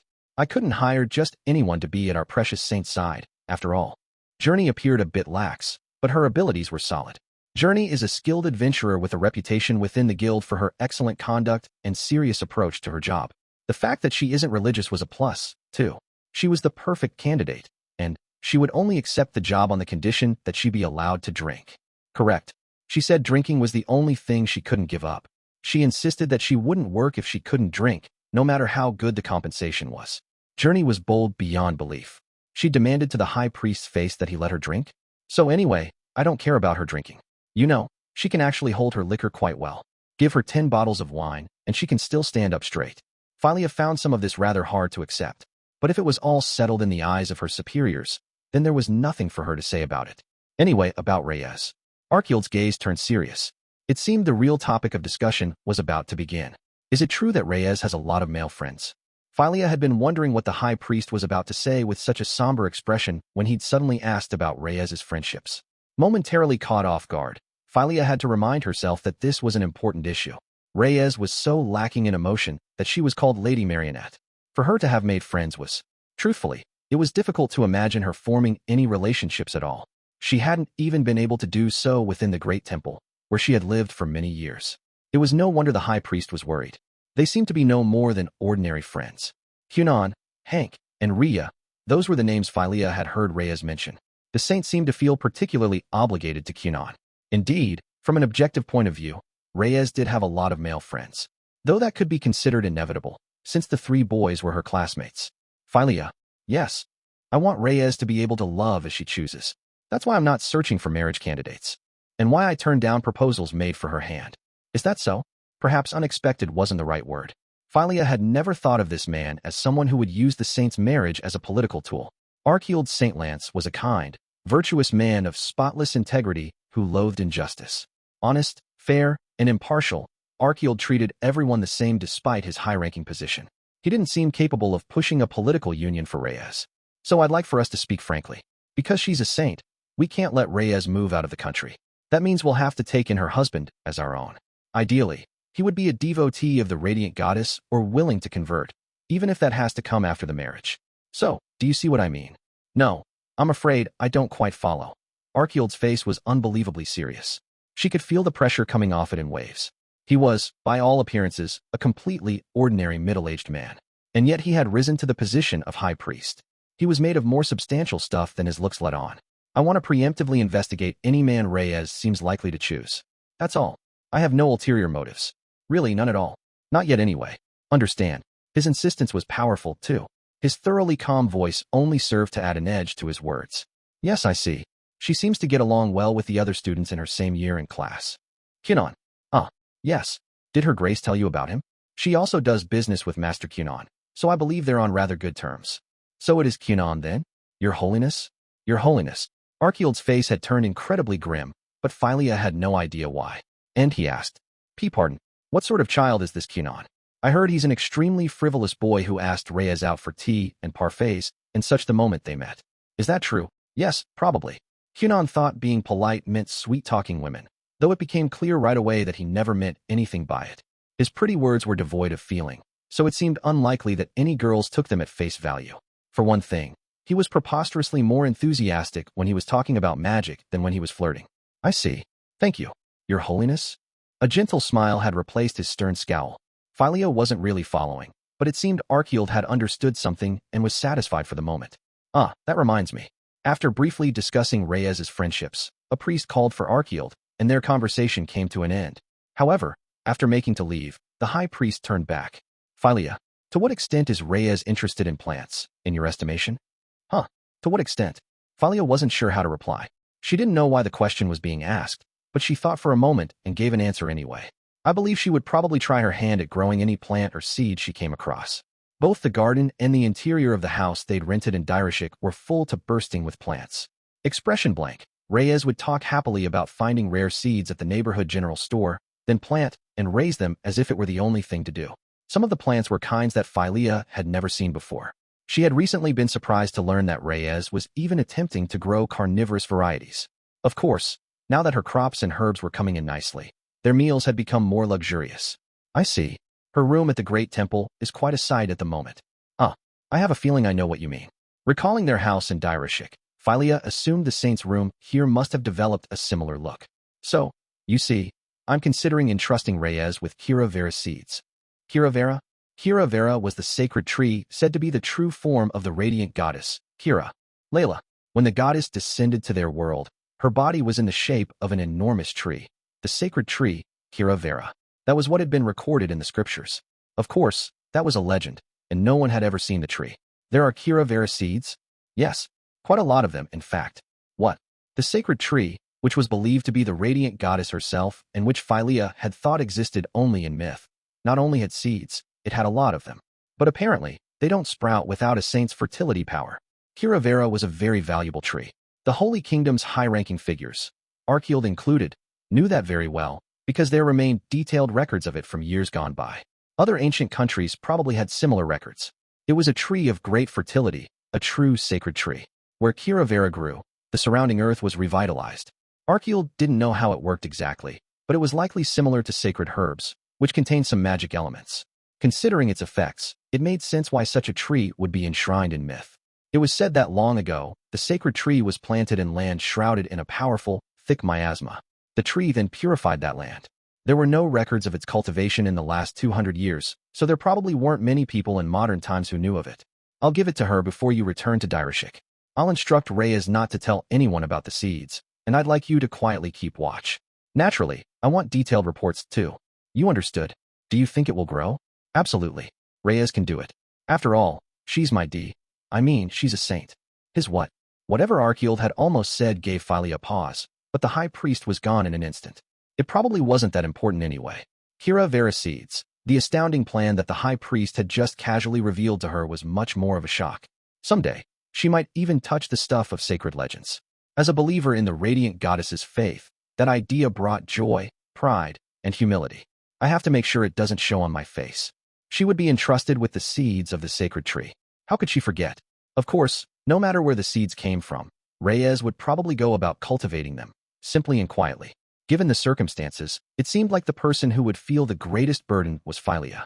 Reyes and her guards returned to Direshik approximately 3 weeks later. The many potted plants from Reyes's room came along as their travel companions. With the added weight, Philia had a harder time controlling her flight magic, but her heart was dancing in her chest all the while. Doubtless, she was even more concerned than the saint about the future of those sacred seeds. The Shirshilla capsules are extremely popular. We hope to continue selling them for a long time. They were in an interior reception room at the Adventurers Guild. It was an odd setting for their group of 5, 3 adults and 2 children, to meet in, though 2 of the adults were guards. On one side of a table sat the accounting manager for the Direshik branch of the guild, Asan Smithy. Across from him were Kunon and Reyes. And standing behind the 2 children were the saint's maids and guards, Philia and Journey. I'm glad they have met your expectations. Kunon, the documents. Kunon. Oh, sorry. Yes, the documents. When Reyes called out to him, it took Kunon a beat longer than usual to respond. He was several months into his development experiments, and lately, he often appeared a bit dazed. One might think he was dozing off, but he was definitely awake, as he sometimes started furiously taking notes without warning. It was simply that something had such a strong hold on his thoughts that he would forget the world around him, no matter what he was in the middle of doing. My apologies, he said. Here are the documents. Ah yes, said Asan. Are you all right? You look rather tired. In response to the man's concern, Kunon replied, It's just a lack of sleep. Truly, please forgive me for derailing the meeting. Development of the magic-containing box had already stretched on for months, and that wasn't the only project Kunon was juggling. Another was just about to bear fruit. When properly stored, the Shirshilla capsules last for 3 months. You've confirmed as much on your end as well, yes? Yes, I've been recommending carrying them in a bottle. It had been a few months since their first transaction. Every 30 days or so, the Adventurers Guild purchased a fixed amount of capsules, which were already prized as a must-have for top adventurers. At first, the capsules had merely been offered as samples, but demand had exceeded expectations to such an extent that they were now simply selling them. Furthermore, relying on data from adventurers who had actually used the capsules, the product had undergone several rounds of improvement. Once the medicine boxes, currently in the durability testing stage, were complete, the capsules would be even easier to store and carry. As outlined in the document, Reyes explained, further improvements to the product would only make costs skyrocket. Yes, I see. There had been a proposal to increase the medicine's healing power by using magic potions to either strengthen the herb itself or add to its ingredients. While they had achieved some level of success in that regard, taking it any further did not seem viable. It was neither efficient nor economical. Kunon and Reyes had concluded that, given the cost of the magic potions required to augment the Shirshilla, it was simply not efficient or cost-effective. They had already implemented all the improvements and modifications they could think of, and at present, there was no more they could do. They had prepared documents to that effect. In our opinion, it would be best to consider the capsules a completed product at this point. We believe any further changes would be unfeasible. Asan scanned the documents as Reyes spoke, nodding along to her words. Indeed, I understand. A formal reply will follow once I consult with the guild master, but I'll be sure to convey your wishes. Incidentally, as the guild master was absent that day, Asan was serving as proxy. Now then, shall we move on? And as far as Asan was concerned, the next item of conversation was of particular importance. The capsule's effectiveness had already been proven by adventurers in the field. Frankly, there was no more to discuss. Now Asand had received these documents and had an even better understanding of the matter. Whatever the case, the guild was going to keep purchasing the capsules. From the very start of their negotiations, Asand had recognized the product's utility. Now he had proof. That was all there was to it. The next topic would take them leaps and bounds beyond the first. "May we be present for this as well?" asked Reyes. The saint hadn't really played a part in this second matter.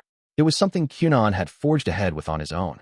In a preparatory meeting with the guild master regarding the sacred herb, she had handed over a letter on Kunon's behalf. But essentially, the two topics were separate. There was no reason for the saint and her guards to be present. That said, she was just as interested in what was next on the docket. That was why she had asked for permission. "Of course," said Kunon. "This still concerns you, Miss Reyes." Swaying slightly from side to side, he placed a metal box roughly the size of a cigar case on the table. "Its official name is the Panacea Storage Box," he said. "Easy to understand, right?" Indeed, the name was very straightforward. This box is for storing Shirshilla medicine in both capsule and paper forms. There may still be room for improvement as we gather more data, but it is ready for practical use. Please feel free to examine it. As instructed, Asand picked up the box, unlatched the clasp, and opened the lid. This paper is. It was right here, around 9 months ago, when Asand first heard about it. He'd been thrilled over what was, at the time, no more than an idea. The groundbreaking concept of a paper form of medicine that could be applied to wounds. And now he finally had it in his hands. Each pale green sheet of paper was so thin it was transparent. Piled one on top of another in the box, the stack became a deep, rich green color. It was exactly as Kunon had described it. If affixed to a wound, the injury would heal immediately. It was practically too good to be true. "I want to try it right away," he exclaimed. "Should I call for someone who's injured?" Why don't we just stab me instead?" "Please calm down." An outrageous suggestion from Asand prompted Kunon to speak up. "Actually, what's significant here isn't the medicine, it's the box." The paper form of the medicine was simple enough to make. Any sorcerer with some knowledge of medicines could manage it. The issue was not having a way to store the paper once it was produced. It was made from Shirshilla, which had a short shelf life to begin with. In its paper form, its healing properties would last no longer than 2 or 3 days, even if it was kept in a dark place. Carried around in varying environments, its shelf life would likely be shortened even further. Enter the Panacea Storage Box. This made it possible to carry the paper medicine around while preserving its potency. It had been 9 months since they first discussed the idea. Despite being busy, Kunon had never stopped working on the box. The quality and durability of the box itself had been tested, as had the longevity of medicines stored inside of it. Barely 2 months after entering school, he had created the first prototype model with Bale and Jeanvis. Since then he'd conducted every trial he could think of, finally achieving something suitable for use. The paper medicine can be stored for approximately 3 months inside this box, the capsules for 6 months. It reduces the effects of temperature, humidity, and time by over 90%. So I believe, outside of any especially poor environment, it will preserve freshness well. 3 months. 6 for capsules. Asand was shocked. He felt a pang of embarrassment for having suggested storing the capsules in bottles. Preserve freshness. Reyes was keenly interested in the box's effects. The item was called the Panacea Storage Box, sure, but there were definitely other uses for a product like that. Storing vegetables, for example, or fruits. The saint could easily think of dozens of produce types she would like to store long-term. The possibilities were limitless. I made it so anyone can use it, but it is still a magic tool. It has to be charged with magic power when you put the capsules inside. These documents provide detailed instructions. First, Kunon went on to explain. Asand, the saint, and even the saint's maids all listened attentively, expressions serious, as Kunon talked. The visit had run a little late, and at long last, for people walked out of the Adventurers Guild. "I hope it was okay to make a contract with someone who isn't the guild master," said Kunon, a bit worried. Asand was, after all, only a proxy. He probably didn't have a say in decisions like this. "I'm sure it's fine," Reyes assured him. He said he had the authority to act on the guild's behalf. Judging from what she had heard, the saint figured there was no chance that the Adventurers Guild would turn them down. And even if they did, all Kunon had to do was approach another guild about it. Oddly, that was just what Kunon had said to her when they first came here to do business with Asand. That box was going to sell well. And when it came time to sell the box and the Shirshilla medicine as a set, Reyes would be getting in on the action. At present, she was the only one who could easily supply the sacred herb. There would definitely be profit, even more than she was making now. She would never know destitution again. An unprecedented contentedness spread through Reyes's heart. Was this how it felt to be fulfilled and enriched? The sense of security and bliss that came over her was so intense. It was as if the radiant goddess herself had wrapped Reyes up in her arms. Not that she knew how it felt to be embraced by the goddess, of course. She was a little concerned about being so consumed by the desire for money, but well, she could think about that later. What now, she asked. It's a little past noon, isn't it? Shall we go to a cafe? I would love to, of course, replied Kunon. But, please pardon me. Even though there are 3 lovely ladies here, while I believe it is the duty of a gentleman to ask beautiful women out, I'm short on time at the moment. Another day, when I'm not as bogged down, I'd like to make it up to you. Bogged down. In that moment, with his upper body swaying back and forth, Kunon did seem rather burdened.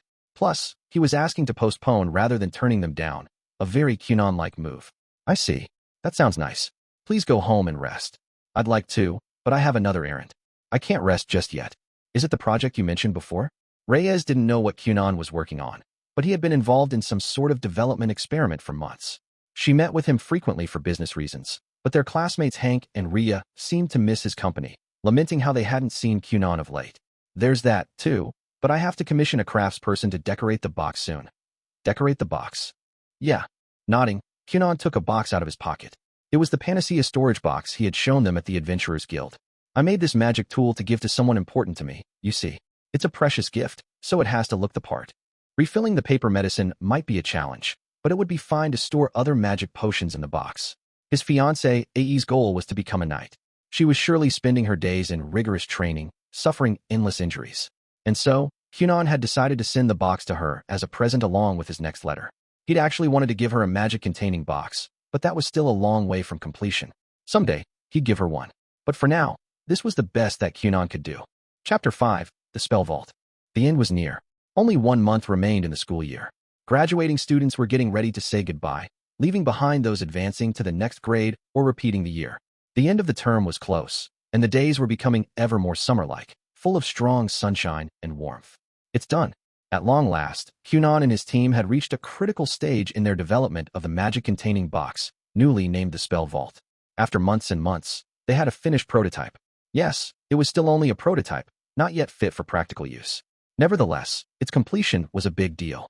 All that was left was to put it through trial after trial and gradually bring it to its final form. Finally, rejoiced Bale. Oh, at last. At last I can sleep. Jeanvis laughed, voice thick with emotion.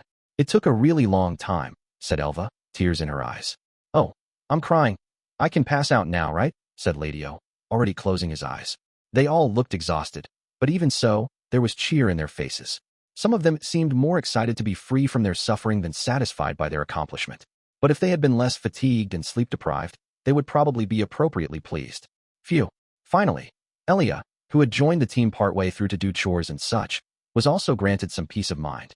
The thought of no longer having to babysit 5 huge children was a relief. It had been difficult. The team was truly a handful. No matter how many times she scolded them, the lab ended up messy every day. None of them slept or ate without being told to. They wore the same clothes for days. They didn't bathe or even rinse themselves off. Apparently, none of this concerned them. Keeping them in check had been much harder than she had imagined.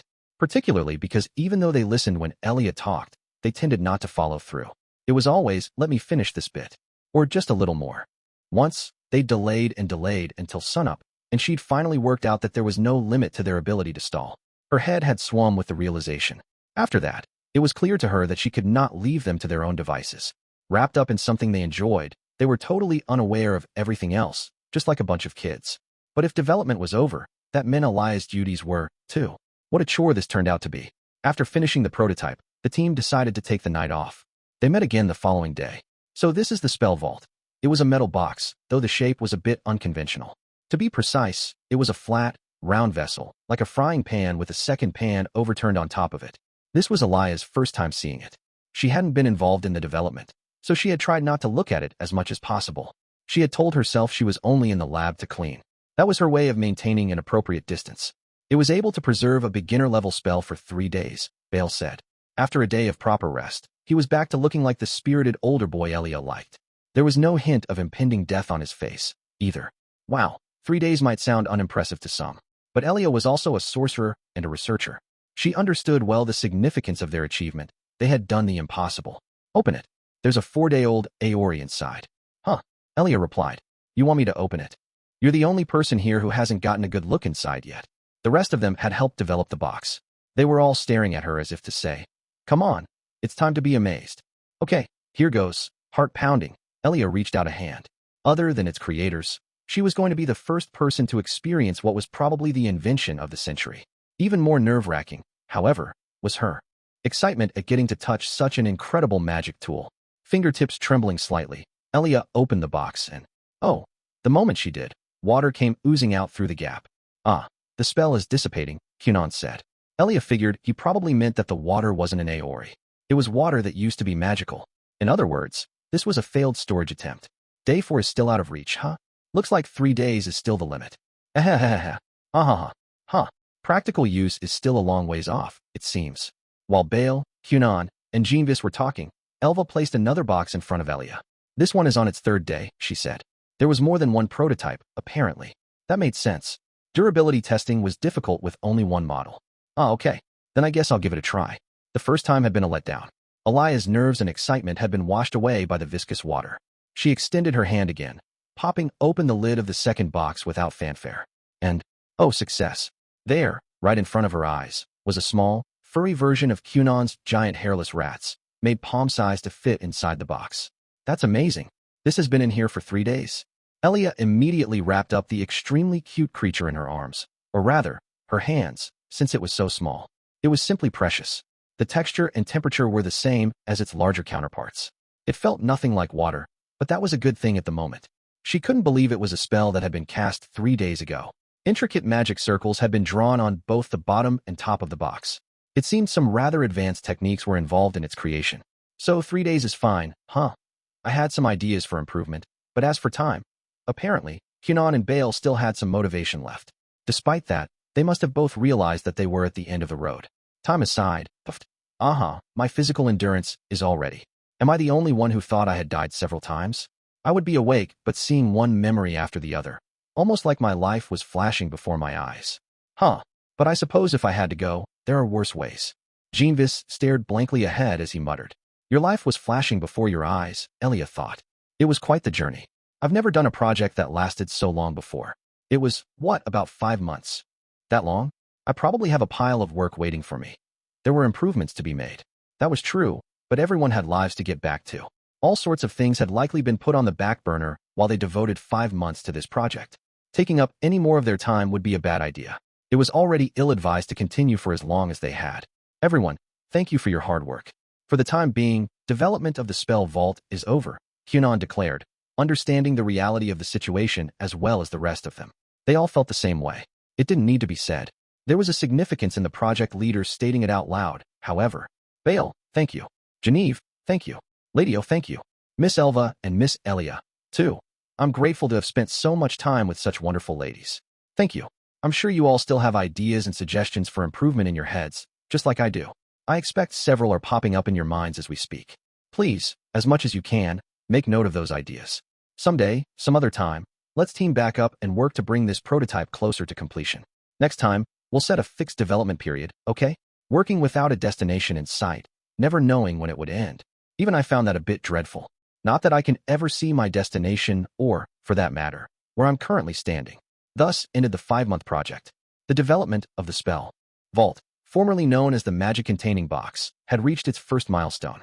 That's strange. Am I dreaming? Or am I still working on the spell vault with no end in sight? Maybe finishing the project itself had been the dream. A sad vision resulting from all that backbreaking work. Those sorts of tired cliches were the very first thoughts that popped into Kunon's head. Last night, for the first time in a long while, he had slept soundly, his mind quiet. It had been a blissful sleep. Now he wondered whether he had yet to wake up. His next thought was, maybe I went to the wrong place. I'll ask the lady there. Pardon me, dear lady. Your beautiful, adorable visage is both mystical and mysterious, and yet kind-hearted and alluring. May I have a moment of your time, by chance? Yes.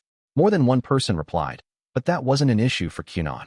In his opinion, that description was fitting for most women. Exceptions were rare, in fact. A single male voice had been mixed in with the replies, however, and that perplexed him slightly. But that could wait. It was nothing when compared with the situation in front of him. If I must be lost, I'd rather be lost in your eyes. Yet it seems I've stumbled off course. I want to go to Building 11. Whereabouts are we currently? Kunon didn't think he had made a mistake. He had gone to Building 11 almost every day for the past year. Even though he couldn't see, his body knew the way, so he couldn't be mistaken. Nonetheless, it was only natural to second-guess himself. Because that morning, where Building 11 should have been, there was something he had absolutely no recollection of at all. "You're already there," someone replied. "This is Building 11. It ought to be anyway." Flirting first thing in the morning, Kunon? That's a bit flippant for the situation. Almost in unison, the voices of multiple girls, and the one male voice from before, responded to his question. "Huh? Bale, is that you?" Kunon was so thrown off by the scene confronting him that he hadn't recognized his senior at first. He did now, though. He had long since become familiar with that voice. It belonged to someone he had spent nearly the entire past 6 months with, Ability Faction representative Bale Kirkington. But that wasn't important at the moment, either. "Is what you and the ladies said true?" he asked. As one, the 4 of them answered, "It is." This was Building 11. It was, in fact, the place he spent almost all his time, his home base. The spell vault had been developed here too. It genuinely was the same location he had visited only 1 day ago. So then what was going on? What in the world was happening? Am I mistaken, or has the place where Building 11 stood until only yesterday turned into a forest? Right in the center stood an incredibly large tree, and all around it was a lush expanse of greenery. The smell of vegetation filled the air along with an irritating degree of birdsong. Had a forest massive enough to swallow a sizable school building really emerged overnight? It has. Yeah, sure has. My lab was in there. Apparently, the answer was yes. Kunon double-checked through both his magical perception and the glass eye, and sure enough, there was a forest spread out right in front of him. Bewildered students were starting to accumulate in the area. A few curious onlookers even crowed. "Whoa, this is wild." Perhaps it felt less like a big deal when it was someone else's problem. For those involved, however, it was nothing but trouble. Everyone else was just as perplexed as Kunon, except for those there to rubberneck. "Somebody must have done something," Bale said, his words tinged with resignation. "Once every few years, someone messes up big time like this."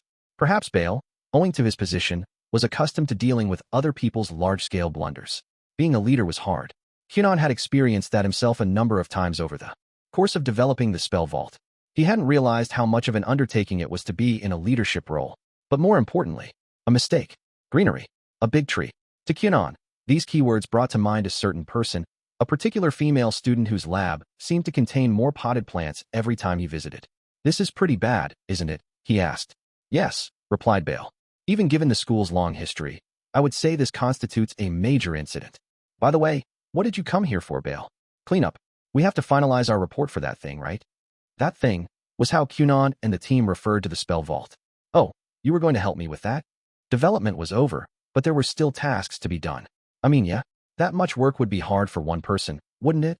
So I thought I could pitch in at least. As project leader, Kunon had considered clean up his own responsibility.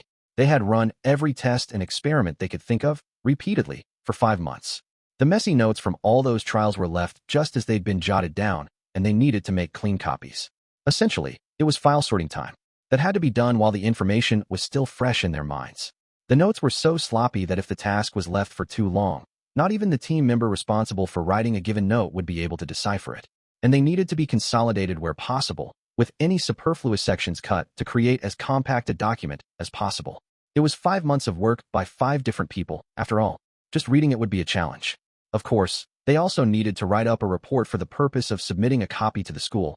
But well, Kunon had been planning on using the remaining month of the school year to complete it, and now, I wonder what state our lab is in. The lab is probably a loss since even the building itself was destroyed. Our research results might still be around, though. It's just that extricating them will probably be difficult. Building 11 had been engulfed by the mysterious forest, but that didn't mean it had vanished. It seemed to have completely collapsed, but it was still there. The building's contents would all be buried under the rubble. But this is really bad, isn't it? Should we really be standing around just chatting about it? The gravity of the situation had thrown Kunon's emotions a bit out of whack. He wasn't happy or sad or angry. He was simply shocked and confused. "I think it'll probably be fine." Bale, on the other hand, remained calm. "All the teachers at this school are world-class, remember? Plus, Grey River is here too. There's nothing we can do, but I'm sure they'll be able to handle it." Of course, Kunon thought. The other students, who could overhear their conversation, understood, too. Bale was right. The world's greatest witch was at their school. There had to be something she could do about the situation. Jaya ha ha. Meanwhile, Grey Ruva, having received a report about Building 11 turning into a forest, burst into gales of laughter. An entire school building destroyed in one night. Isn't that something? That's great. Soft Cricket had delivered the report. He regarded the shadow box before him with an exasperated expression. This isn't a laughing matter, he said. They were in the headmistress's office, Grey Ruva's office, in other words. The witch was inside her shadow box. Soph had yet to enjoy the privilege of seeing her face. Through the shadow box, however, he had shared a drink and exchanged words with her a number of times. She came to teacher get-togethers and end-of-year parties every now and then. She was undoubtedly a magnificent being. When consulted about any magic-related issue, she never failed to give an answer. At the same time, Soph knew she was a surprisingly approachable person. How can I not laugh? Success and failure are both best in abundance, you know. Sorcerers these days are all about theories and logic. They think too small. It's so tedious. For someone responsible for dealing with the aftermath, it was an outrageous statement. So, who did it, she asked. Most likely, it was Reyes St. Lance, a first year in the advanced class. St. Lance? Ah, the current saint, eh? Ah, she's an entertaining one, isn't she? The last two saints were so meek, I don't even remember them. I told you, this isn't a laughing matter. A school building was in ruins. Not even a fragment of its original form was left intact. A large number of students based their work out of that building. A forest made by a saint, Maybe there's even some Kira Vera growing in there. Kira Vera? That was the name of a tree from ancient times. If Soph remembered correctly, it was the tree of the deity worshipped in the Holy Kingdom, mentioned in their scriptures. That was the extent of his knowledge, however. It actually exists, he asked. It does. Long ago, the land was entirely barren and withered, choked by a powerful miasma. The world was resurrected by hundreds of Kira Vera. Most of the Holy Kingdom's legends are true. The seeds of the sacred tree, given by the radiant goddess, Kira Layla, brought a world polluted by the demon Lord back to life. Not that they have any use these days. They're just trees with some unique properties. Grey Ruva spoke as if she had witnessed all that herself. Perhaps she had. People said she was immortal. Only the witch herself knew how long she had been alive. If Kira Vera sprouts somewhere with a large quantity of supernatural matter, it will soak it up and grow before you know it. If you planted one here, at the magic school, it would reach an enormous size in no time at all. That is genuinely fascinating, but let's set the topic aside for a moment. I came to ask what should be done about this. An entire school building had been leveled overnight. The students were probably baffled. Soph wanted to present them with a solution as quickly as possible to offer them some reassurance. Even Reyes, at that very moment, might still be coming to terms with what she had done. For her sake, too, a quick resolution was necessary. For the sake of the school, it should probably be left as is. That tree is worth studying. Any seed planted near Kira Vera is guaranteed to grow. Season and climate are irrelevant. It doesn't even need water. Not to mention, it also magically repels evil. I'm sure both teachers and students will find it interesting. There was no denying that the tree was of great interest. Even Soph, whose specialty had nothing to do with plants, was deeply compelled by its properties. It'll wither and die when it runs out of power, said the witch. But that's still a century or two down the road. This whole area will have been engulfed in the forest by then, though in that case, it really wasn't a laughing matter, was it? You intend to leave it? Asked Soph. First, I'll ask you, was this a mistake? No, I don't think so. Indeed, it wasn't a mistake. The plant had simply grown beyond the intended scope. Soph doubted that Reyes had meant to destroy a school building. Her only goal, he expected, was to grow things. Of course, that was assuming that the root cause was really the sacred tree. Wouldn't it be impolite to have it removed or relocated then? My goal is to provide a safe environment for students to explore magic to the fullest. There's a difference between results and consequences. As long as they don't go against the will of humanity, a sorcerer should not be punished for their actions. And unless the person responsible wants them destroyed, the results of those actions should be left alone. To provide a safe environment for students to explore magic to the fullest, that was the reason this school existed. Those words were the first thing the headmistress instilled in the school's teachers, and they all knew them by heart. The school had a handful of rules, too, but the truth was those didn't concern Grey Ruva. They were created by administrators and only in place to make running the school easier. Beyond the enforcement of the fundamental principle she had just mentioned, Grey Ruva demanded nothing. That had never changed. That settles our plan of action for the tree, said Soph. But the results of the students' research and experiments are still under that collapsed building. We have to do something about that. We only need to retrieve any items swallowed up by the Kira Vera, right? Leave that to me. Building 11 will have to be rebuilt anyway, so I'll do a little cleaning while I investigate. Tell the students not to get worked up. We've just had a little forest sprout up on school grounds. Relief washed over Soph. When Grey Ruva said, "Leave it to me," he didn't need to worry anymore. The world's greatest witch always stayed true to her word. Something still doesn't make sense, though, said Grey Ruva, the moment Soph relaxed. Without waiting for him to reply, she continued. A whole forest overnight? No matter how much supernatural matter this school might have, I wouldn't expect it to grow that quickly. And besides, it wouldn't absorb so much power unless the magic was tinged with miasma. Someone must have done something. You mean some kind of human involvement is at play? Had someone made the sacred tree grow? But for what purpose? You're half right, Grey Ruva said to a confused Soph. This is the work of something, no doubt. But no human could have done this. Besides me, that is. That means the party responsible isn't human. Now, is it a spirit? A fairy? Some deity's practical joke? We won't know until we investigate. Hey, that's your tree, isn't it? What are you going to do about this? My lab is in shambles.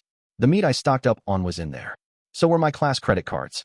The most likely suspect had arrived at the site of the utterly transformed Building 11, Reyes St. Lance. She approached at a slow pace, staring up at the massive tree. Her gaze never left it, as if she couldn't even see her accusers or anyone else. Hold on, wait a minute. Throwing blame around isn't going to solve anything. Bale tried to stick up for her, but there were simply too many voices against him. Please calm down. Kunon, too, stepped in frantically to defend Reyes. Anger doesn't suit charming young ladies like yourselves. Let's at least hear her out first, yes? Failure is an essential part of magic, isn't it? It had started several months earlier, after Kunon's battle with the Inferno Prince. Or more specifically, after the Kunon/Inferno Prince or Inferno Prince/Kunon incident. Ever since then, Kunon's popularity with girls had mysteriously increased, giving his placating words some amount of power.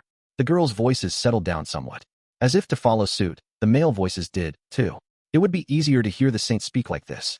Everyone was ready to hear what she had to say.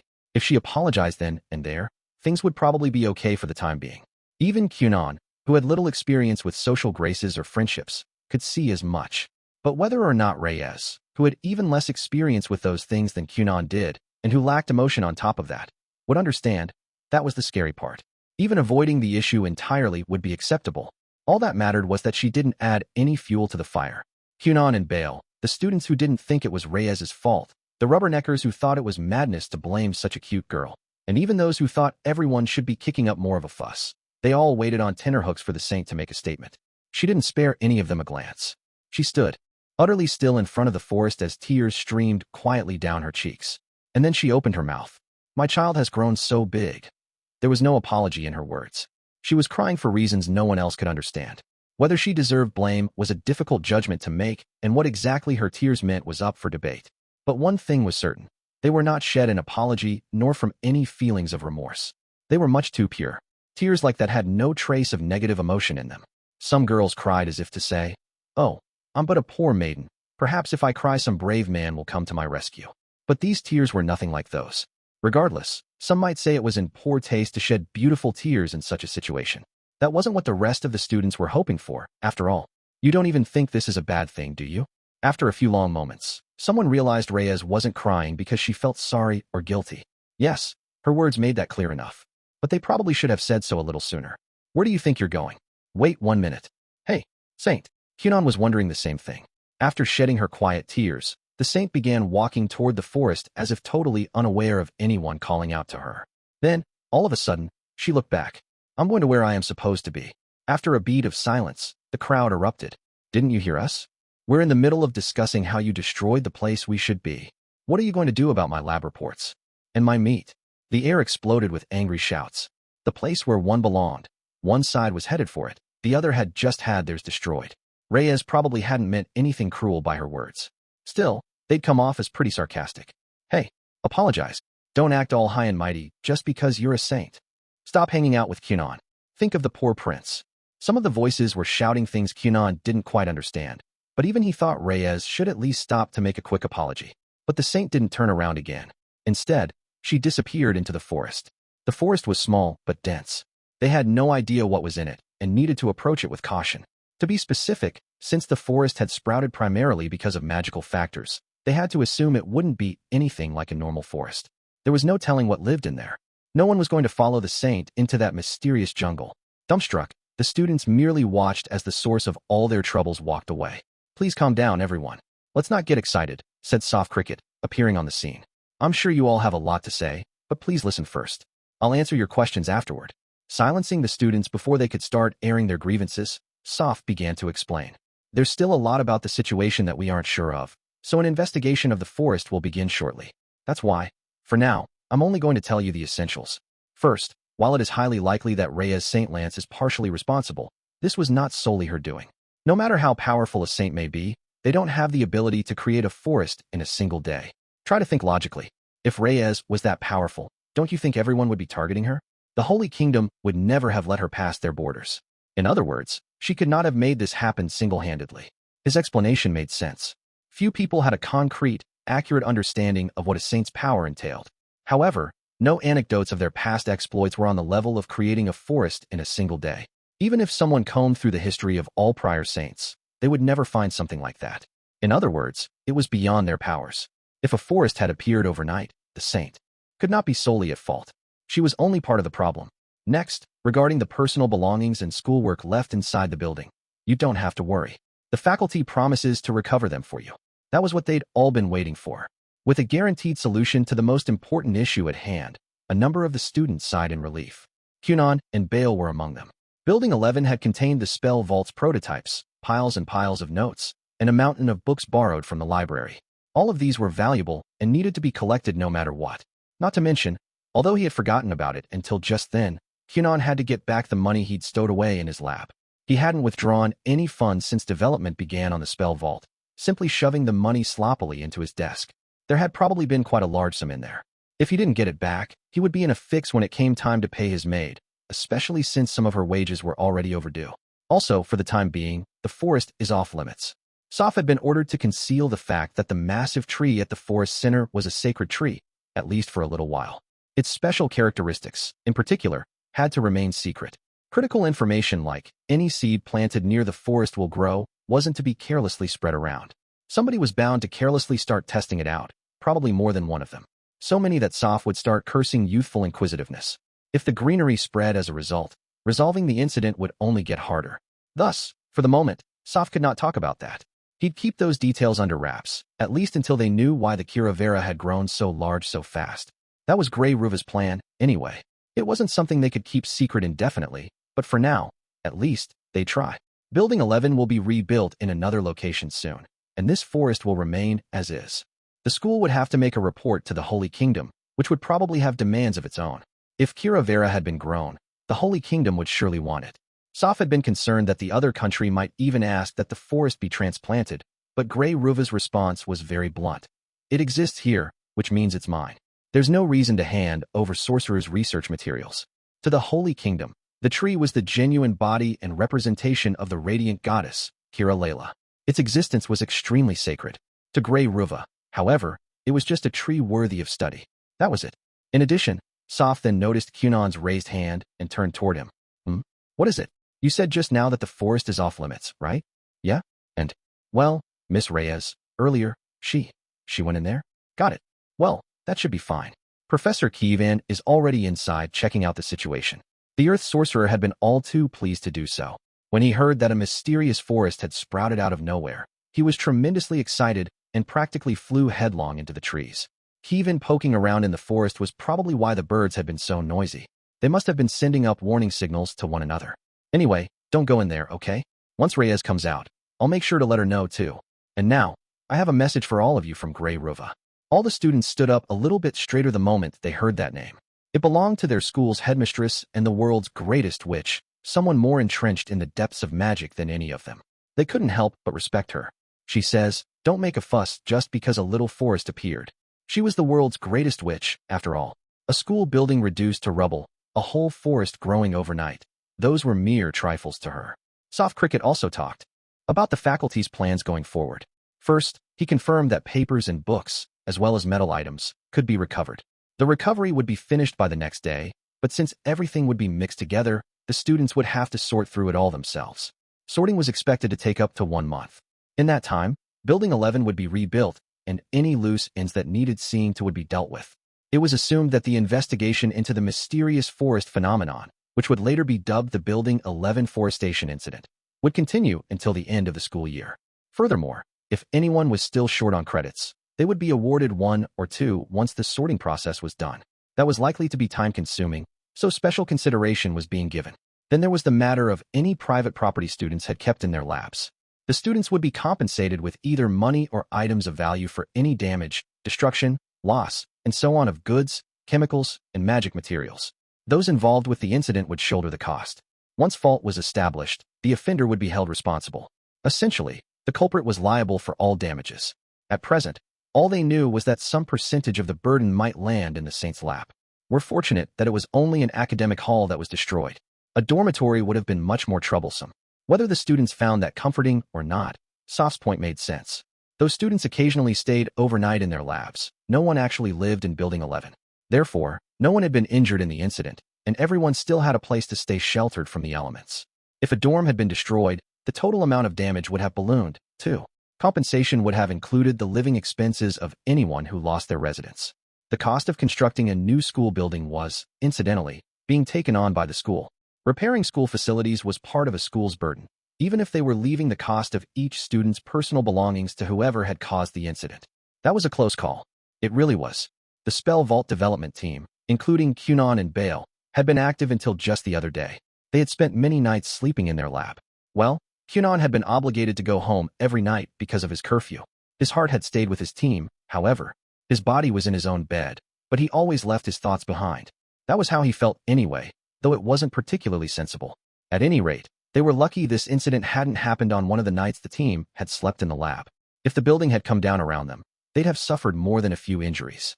Thank goodness for small mercies. Oh, she's back. Soph had just finished making the essential announcements when Saint Reyes, who had gone into the forest, or returned to where she belonged, depending on one's point of view, emerged from the trees along with Professor Kevin Britt. The students had calmed down after hearing the school's plan of action. No one was interested in leveling accusations at Reyes anymore, especially since it was possible she wasn't at fault. Now that there was a chance their blame was misplaced, the students couldn't be so insistent about it. The saint walked out of the forest wearing the same blank expression she'd had going in, but her appearance was now a complete mess. Her beautiful silver hair was beyond disheveled, and her face and clothes were both streaked with dirt, as if she had tumbled through the forest. Small changes in appearance didn't register with Kunon's magical perception, but everyone else knew at a glance that something had happened. "Whoa, hey, are you all right?" Soph cried out, dismayed at Reyes's appearance. Then he turned to Kevin. "Was there some sort of incident?" "I mean, I suppose there was, but—" Kevin was smiling wryly. "Professor Soph," said Reyes. Being addressed by the tattered but still expressionless saint rattled Soph a bit. "All right. Yes? What is it? Please use your wind magic as a bird repellent." "Bird? Birds are pests. I will not tolerate them." It seemed Reyes had been assailed by birds. A little later, "Please convey all the important information to your respective factions. Now then, you're dismissed." The necessary discussions came to an end, and the crowd dispersed.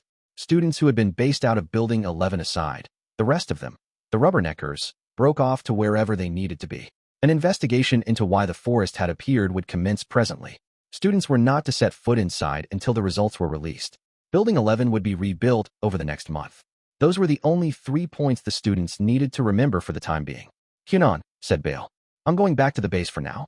I'll come again when they've finished recovering the stuff from inside." "Got it. See you then." As the ability faction's representative, Bale was charged with passing on the relevant information, so he took his leave, too. By its nature, the advanced class was not that big. As a result, the number of students working out of Building 11 was thankfully small. Few people were being inconvenienced, and the total sum of damages probably wouldn't amount to all that much. "So what is it like in there? Is there anything dangerous?" In front of the remaining students, fewer than 10 people, Soph turned to Kevin to ask about the forest. Ordinarily, such information was kept secret from the students. But those present were all victims of the incident and had a right to know the bare minimum, at least. What's more, some of them might end up going into the forest despite Soph's warnings. They'd say, "I'm just popping in to get something important," or simply not take the risk seriously. He didn't want them strolling into a situation they knew nothing about. "Oh, Professor Soph, it's incredible, let me tell you." Kevin laughed. "There are crops all over the place." "Crops? As in fruits and vegetables?" "That's right. It would seem the seeds and potted plants in Reyes St. Lance classroom have taken root and are growing wild." Kevin was not yet aware that the huge tree at the forest center was Akira Vera. That was why his excitement over and interest in the mysterious explosion of verdure were so strong. Not that either was likely to wane once he found out. The perimeter, the area around the forest, is covered in the weeds from outside the school building, but the inside is like a field. That's why all the birds have come. There's so much for them to eat in there. The smell of ripe fruit was intense. That was when it dawned on Kunon. Reyes's animosity toward the birds wasn't because they'd attacked her, but rather because they were devouring the plants she'd raised with such tender love and care. Moreover, the birds had probably tried to drive her off, as if laying claim to the crops. From the saint's perspective, It must have felt like having her own children stolen from her. That would indeed be difficult to forgive. At that moment, the female students with labs in Building 11 were helping Reyes put her appearance back to rights. Not long ago, they had blamed her for the whole incident. But now that they were calm, the girls had lost the desire to yell at the saint. In fact, it seemed Reyes had occasionally shared her fruits and vegetables with these girls. They were hardly strangers. On the contrary, it appeared the saint had been a good neighbor to them. The saint, Reyes. Kunon looked on in quiet amazement. He hadn't known. Nothing seemed dangerous to me, said Kivan. There were carnivorous plants that looked big enough to eat a person, but they had no reaction to either us or the birds. I don't think they're a threat. Either. I see. Then for now, I suppose it's fine to assume the forest is relatively safe. I'd say so, though we'll need a more thorough investigation. Judging from the inclinations of the plants, I don't believe there's any danger. I didn't find any poisonous plant species, either. In terms of the environment, I doubt any demons will wander in, and it doesn't seem like any dangerous animals are lurking inside. The forest was inside the grounds of the magic school, which just happened to be located in Direshik. Demons, aside from avian varieties, couldn't even enter the city. What's more, Vera had the ability to repel demons. The average demon wouldn't be able to get anywhere near it. Understood. Let's just set up something to deter the birds, then. Though his motives were different from the saints, Soph still wanted to keep the birds out. Birds brought seeds. They swallowed down the seeds of the plants and nuts they ate and returned them to the earth in their feces. And any that landed near the sacred tree were guaranteed to sprout. The forest could start spreading before the investigation even began. That was not a welcome prospect. With those thoughts running through his head, Soph glanced at Reyes. What really? There are huge tomatoes in there. A whole thicket of enormous raspberries. You didn't see any meat growing, did you? I don't think I'm going to be able to get mine back. I'm partial to apples, but I wonder what forbidden fruit you beautiful ladies prefer. Reyes was diligently answering the students' questions. I really hope they don't ignore my warning and sneak into the forest, Soph thought. Chapter 6. Vera and Investigating the Forest. And those are the results of the cursory investigation. It was evening on the day of the mysterious forest's sudden appearance. Those who had set out to survey it, Kevin Brid, who studied plants and herbology, along with several other teachers with earth attributes, were gathered in the headmistress's office. The school's faculty was made up of sorcerers whose names were known far and wide. There was no more capable group of people to carry out such an investigation. So the interior is similar to a vegetable plot.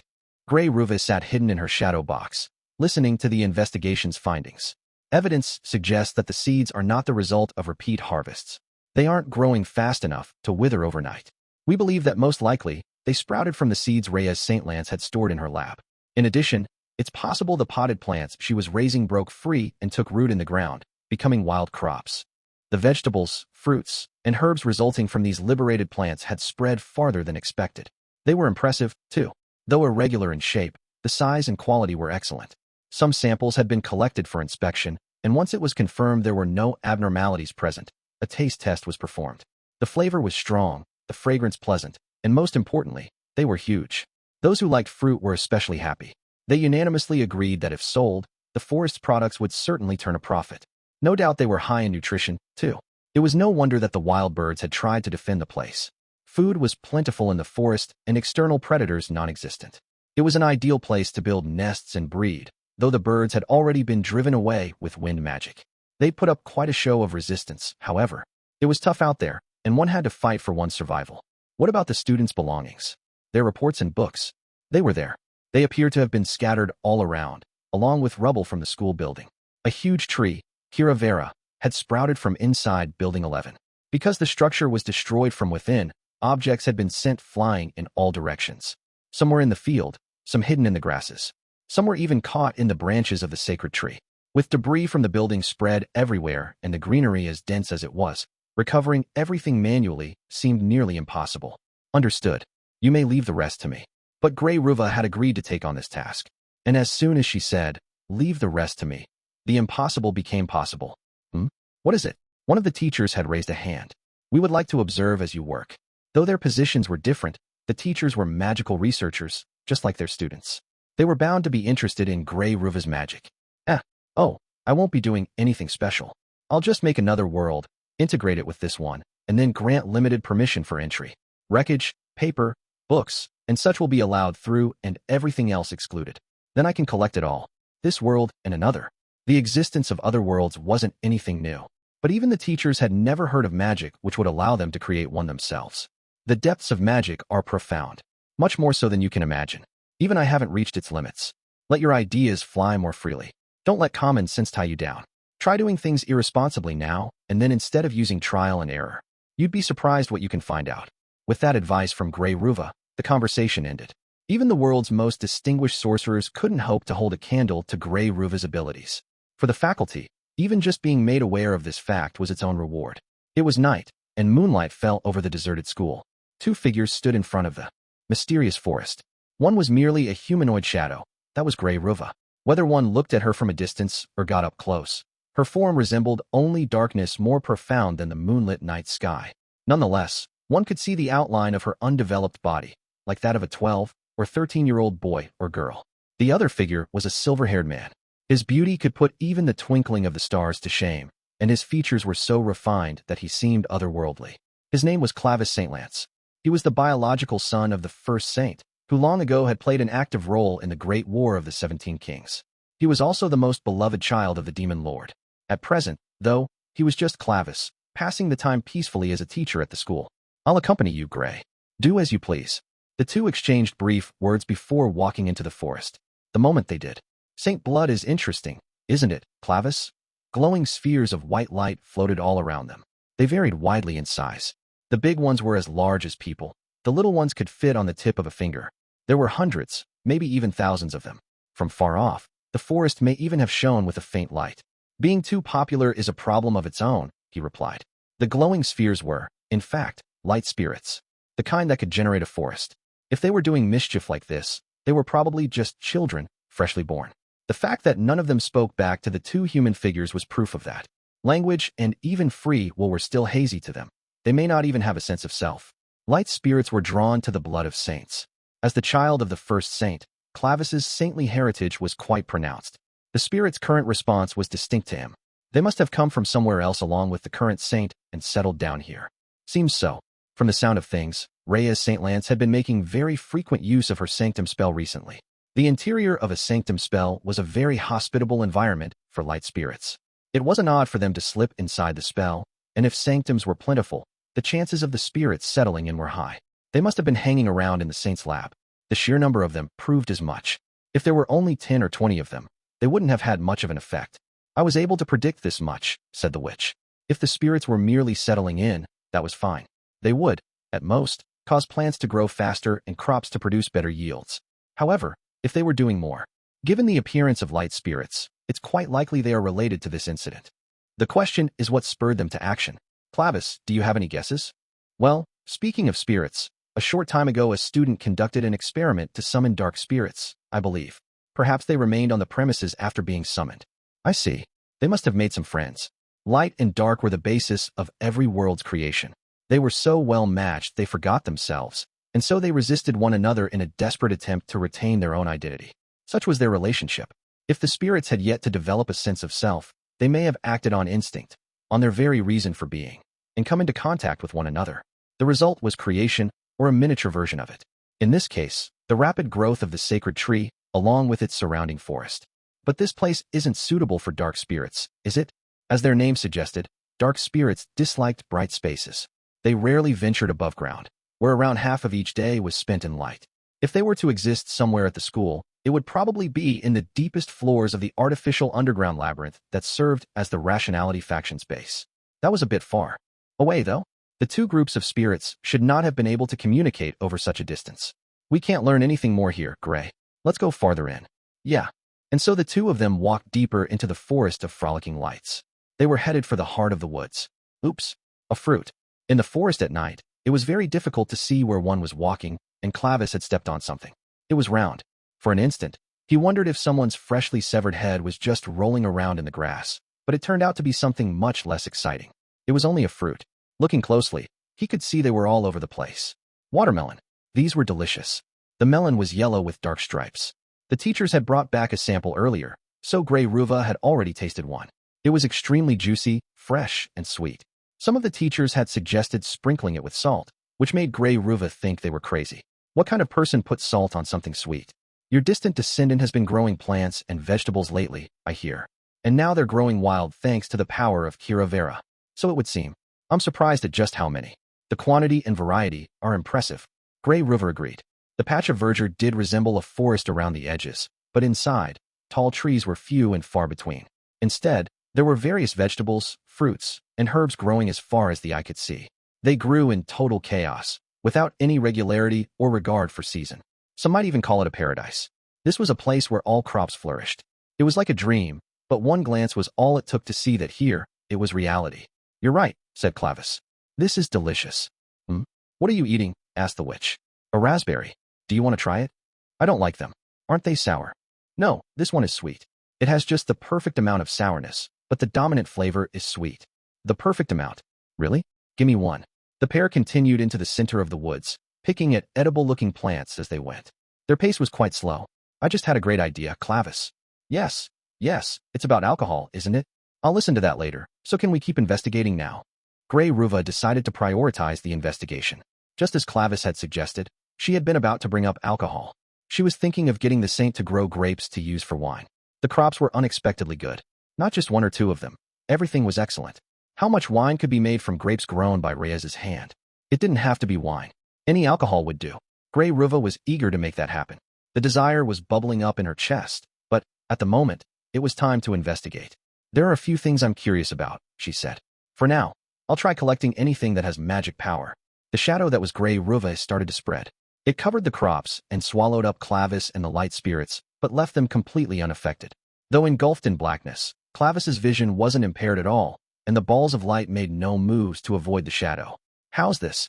The darkness reconverged in an instant, and a handful of items of varying sizes lay at the pair's feet. There weren't many. Investigating them one at a time wouldn't take long. Let's eliminate magic potions for now. Clavis removed any elixirs in glass bottles. Next came any processed shurshilla and materials imbued with magic power. After those were sorted out, they were left with a number of small boxes, magic tools. They appeared to be meant for storage, but just looking at them wasn't enough to reveal what was inside. This is... Grey, wait a moment. Grey Ruva, on the verge of opening a small metal box shaped like a cigar case, was stopped by Clavis. I believe that is a prototype of a magic tool used for storing shurshilla. They appear to be in the middle of testing durability and deterioration over time. If you open it, the test will be spoiled. Oh, sure enough, there's a date written on here. The date it was filled, I'd assume. I bet there's processed shurshilla medicine inside. Got it. Let's rule out all boxes of this type as well. Once the magic tools were sorted out, all that remained were some oddly shaped metal boxes. There were around a dozen or so. Though they differed somewhat in size, they were all of the same style, thin, flat, and round. They ranged from the size of one's palm to as big as a large frying pan. What are these? Do you know? Asked the witch. Not a clue. This one says Prototype Model 2. Mine says Model 6. The flat, round boxes had been labeled from Model 1 to Model 15. Logically, they must be prototypes starting with number 1 and going up to 15, right? I should think so. I suppose that means Model 15 is the most recent. And if that was the case, then the smaller numbers are failures, so it's fine to open them, right? If Model 15 was the newest, Models 1 through 14 were likely duds. And if the tool was still in development, Model 15 could end up being a failure, too. That's probably true.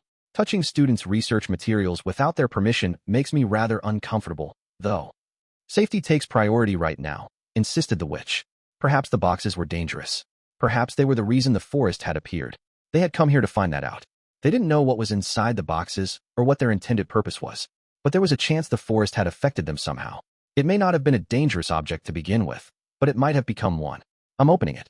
She didn't know what would happen, but she deemed it a greater hazard to have the students open it instead. They couldn't afford to take unnecessary risks like that. And so Grey Ruva decided to open the box herself. Oh, the item gave no resistance and was empty except for 2 magic circles, one on the top and the other on the bottom, charged with power. If something was put inside the box, it would have been sandwiched between the 2 magic circles. There wasn't room to put any objects inside, though. When the box was closed, the lid and bottom fit snugly together. In other words, it couldn't have contained anything physical. Those circles, they're based on Iguregu, magic circles for dueling. I see. Grey Ruva grinned. She'd understood the purpose of the box. You're meant to insert something between 2 magic-repelling magic circles. That's the idea behind it. I see. So it's meant to enclose magic. Seems so. Then we have our answer. Indeed we do. It was dark spirits, after all. They were fond of small, dark places that were quiet and deserted. Furthermore, They liked to settle in spots where they could sense supernatural matter. This invention just so happened to be a dark spirit's ideal environment. Could you tell me where your friends are? Clavis murmured to the spheres of light. They couldn't communicate through words, but the floating light spirits understood his meaning and gathered around the boxes at their feet. Just as expected, it seemed that their friends, the dark spirits, were inside one of those boxes. This was a first for Kunon. Being called out by a teacher doesn't feel too great. Indeed, a summons from the faculty was rather unpleasant. Kunon was nervous. This felt much worse than being called out by his father. Satori had called for him before regarding business and experiments, but this was his first time ever being summoned by a teacher without having the slightest idea why. It was early morning, and students were congregated in front of Building 11, or rather, the mysterious forest. They were all students who had been based out of the building, Kunon, the saint, and so on. None of them knew the reason they had been called there. Most likely, the results of the investigation into the forest were out, and yet the atmosphere was distinctly uncomfortable. It was scary not knowing who was going to show up and what they were going to say. This is not a feeling I'd like to experience again, Kunon thought. Being called there alone would have been miserable. You think so? In contrast to Kunon's restlessness, the saint waited with dignity. The only thought going through her mind was, what will become of the forest? Reyes wasn't thinking about the school building or her lab. Rather, she was much more concerned about the plants she saw as her children, and, in particular, how the forest would be treated. She didn't think the faculty would propose getting rid of it. But if that did come up, she was thinking of involving her homeland in a protest or suggesting the forest be transplanted. She couldn't tell them that the massive tree at the center was a Vera, but there was also no way she could sit idly by if they suggested cutting it down. She couldn't explain her reasons, but she couldn't capitulate, either. Rather than her personal feelings, this was her opinion as a member of the ministry. Reyes, Kunon, and the other students waited for a teacher to arrive. Hello, sorry for the wait. Shortly thereafter, two teachers joined them. Kunon didn't recognize the one who gave the friendly greeting. He had a hood pulled low over his eyes and wore a pair of glasses, so his face was not easy to make out. All Kunon could tell was that the teacher was young and male. The other one was the broadly built earth sorcerer, Kevin Britt. Let's get right into the results of the investigation. Kevin was standing behind the other man. Perhaps he was of lower rank. There was nothing odd about Kunon finding a teacher he didn't recognize. He expected there were still plenty of faculty at the school that he had yet to meet or even see. After all, the school had many recluses who didn't care at all about the outside world, including both teachers and students. Except, Kunon could see something the others couldn't, and he'd just encountered a brand new mystery. The investigation concluded that this incident was caused by several coinciding factors and was therefore an accident. If even one of those factors had been absent, this wouldn't have happened, and it may have been avoided if there had been even one additional element involved. And so Grey Ruva has decided to treat this matter as an accident and will be overlooking the entire thing. So the Great Witch would overlook it. While some students were visibly relieved, others looked dissatisfied. Nevertheless, if that was the official position, all they could do was accept it. Are you able to tell us the details? One student asked, hand raised. I'm afraid not. As I mentioned before, this happened because of overlapping coincidences, some of which involve students' experiments and research. Simply put, I would have to disclose your research results, and so I cannot discuss it. Talking about your results would necessitate discussing your experiments and research, which would rob you of your right to confidentiality, you see. That was certainly an undesirable outcome to many. I'll simply say that it's not the kind of accident that happens often. I really doubt a coincidence like this will happen again. This incident was the first of its kind at the magic school, despite its history spanning several hundred years. If it somehow did occur a second time, it would probably be many years in the future. That was the faculty's conclusion. Next, regarding the plan for the forest. There it was, the only part of this discussion Reyes was interested in. She leaned forward slightly. The forest will be left as is. Building 11 will be reconstructed in another location, so that should be your expectation going forward. Yes, the saint rejoiced. Outwardly, her demeanor didn't change at all, but on the inside, she was clapping and dancing with abandon. Reyes Saint Lance, said the hooded teacher. An inquiry has been submitted to the Holy Kingdom. A public announcement is pending their approval, so please plan accordingly. Reyes knew at once that he was alluding to the Vera. I understand. She already had her orders from the high priest. Don't tell anyone about the sacred tree. Even if a teacher hadn't said as much, Reyes had no intention of telling a soul.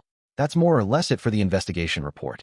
I'm sure there are many aspects you're curious about, but I hope you'll refrain from asking, as you must understand there are things I cannot discuss. The whole incident is being overlooked with that expectation. Next, regarding the personal belongings left in the forest. In short, every item that had been inside Building 11 had been recovered. However, since they were all jumbled together, It was up to the students to separate and sort them. The school was claiming responsibility for all damage and loss. The incident had been deemed an accident. It was determined that human intent was not a factor, and therefore, there was no human culprit. The students' belongings would be returned, and the school was going to reimburse them. Though the investigation results had been left vague, the students were more or less content with the conclusion. They didn't have much choice, of course. And finally, about this, finished with the main topic of conversation, the teacher pulled a round metal box out of his pocket. "Oh," Kunon exclaimed. He knew exactly what the item was. "Is this yours?" asked the teacher, turning toward him. Yes, well, it's more of a collaborative effort, I see. I'd like to speak with you a little more. Is that okay?" What was happening? Why was he being singled out? Don't tell me. Am I in big trouble? It was terrifying to be called out by a teacher without knowing the reason why. And this time it was just Kunon, and he didn't know anything about the teacher in question. The man's tone was mild, but that calmness made the situation even scarier. Kunon couldn't figure out what the man wanted. But then again, Kunon was already afraid of this teacher for an entirely different reason. Trouble? No. I just want to hear what you have to say about this very interesting magic tool. And I have something to tell you. He had something to tell Kunon. What was it? You're a teacher here, right? A sorcerer? Yes? Though I doubt any of you here know me, as I rarely go out in public. This is definitely our first encounter. My name is Clavis, and I'm a professor of light magic. That makes sense, Kunon thought.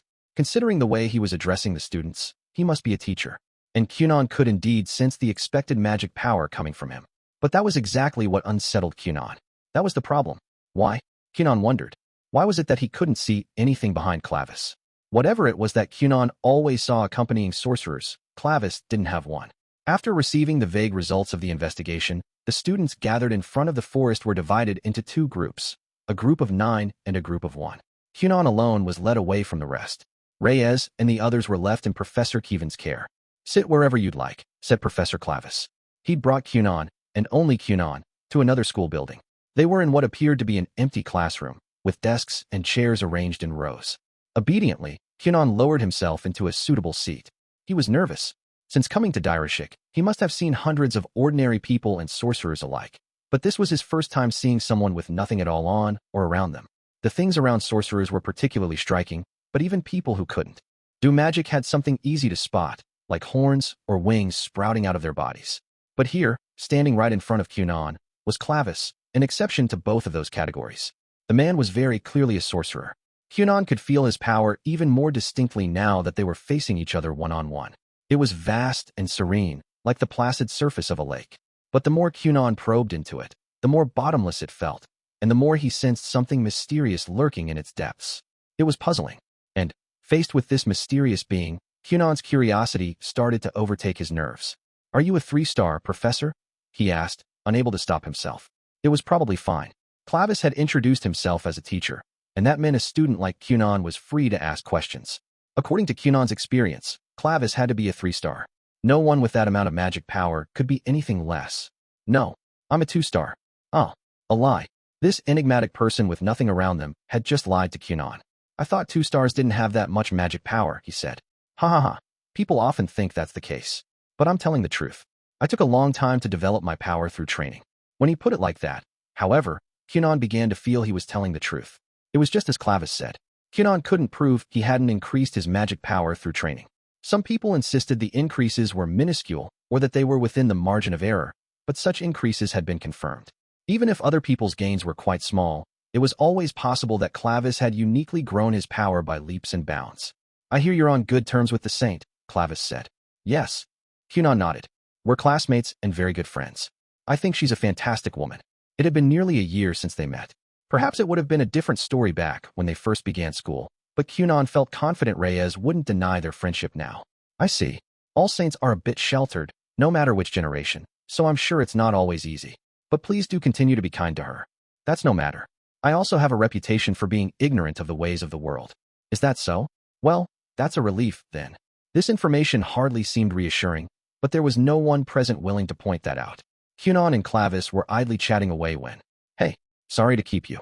All of a sudden, a rectangular shadow was standing next to Clavis. Kunon was truly surprised. He couldn't sense anything. But how was that possible? Though it was little consolation, Kunon's lack of sight had made his other senses especially perceptive. He could feel the presence of others and was highly attuned to the flow of air against his skin. Uneven terrain and slopes weren't his strong suit, but not being able to see didn't inconvenience him much anymore. And yet, when the shadow appeared, he hadn't noticed. It wasn't until he heard a voice that he realized something was there, a shadow he couldn't see using his magical perception. Through the glass eye, he could see it, but looking at it didn't help much. It was still just a rectangular shadow, after all. There wasn't anyone standing there. "Clavis, where are you in the conversation?" The shadow was speaking in the voice of a young woman. "It hasn't started yet. I was waiting for you." Clavis seemed utterly unfazed, but Kunon was on edge. Now there were two puzzling beings.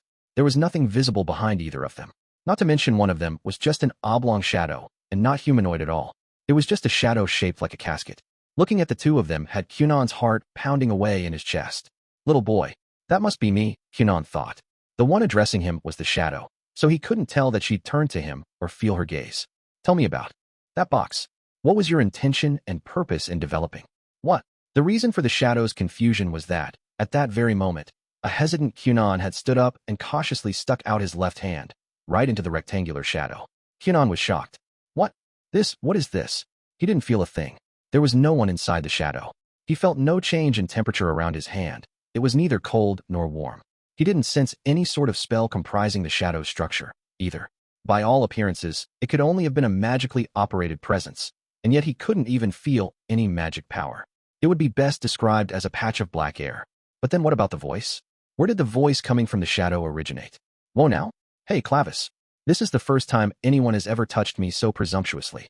Please don't say that like you're enjoying it. Kunon, you shouldn't touch the body of a woman you've just met without warning like that." This revelation was even more shocking. "This is a woman. She's nothing like any woman I know. Wait, this is her body." Despite what he'd heard, Kunon couldn't make heads or tails of the information. The shadow was such a mystery that if someone had told him it was the abyss of magic itself, he would have believed them. Still just a novice, he didn't understand a thing. Was he lacking in knowledge? Did he simply not understand enough about magic? Chapter 7. In short, misery. "Ah, Kunon. Over here." Bill was calling to him. Moved and rattled by his unexpected encounter, Kunon was currently heading toward a different school building. He couldn't bask in the afterglow forever.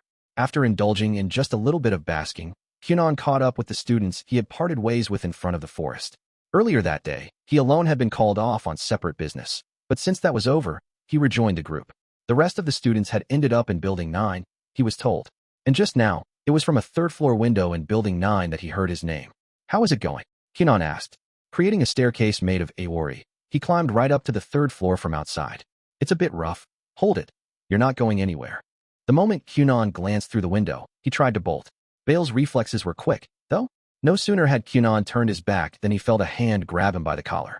It was like Bale had been anticipating this. Well, he probably had been. "I'm no good with cleaning, organization, or rooms full of men. Neither am I. But we have to do this." Inside the classroom, the situation was already dire. It was bad enough that a single peek made one want to flee. The room was overflowing with books and documents. It was chaos, a sea of papers in disarray. When Kunon and his team had been developing the spell vault, their lab had grown pretty wild. But this room was on an entirely different level. It had to be at least twice as bad. This was inevitable, remember?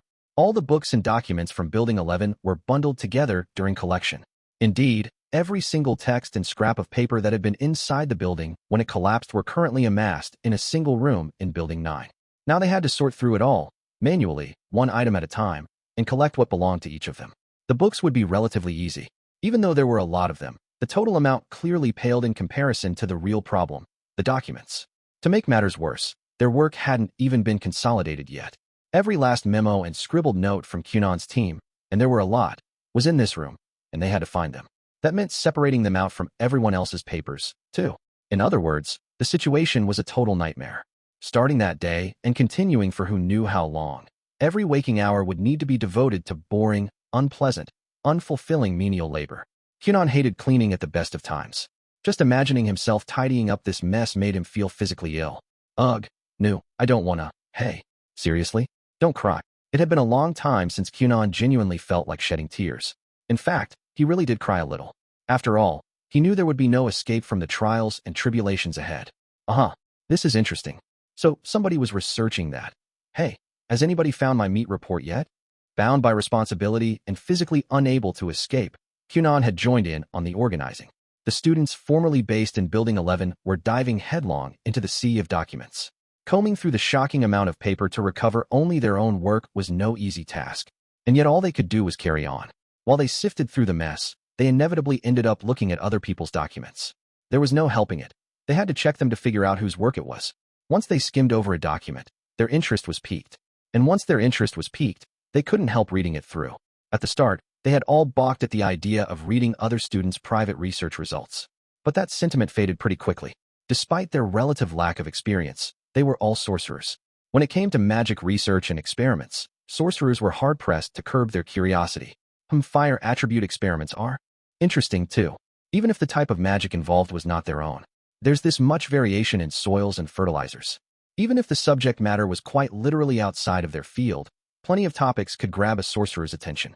Hey, you know you shouldn't be looking that closely. Even though Bale kept telling them off, the students found themselves thoroughly engrossed in other people's reports the moment they let their guards down. Kunon was no exception. He was getting very little sorting done. Incidentally, students who had no documents in the sea of papers weren't allowed to participate in the sorting, since it involved looking at other people's hard work. The only exception was Bale, who was given special permission to help because he was involved in some of their projects. His hands would also pause mid-categorization every so often, but they didn't come to a full stop like Kunon's did. This is really interesting. It's about the principles of levitation, and look, I said, knock it off. That's somebody's unpublished work. Normally that information would be off-limits to anyone uninvolved, like you. Bale had noticed something Kunon had not. There was a girl standing in their vicinity, boring holes into Kunon with her serious stare. The report he was holding probably belonged to her, and she seemed pretty interested in Kunon's impression of her work. I don't think we need to worry about it at this point. See, Kunon gestured around the room. Huh? Where's the report on Model 7? There's a bunch about Model 9 over here.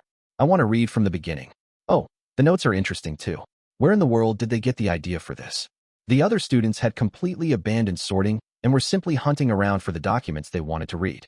It was like they were letting themselves get swept into the sea of paper. Bale found the words they were exchanging rather familiar. Lots of people are reading our reports, too, said Kunon. There was a veritable mountain of documents in the room. It was the work of approximately 10 people, accumulated over the course of several years. The more serious a student was, the more work they produced. Nonetheless, the amount of writing concerning the spell vault was notably vast. Enough so that the students were bound to catch sight of some of it, even if they weren't trying to. And of course, they were going to end up reading it in detail. They were sorcerers. That's not really okay, either. Bale's voice had grown faint. If the others were truly that deep into their reports, then Kunon's claim was probably correct. There was only one student taking the sorting seriously, Reyes St. Lance. And yet, given the current situation, she appeared startlingly uninterested by comparison. She was so immersed in the task of silently categorizing documents that it made her look positively unenthusiastic about magic. Everyone, listen up. There's no point in trying to keep our stuff confidential anymore, is there? Donning his faction representative face, Bale addressed the room. Let's finish sorting through everything first, then take our time reading. We'll be here forever if we carry on like this. So let's say that everyone except me is allowed to read whichever reports they want after everything has been separated. Does that sound okay to everybody? Bale was certainly right. At their current rate, the sea of papers would take an eternity to sift through. It was evening. Sorting had begun early that morning, and most of the day was already gone. Progress had been minimal, practically non-existent. Some particularly negligent members of the group, like Kunon, just tossed papers aside after reading them. The only things they saw were the research topics and subjects that interested them. Not that Kunon could actually see, of course. I also think we should call for backup. If we don't have somebody here to keep us on track, things will just drag on and on. Kunon, we haven't submitted our report yet, right? You'll be headed for second level next year unless we pick up the pace. Oh, right. Kunon had yet to check how many credits he had earned for the medicine boxes or the Shirshilla medicine. There was a chance that he wouldn't have enough credits to advance if he didn't submit the spell vault report. Call for backup? Don't tell me you mean someone to keep the sorting process on track. Those words brought one name to mind. What choice do we have? When push comes to shove, I'm kind of a slob, too, so it's not like I can be in charge. So you're calling on her? Kunon heaved a sigh. I don't want to clean. I wish we could just blow all this away with wind magic. You need the credits, remember? Kunon's sorrows were ignored, and the next day, she showed up. Come on, let's get to cleaning. Snap to it, everyone. Just so you know, it's not like I have a bunch of spare time on my hands. I'll be expecting appropriate compensation, so be prepared. Shilto Loxon, the Harmony faction representative, had joined the group. She drove them hard with relentless direction and pressure. The students of Building 11 faced off against a sea of documents, and now they meant business. 3 days had passed since the sorting work began, and there was still no end in sight. With Shilto at the helm, however, progress was being made. One could even say the work was going well, particularly because Shilto kept zapping everyone. Her nickname, Lightning Bolt, wasn't just for show. Lightning magic, which was difficult both to use and to control, was Shilto's specialty, and she hurled it without hesitation at anyone who slacked off. On top of that, she was the one working the hardest despite having nothing to do with the situation. And she did so with joy, her love for keeping things neat and tidy on full display. This made it impossible for the other students to object. At first, the sorting efforts were frequently held up by people dragging their feet, taking long breaks, and getting lost in reading the documents. Seeing how little attention anyone paid to verbal warnings, Supervisor Shilto quickly stopped bothering with such things. Instead, she switched to using force. Anyone whose hands slowed even a little got zapped. Thanks to that tactic, the students were no longer inclined to be lazy. Some of them did try to run away, though. Working in constant silence, the students fighting on the front lines of the paper sea had all grown hopeless. Except for Shilto, who was enjoying herself, and Reyes, who carried on in her disinterested manner. But one among them simply couldn't stop his mind from turning. Kunon. Kunon was thinking. He kept doing so even after being zapped several times. Regardless of whether it was insolence or tenacity that drove him, he just kept thinking. Was there really no way to escape this misery? No, Kunon knew there wasn't. In the end, he simply didn't have enough credits. He couldn't afford to run away. With his credits at stake, he had no choice but to participate in the cleanup. That meant his best hope was finishing the sorting as soon as possible. And so he needed an efficient organization method. The simplest solution was probably to get more people to help. But since most of the documents that needed sorting contained other people's confidential information, that wasn't an option, either. The students of Building 11 had all agreed to share their reports with one another after realizing they could no longer keep them secret. But that was a choice made out of necessity. They would never have done so otherwise. Vale. Kunon called out to his senior, who was sorting papers nearby. Sho, don't talk to me. We'll get zapped again. Vale's reply was quiet. The mere act of talking was enough to earn a punishment. It was like they were in a work camp. Their current situation was surprisingly similar to one. In fact, when do you think we'll be done if we keep working at this pace? Shut up. You're going to get us zapped. It seemed that Bale's will had already been broken. Kunon certainly understood why. The lightning was quite powerful. The pain, shock, and heat were fascinating and unlike anything Kunon had experienced before. When the sorting work was over, he really wanted to talk to Shilto about her lightning magic. But that would have to wait. He had wanted to pick Bale's brain, but the older boy had been broken by their strict supervisor. With no other choice, Kunon went back to thinking by himself. It was now day 5. Kunon, as always, was still thinking about document sorting methods and ways to differentiate between documents. A few ideas had come to mind. However, he knew even before attempting any of them that they would be difficult to implement. Simply put, he'd written them off as obvious failures from the start. Kunon had used Aori and Arobu in all sorts of ways up to that point, but he'd never used them to sort documents. Though he hadn't experimented much with either Aorvi or Iura yet, he was pretty sure neither spell would prove useful. He couldn't think of a way to use them that made sense. Now, run, hurry, Shilto, runners, when will you learn? You can't escape my lightning. Allah. Kunon kept thinking. Escaping Shilto was impossible. He needed those credits, so giving up was impossible too. And yet, an efficient way to sort documents simply would not materialize in his head. Nevertheless, he couldn't stop thinking about it. Perhaps, in a way, getting lost in thought was Kunon's own little way of escaping. It was now day 7. All the while, Kunon was constantly thinking. And at last, he hit upon a single idea that was not so easily dismissed. It came to him upon hearing the screams of his fellow prisoners. 2 of their number made regular escape attempts. Several times a day they tried to run but were zapped and brought back by Shilto. One was a boy, the other a girl. Kunon didn't know whether they were a couple. Instead, what grabbed his attention was the difference in their shrieks. The tone, the way they yelled, the length of the screams, it was all different. In other words, the sound varied from individual to individual. It was possible that the effects of the lightning also differed between men and women, but that wasn't what Kunon felt like investigating at the moment. The key was individuality. When it came to documents, maybe that would correspond to paper size? Many of the notes scattered around the room were on the inexpensive standardized sheets the school provided. Anyone who applied would receive them. That meant probably around 90% of the documents in question were the same size. Sorting them that way wouldn't make things much easier. The variously sized notes and memos could be separated out, but those were only notes. They were sad little scraps of paper whose purpose was served as soon as they were turned into clean, finished documents. Efficiency-wise, sorting out just the notes wasn't very meaningful. And anyway, they had already been at it for 7 days. Due to Shilto's hard work, Progress had reached approximately 50%. The end was in sight. In spite of himself, Kunon tried to find some hope in that thought, but quickly retreated to the bleaker places in his mind. They were only halfway done. With his sanity restored, he realized they would still be sorting for another week or so. It was too early to be optimistic. He turned his thoughts back to individuality. Kunon thought and thought. What individuality was there within this sea of documents? If he could figure that out, maybe he could come up with an efficient sorting method. It happened on day 10. This is it. After hours of endless, desperate thinking, Kunon finally arrived at an answer. He was holding a document. It was a single page from an experiment report about using magic to make beverages that paired well with meat dishes. Kunon was intrigued by the topic as a bacon lover, but he set his interests aside for the moment. He did so because of the handwriting on the document. The page was written in a rather distinct hand that Kunon couldn't decipher at first glance. Reading it properly would require focus. At the same time, he tried to look at the paper as little as possible, since he would be zapped if he was caught staring at it. However, this was it, the solution. The answer Kunon was searching for had been there in his hands the whole time. Sorting by letters. If I can do that, there was a way. Separating the papers by size was inefficient, but if he used letters, one of the compound versions of Kunon's Aori spell, one from his arsenal of original variations, in other words, was used to trace fixed shapes. The concept was similar to his magical perception, which allowed him to read books via touch. Typically, using that method, he couldn't get a clear reading of anything that wasn't close enough to feel with his hands.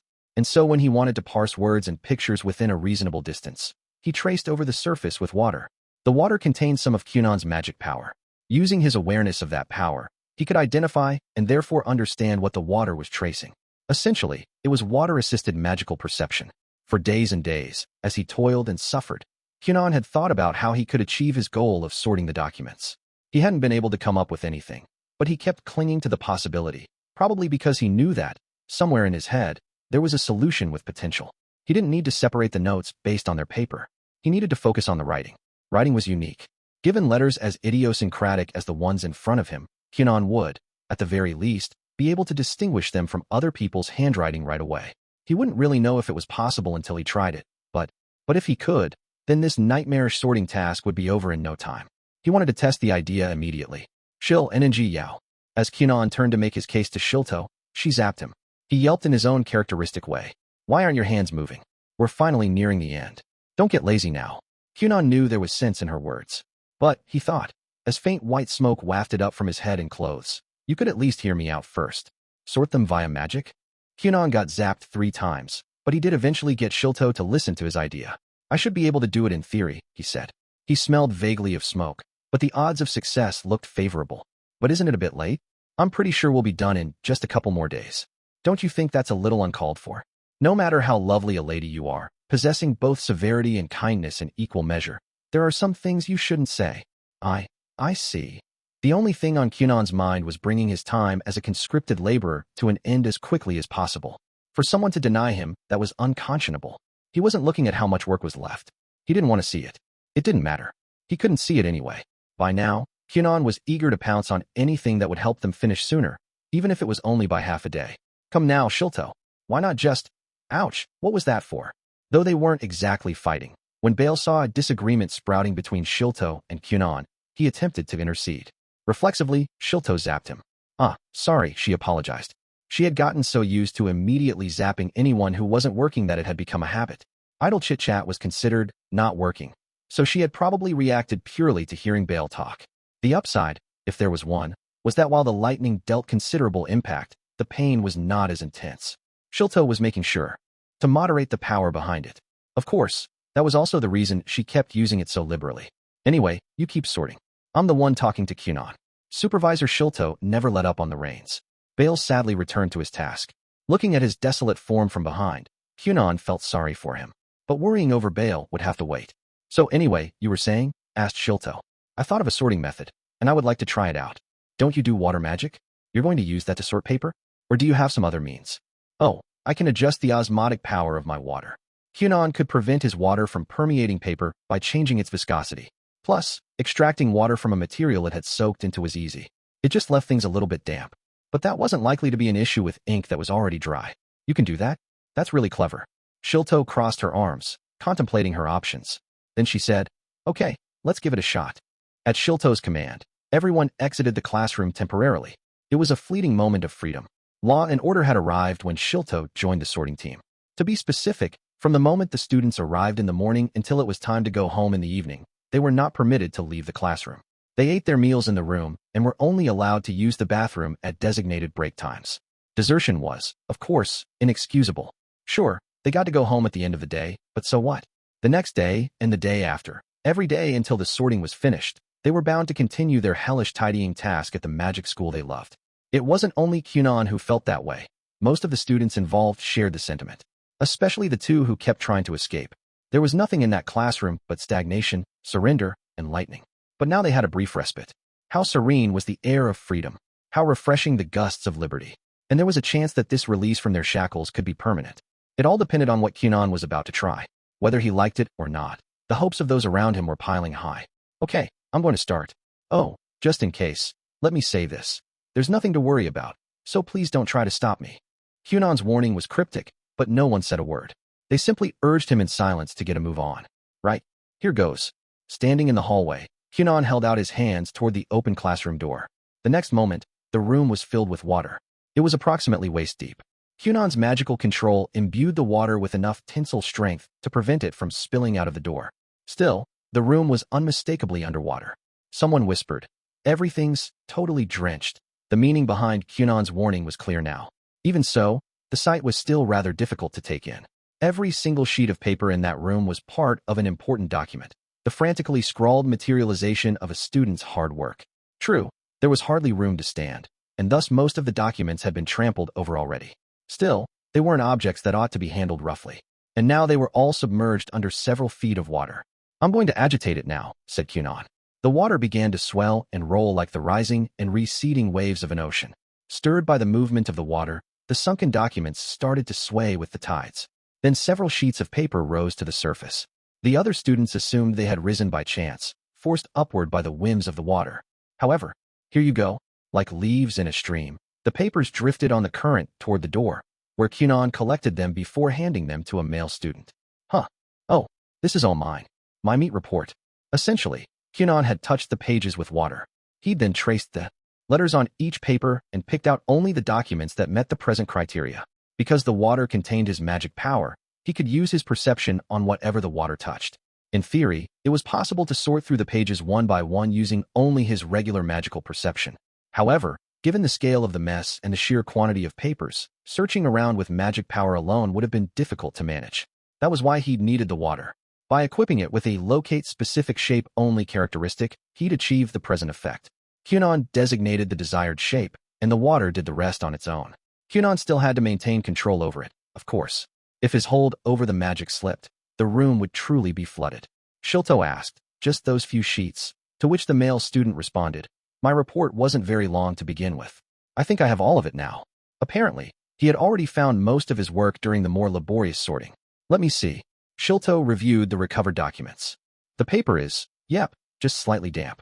It doesn't seem like the spell will cause any damage." "Great idea, Kunon.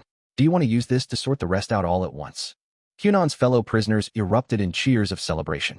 Their jailer approved, which meant they could adopt this method. Though he was happy, however, Kunon did have one concern. If the handwriting is too neat, the spell won't be able to classify it. Handwriting varied. Sometimes letters looked a little misshapen or varied in size. They might appear slanted or be a bit spread out.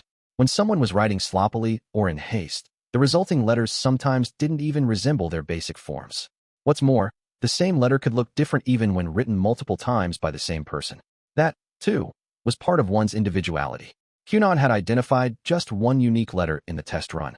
In doing so, he had specified a standard range to allow for a certain amount of variation.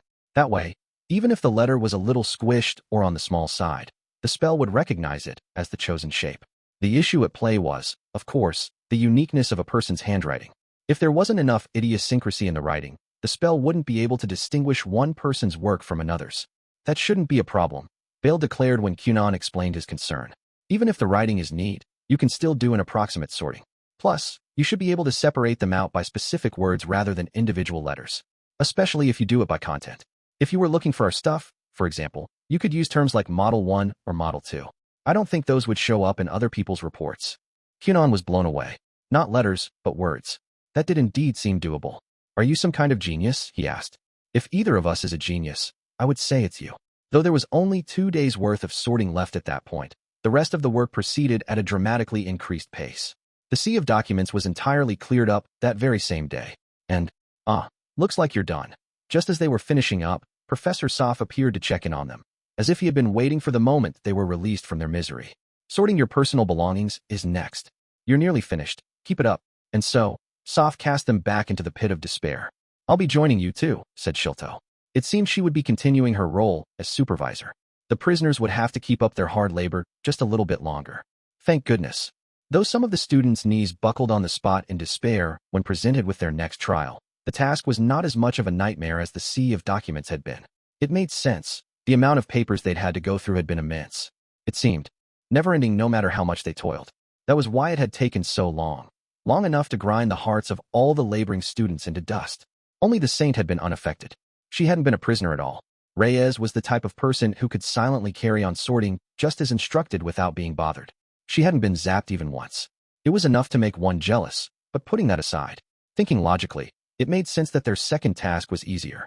There simply weren't as many personal belongings as there were documents. Oh, my centrifuge. It's broken. Picking up a piece of equipment lying at his feet, Kunon sighed. Indeed, the number of personal items was relatively small. It seemed like it wouldn't take very long to complete the sorting itself. It was just that many of the items were damaged. Desks, lab equipment, pens, inkpots. Small bits of rubble from Building 11 were scattered among them, though the larger pieces had been cleared out already. Some of the students' belongings were fine, but many were not. This was their next trial. Soph, who had guided them to this second classroom, gestured toward one of the room's corners. Things that might have become dangerous when mixed in with other items, like potions, catalysts, magic tools, and such, are divided up over here. Roughly speaking, mind you. Even a cursory pre-sorting was very much appreciated. Compared to the misery the students had just endured, the situation they now found themselves in would be a breeze. Bale, would you mind retrieving any spell vaults? Can do. Everything in this classroom was someone's personal property. None of it belonged to Bale, who didn't work out of Building 11. So Kunon tasked him with collecting objects he would recognize. Now then, Kunon's lab, the empty classroom he had been renting, had contained quite a few of his belongings. He had kept a lot of lab equipment, like the broken centrifuge in his hands, in that room. Who knew how much of it had survived? If even half was still in working order, he'd consider himself lucky. If anyone finds a locked desk, please let me know. It might be mine, Kunon announced to his fellow inmates. A few scattered replies came back to him, so he figured the others would probably do as he'd asked. If nothing else, Kunon had to get his money back. Several months ago, development on the spell vault had begun. Constantly busy throughout that period, Kunon had fallen behind on paying his maid, Rinko, her salary. It had just totally slipped his mind. And since she could tell at a glance that Kunon had a lot going on, Rinko had found the matter difficult to bring up with him. He would come home exhausted, do the bare minimum of his end-of-day routine, and go straight to bed. Then, the next morning, he would return to school still weighed down with fatigue. Day after day, this continued. On top of that, Rinko figured that it was extremely unlikely Kunon was simply trying to get out of paying her. Even if he was, all she would have to do was request her wages from the Gurion estate. That was why she had simply brushed off his tardiness. Kunon was totally focused on magic, and Rinko had decided not to say anything that might trouble him. Fortunately, she had set some funds aside before the project's development began, so their living expenses were covered. Other than her own salary, they had more than enough to pay for what they needed. Other than her own salary, of course. The very moment Kunon had cheerfully announced that the project was over, Rinko made her demand. It was time to settle accounts. There are quite a few desks. In order to pay his maid's salary, Kunon had to recover the money he'd saved up in his lab. That was his number one priority. Without it, he was going to be served nothing but bitter vegetables for dinner from then on. Rinko had even threatened to withhold his bacon for a while, so from Kunon's perspective, it was a matter of life and death.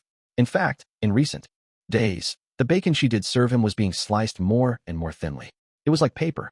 Rinko was just about fed up with waiting, it seemed. Throughout the spell vault's development, Kunon kept making money via his business operations. He had simply continued shoving it into his lab desk's drawer. It had to be around here somewhere. This is more like cleaning than sorting, Shilto said, and Kunon agreed. The previous task had involved toiling away in a half-hunched position that was murder on one's lower back. This, however, looked like it would take way more physical labor. Shilto turned to face Soph. Professor, if you happen to have time, would you mind helping us? All right. It shouldn't take long with this many people, so I'll lend a hand, too. Supervisor Shilto had successfully captured a new prisoner. She was a capable jailer, indeed. Oh, my underwear. Underwear? Wait, those aren't for men, you idiot. Who the hell do they belong to? They're mine. Why do you wear such obscene undergarments? Oh, shut up. I like having clean panty lines. What an outrageous conversation, Kunon thought. Words exchanged between men didn't excite him at all. They did make him laugh, though. Compared to their previous ordeal, this one was like paradise. He felt a newfound sense of freedom. Kunon was sure the rest of the students he had labored alongside felt the same. Underwear that gives you clean panty lines? Even the saint, who was never perturbed by anything, reacted to the conversation.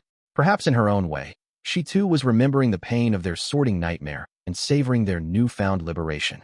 Yes, that must be it. After all, she couldn't simply be curious about underwear, right? The sorting and cleaning were done by evening. The school will reimburse you for anything that was broken, so be sure to submit your applications. Doesn't matter if you're asking for the cost of repair or replacement. Soph, who had assisted them until the very end, made this announcement with a tired expression before leaving the classroom. It's over, one of the other students commented. The documents were sorted. There were still things that they would have to do individually, like putting their papers in sequential order. However, they had overcome the most difficult task. Then there were their personal effects.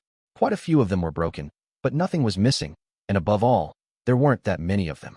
Dividing the items up by what was bound for the trash and what could be salvaged had taken hardly any time at all. The next step of the process would come after the reconstruction of Building 11. Once it was completed, their belongings would be moved in. It had been a lot of hard work. Kunon had wanted to give up countless times, and some people had even attempted escape. The nightmare had lasted for about 2 weeks, and it had brought together the students of Building 11, despite their having nothing else in common beyond being based out of the same building. Technically, Bale was there too. And Shilto.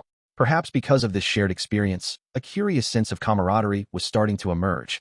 The whole thing had been an awful, hideous, unbearable hell. So why did Kunon feel just a smidgen of sadness now that it was over?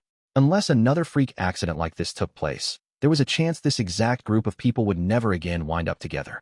Their magic attributes, research subjects, specialties, hobbies, even their taste in underwear, were all entirely different. In other circumstances, they might not have ever had anything to do with one another. Hey, perhaps it wasn't just Kunon that thought so. Maybe they were all feeling it. As if to prove this, he heard someone say, "Why don't we celebrate now that it's finally over? Let's get wild tonight." Everyone threw up their hands at the idea. It seemed they were in agreement. Kunon headed home first and let his maid know that he would be attending an after-party. Then he went out to enjoy Direshik's nightlife, in complete disregard of his curfew. It was Kunon's first evening out on the town. In reality, they simply ate dinner, hung out for a little while, then broke up on the earlier side, so it was a bit too wholesome to be called a night out. Even so, Kunon felt like he had grown up just a little. Reyes was troubled. Yes, troubled. Because of her emotional deficiency, not much had troubled her in the past. But right now, she had a problem. "For me," said Journey, "it would be alcohol." Journey loved drinking, so alcohol was the perfect gift for her. In her case, the only question was how many bottles to get, and which brand. "I think a bouquet of flowers would be fine," replied Philia, her other maid. "Even better if you grew them yourself." That was probably a safe choice, Reyes thought. She had been giving flowers as presents since she was little. They took a little time and effort to acquire, but didn't cost anything. While she lived at the Great Temple, Reyes had received neither an allowance nor a salary. A flower bouquet was an easy, low-cost gift. In the past, she had simply gone along with whatever others suggested. But, "I feel like doing something different." Now she didn't think that was good enough. Was merely going with the flow an acceptable way to convey a sentiment? That wasn't something she had spent much time contemplating before, but it weighed heavily on her mind at the moment. It just didn't seem right. And so she was troubled. The cause of her worries, as it happened, was a birthday present for High Priest Archild. Reyes's brain kept churning even as she went out to the garden to pull weeds. The garden of her rented house, which had been spacious at the start of their lease, was now overflowing with life. Lush, full greenery, and blooming flowers in all sorts of colors. The number of plants might strike some as overwhelming. Even so, Reyes wanted more. She was thinking about moving to a house with an even larger garden. Her maids were trying desperately to prevent that from happening, though. They said anything bigger would be too difficult to take care of, and asked her to content herself with what she had already. Trifling matters aside, she was running out of time. She had to decide soon, or it would be too late. It was just that, with this particular issue, she couldn't settle on anything. Every prospect felt wrong somehow. Going with the flow wasn't enough. Reyes was taken in at the Great Temple before she was old enough to remember, and ever since, the High Priest had looked after her with great care. As busy as he was, he still checked in on her in various ways and made time for them to spend together. Before coming to Direshik, when she had not yet developed her love for plants, she had taken her circumstances for granted without a second thought. Then she left the great temple, and money became an issue. She worried about where her next meal would come from. What's more, there hadn't been anything she wanted to do. She had no clue what she ought to do while at magic school. It was only after confronting those hardships that she realized how sheltered her life at the great temple had been. She realized then that not only Archield but also the archbishop and the priests and priestess had taken very good care of her and brought her up wanting for nothing.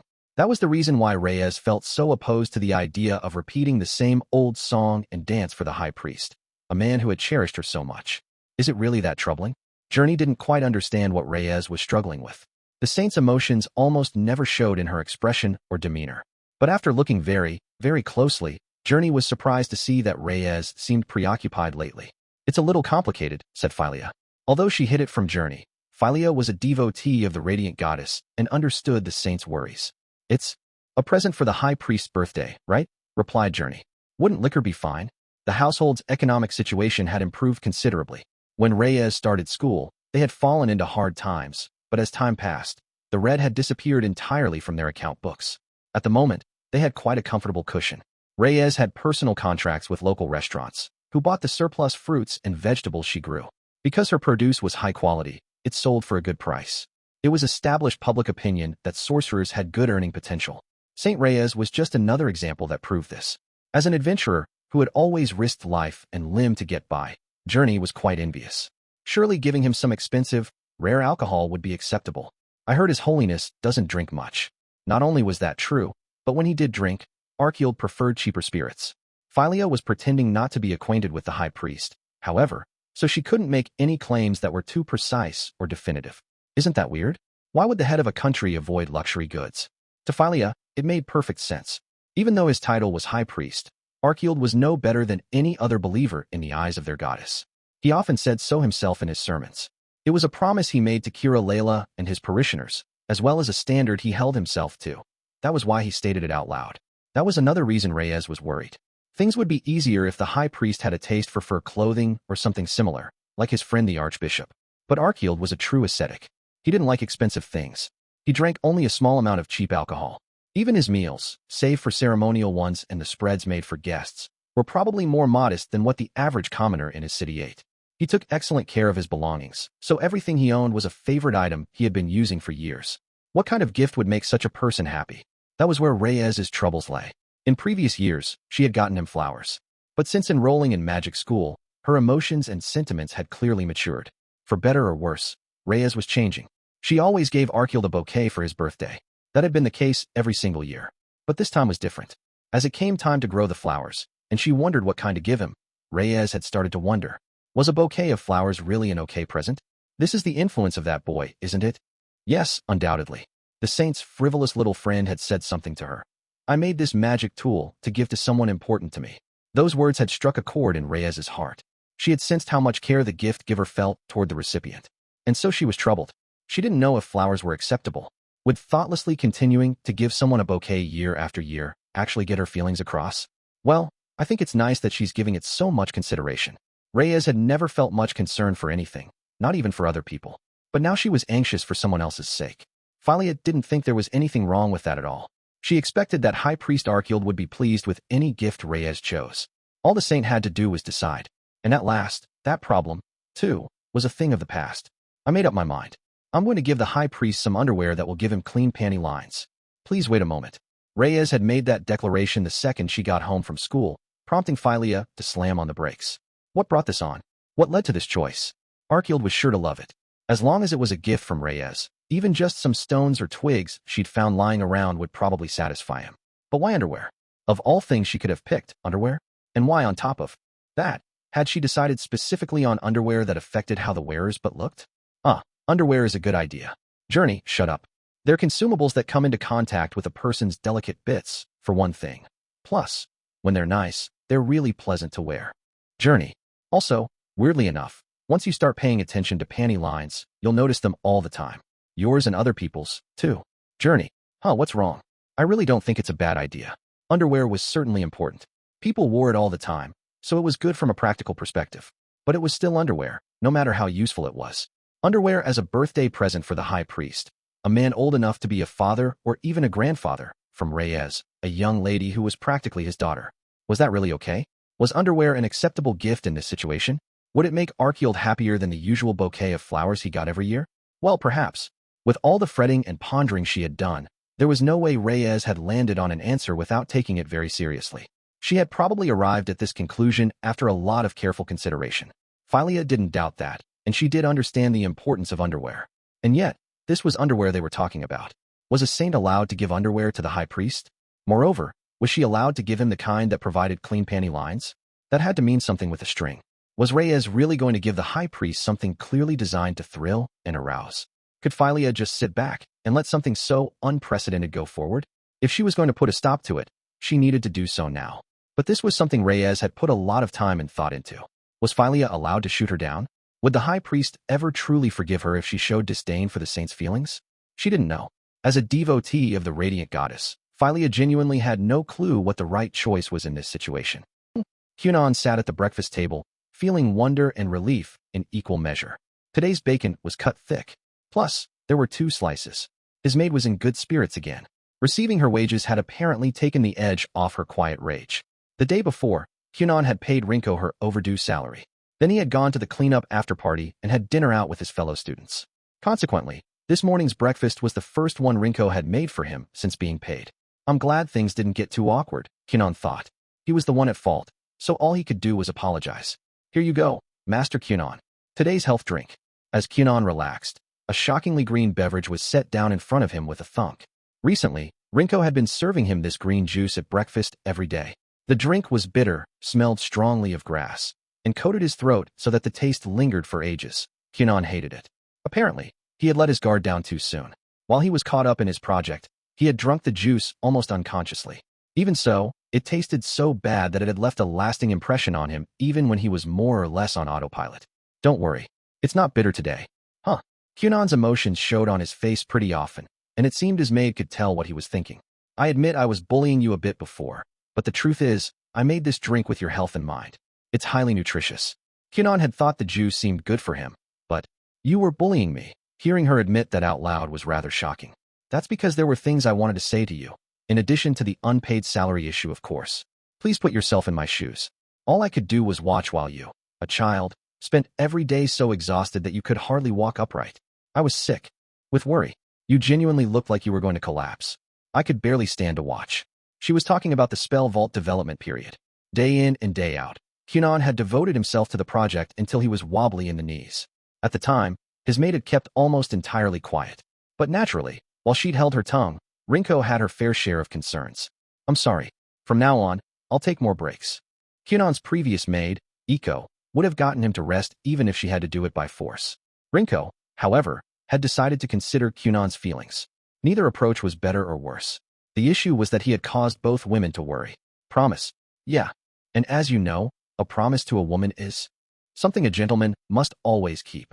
And a promise to a man depends on the time, the place, and the one you've made the promise to. Good, Rinko thought, nodding. During the project development and document sorting, Kunon had been so exhausted that he hadn't even been able to carry on conversations with his maid like this.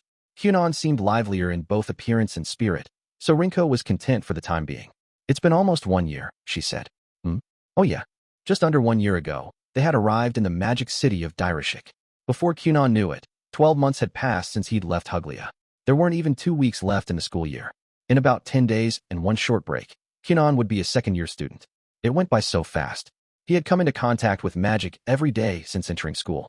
He had learned so much in that time, some of it fun, some of it deeply interesting, some of it brand new to him.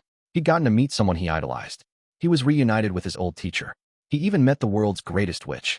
His first year had been, to put it mildly, a total dream. It really did, agreed Rinko. I, too, had a more enriching year than I'd imagined. Apparently, Rinko had spent all her free time in a very maid-like way, studying cooking. She wanted to run a legitimate eatery someday, and was currently working hard toward that goal. Wow, it really isn't bitter. If anything, it's sweet. The green juice, the health drink in its non-bullying form, didn't stink or taste bitter despite obviously being made of vegetables. After his cheerful maid saw him off, Kunon went to school in a good mood for the first time in ages. The nightmarish sorting task had been successfully completed. Today, The work of putting their recovered documents in sequential order and compiling them into a finished report would begin. For Kunon, who had a lot of experience making clean copies, it would be a cakewalk. Building 11 was not completely rebuilt yet, so the sorted documents had been moved to a classroom he was renting temporarily in a different building. When he got to the room, Kunon was surprised to find people other than Bale inside. What's more, perhaps because the ordeal he'd just been through had seemed much longer than it actually was, he felt like he hadn't seen these people in quite a while. Oh, hello, ahaha. Nice to see you, Kunon. Inside the classroom were Jean Viss, Elva, and Ladio, the other 3 members of the Spell Vault development team. It's been too long, everyone, said Kunon. You're all looking well. Maybe it was the resilience in their voices, or their improved complexions, or was it the way he could sense their will to live? The fact that none of them looked like they had one foot in the grave? Only a short time ago, Kunon had seen them nearly every day for 6 months. Genevieve's laughter, Elva's attentive care, even the untalkative Ladio's gentle gaze. Kunon had missed them all. Sorry we couldn't help you organize the documents, said Elva, who was once again a stunning beauty. With her glossy black hair and clear amethyst eyes, she looked completely unlike the slovenly girl they had worked alongside. Kunon had grown so used to seeing the dull, unkempt, exhausted Elva that her current appearance made him feel a bit like he had lost his bearings.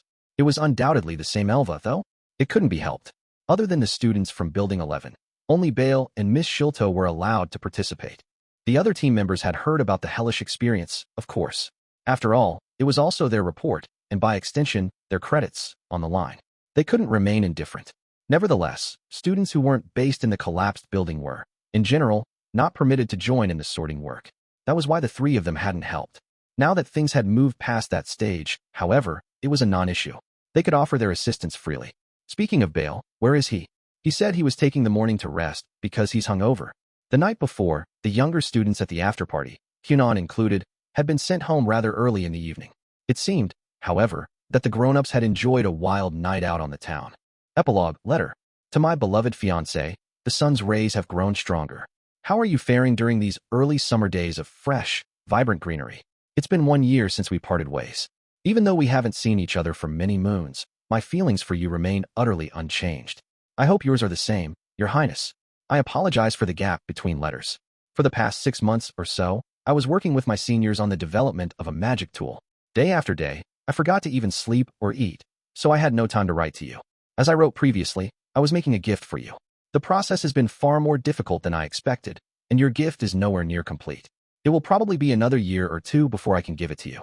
And so I have a different present for you in the meantime. I truly hope you like it. Oh, that reminds me. I can't go into the details, but there was an incident, and one of the school's buildings collapsed. The room I was renting as my lab was destroyed, too. Everyone's documents were in a jumbled mess, and it took more than 2 weeks to sort through them. It was absolutely awful. Please be careful to avoid trouble yourself, Princess. Though I suppose there are some accidents that can't be avoided no matter how careful one is. Still, please take care. Speaking of, I attended an after-party for the first time the other day. Around a dozen of us went out into the city at night together. Do you remember, Your Highness? That night you and I went out together for dinner? Afterward, I felt like I had become just a little more grown up. I got that same feeling that I had matured slightly at the after-party, too. Perhaps nighttime is when people become adults. In any case, to think that drinking alcohol makes everyone, men and women alike, so boisterous. The legal drinking age in Huglia is 15, as I recall. It's not as though I'm uninterested, but imagining myself in such a state of disorder is kind of frightening. What of your affairs, Princess? You're already a second-year student in the Knighthood class, right? I'm sure both the training and assignments are tougher than the previous years. Please get plenty of rest, and don't overexert yourself. Even from afar, I worry about your well-being. With eternal love, your Kunon Gurion. P.S. I upset my maid a little and ended up suffering rather a lot. If I could give you a word of friendly advice, please be sure to take good care of your servants, too. Extra story, a first-year Knighthood student, from winter to spring. Whenever she read this particular letter, Marika Huglia's face inevitably twisted up with complex emotion. Unclothed, it was probably no big deal. There was likely nothing more to it than what was written on the page. Unclothed, whether she meant to or not. However, she always ended up wondering what in the world Kunon was up to. This letter from her fiancé had arrived at the height of winter. Sometimes at night, when Marika missed Kunon or was feeling down, she would reread this letter in the privacy of her room. Kunon had sent it from Direshik, where he had gone abroad to study magic. She wasn't reading the letter tonight because she felt lonely or sad, though. Today, she needed courage. That was why she was reading it. Most of Kunon's letters irritated her somewhat when she reread them because they were full of anecdotes about women. Nevertheless, they let her feel closer to Kunon, so she endured the irritation to read them again. Then this letter arrived. Kunon wrote that a teacher leaving him unclothed was amazing, and that a boy 1 year older than him was so intense and passionate that he had stripped Kunon bare. She had no idea why he was reporting these things to her, of course. Still, this particular letter was her favorite one. No women were mentioned, so she could read through it without feeling troubled. And above all, she enjoyed its contents. It evoked the image of masculine interactions between men that felt, in some way, a bit scintillating perhaps. Marika was a girl, after all. The idea of cute boys roughhousing together certainly appealed to her. Apparently, some girls wished to be caught in the middle of such a scene. But Marika was the type who just wanted to play the part of quiet observer. Even so, she did wonder what in the world Kunon was up to. Princess Marika, it's almost time. Yes. Stuffing the letter back into its envelope, Marika handed it to her private maid, Laura. Keep it somewhere secure, she said.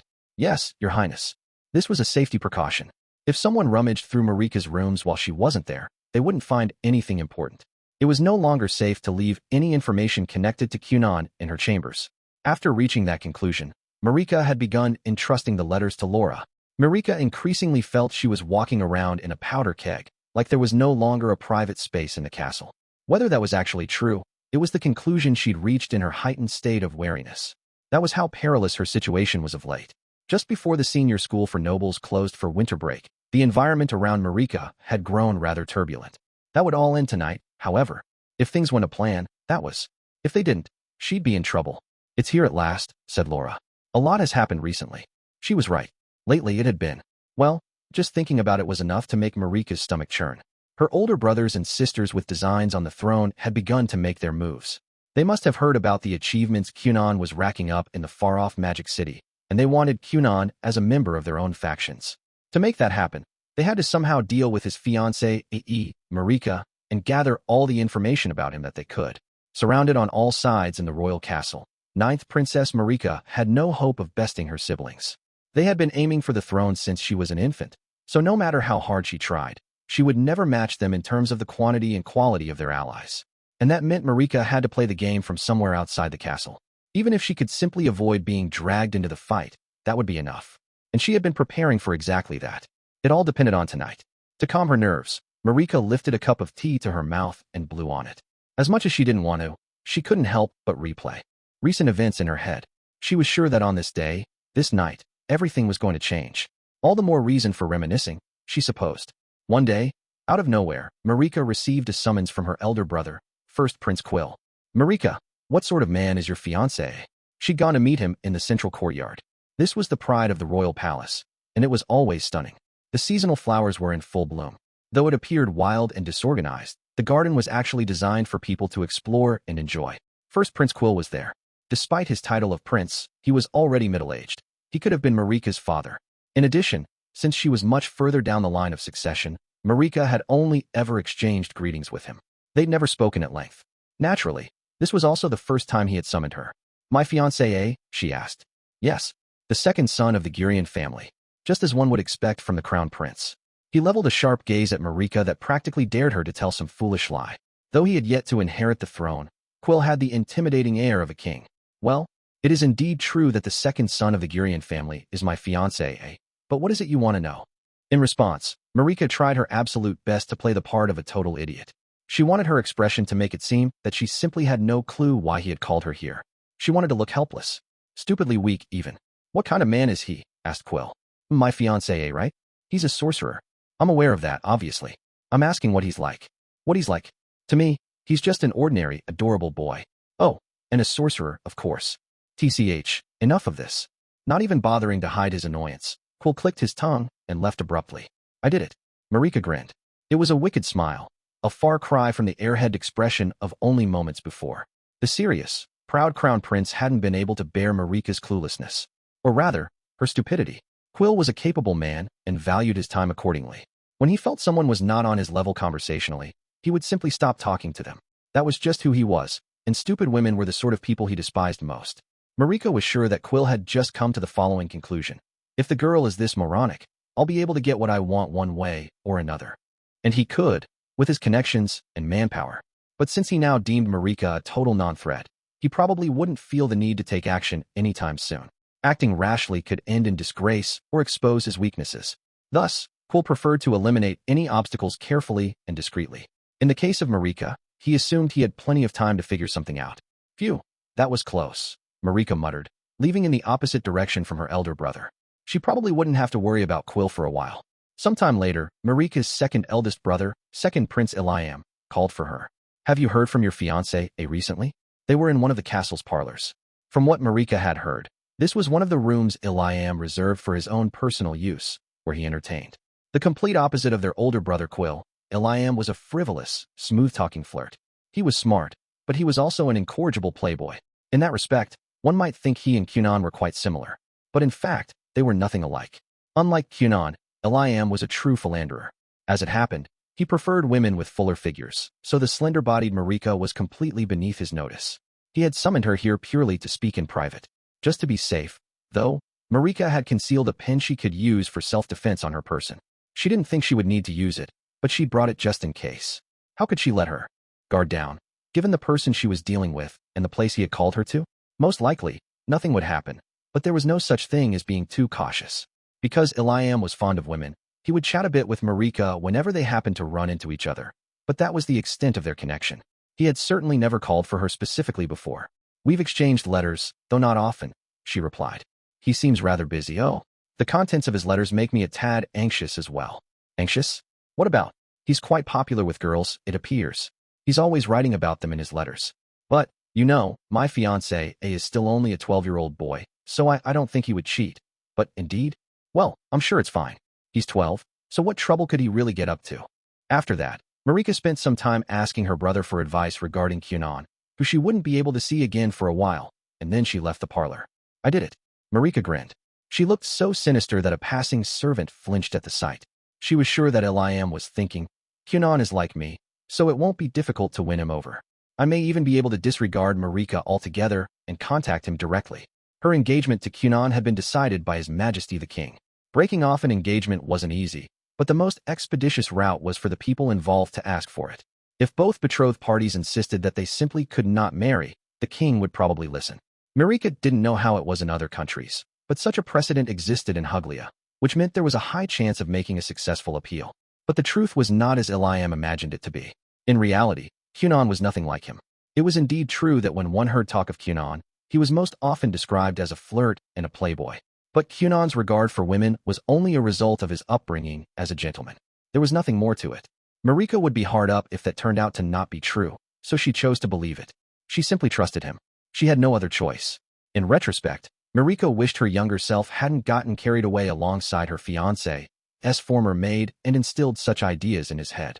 In her mind, those lessons had meant something a little different. Be kind to women, to me, in other words, and always be an attentive escort to women, that is, to me. That aside, Kunon wasn't really a playboy. He was not cut from the same cloth as Eliam. Phew, that was close, Marika whispered as she started walking. Just a little longer, and everything would work out. What she needed now was time. As long as no one made a direct move against her, she would be fine. A few days later, Marika's elder sister, 4th Princess Everil, came at her head-on. I'll get straight to the point. Break things off with your fiancé. She had called Marika to a restaurant in the city outside of the castle. They were having a meal, one-on-one, even though Everil had never so much as said a proper hello to Marika inside the palace. As they spoke, Marika paid careful attention to every detail of their conversation. And then, as dessert arrived and the end was finally in sight, Everil struck. Break things off with your fiancé. This woman was a bit of a nuisance. Even though she had already moved out of the castle and married into the Marquis Kie's family. No, perhaps that was why. The palace wasn't her home court anymore, so she could afford to be a bit more reckless. The ambitious Marquis Kie and the equally ambitious Everil. Together they made a couple with very lofty aspirations. But it probably wasn't the throne they were aiming for. No, they had their sights set on something even better. For instance, supposing they could get close to the much-rumored up-and-coming sorcerer Kunon. And then, if they snuggled up to and supported the next candidates for the throne, the first and second princes, and their chosen candidate became king, well, in short, they wanted either to be second in command or in a position where they could enjoy the spoils. I have no reason to break off my engagement. My, what's this? You're talking back to me. Let me ask you something, sister. What would I say to His Majesty? That I want to break up with my fiancé, because Sister Everil told me to? Or perhaps I should tell him it was the Marquis Kie's idea? I'm sure you know this, but I can't break off my engagement without a suitable reason. It was established by order of the king. Quill and some of her other older siblings had enough connections and influence to dissolve it, which is what made them troublesome. But Everil, who lived outside of the castle, had to use other methods. In fact, Marika had no obligation to comply with the orders of a sister who had moved out, but she didn't want to stir up unnecessary discord, either. And so she had accepted Everil's invitation to dinner and avoided answering her demand with a flat-out refusal. A mere ninth princess shouldn't get too cocky, don't you think? Pardon, this is a private room I arranged for. Unless I call for it, nobody will come in. Then two men walked into what was supposed to be a one-on-one playing field. They were both large and well-built, wearing cloth coverings around their heads to obscure their facial features. Everil must have summoned them with some kind of signal. And no matter how much Marika hollered or kicked up a fuss, no one was going to come to her aid. Sister, said Marika. Returning her sister's reproachful scowl with an unparalleled ill humor, Everil stood. Oh, calm down, she said. They aren't going to do anything violent to you. They'll just tear off your clothes to make it look like they did. You realize that would destroy my reputation, yes? Indeed, it was exactly because they weren't inside the castle that her sister could use such a straightforward, not to mention, stupid method. Well, I have to damage it a little if I want your engagement called off, don't I?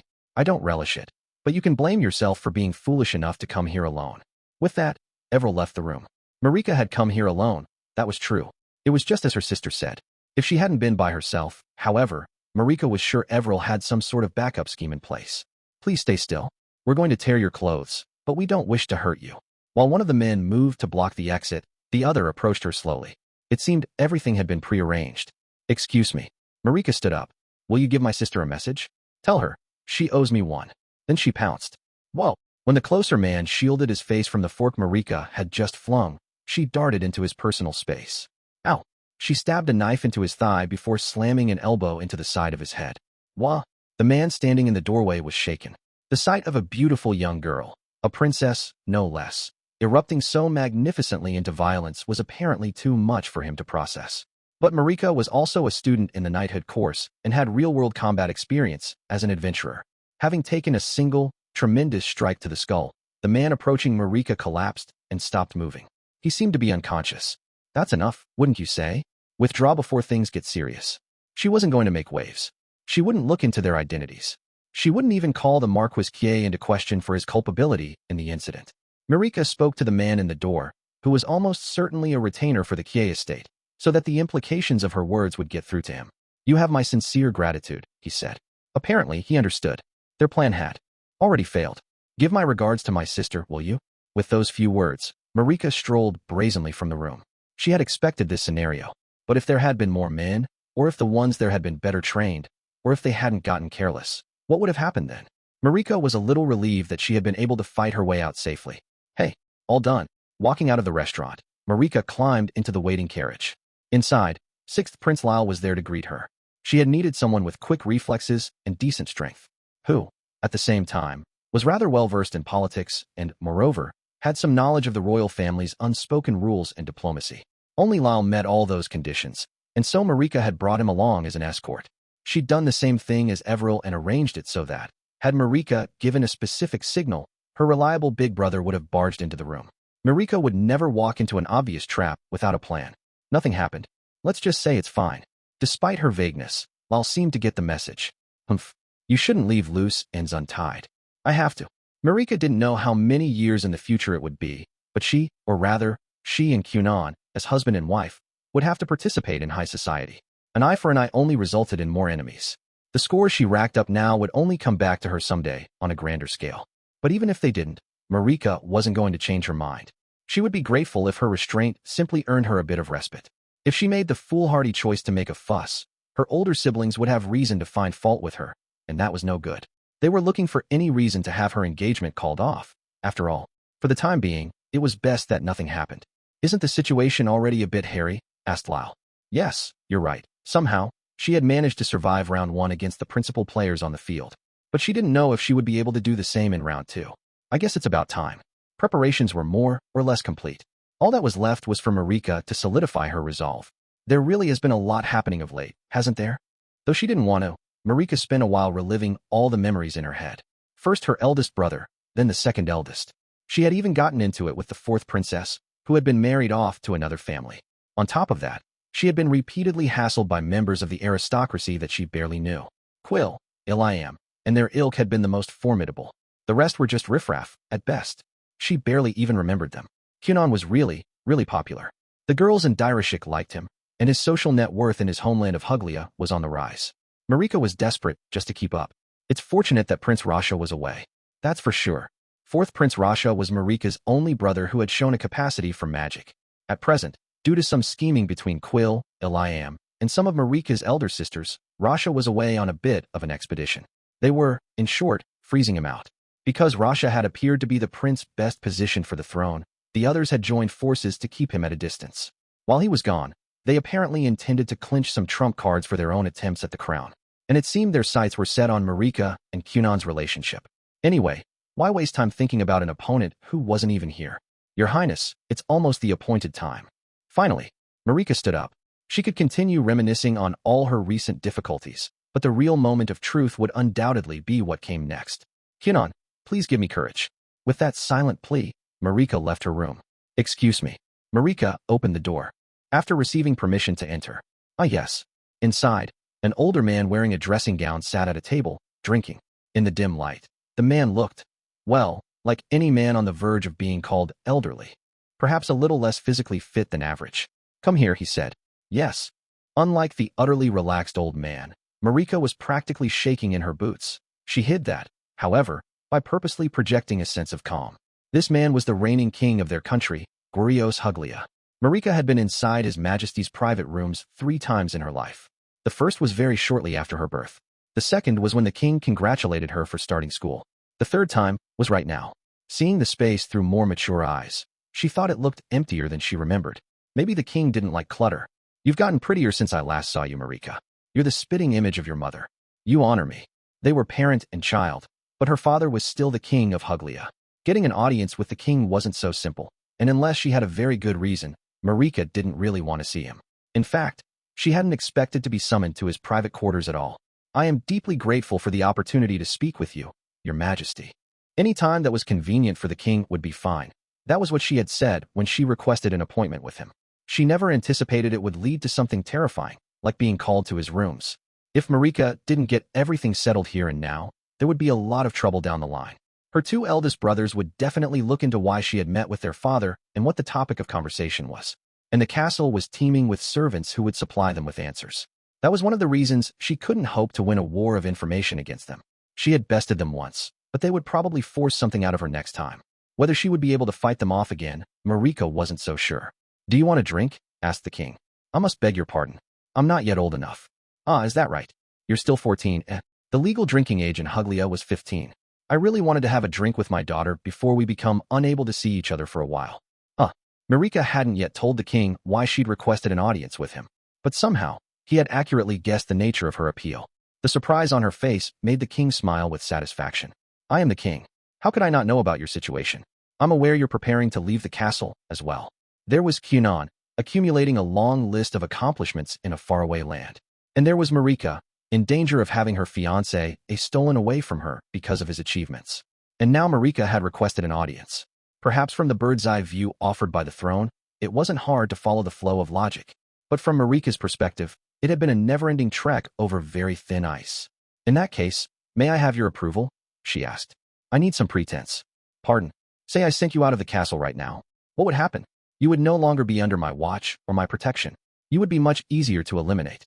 Huglian royal succession is rather strictly regulated when it comes to murder. That's why no one tries anything so foolish.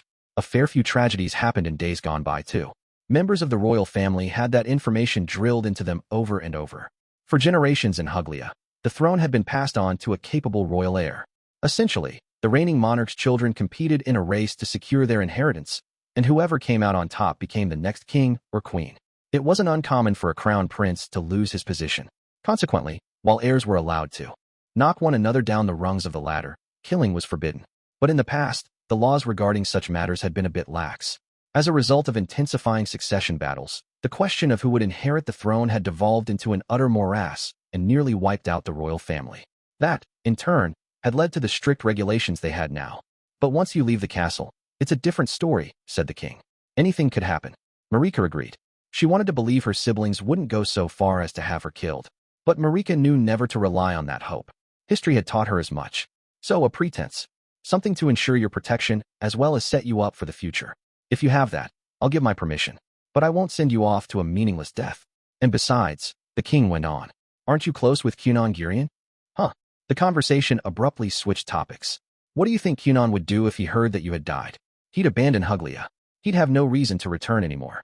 I'd rather keep the odds of that happening as low as possible. What would Kunon do if he heard she was dead? Marika didn't know. She wasn't sure, but she understood the king's desire to avoid that situation precisely because he could not say definitively what the outcome would be. And on top of that, the king had already taken notice of Kunon and was eager to bring him home to Huglia. Kunon really was popular. In that case, wouldn't it benefit your majesty to provide me with a little more protection? The words slipped from Marika's lips unbidden, heavily charged with the resentment she had been amassing in recent years. If the king had known that much about what she was going through, could he not have given her even a little support, made things just a tad easier for her? Her engagement had been established by his decree, and yet there were scores of people trying to interfere with it. How dare he just sit by and watch as that? Ah. The king burst out laughing at his daughter's intense look of displeasure. Of course, I'd like to protect you. But if I started giving just one of my children preferential treatment, that would make things even worse. He was right. If someone was thought of as the king's favorite, they would be the first target in the race for succession. That's just how the Huglian royal family operates.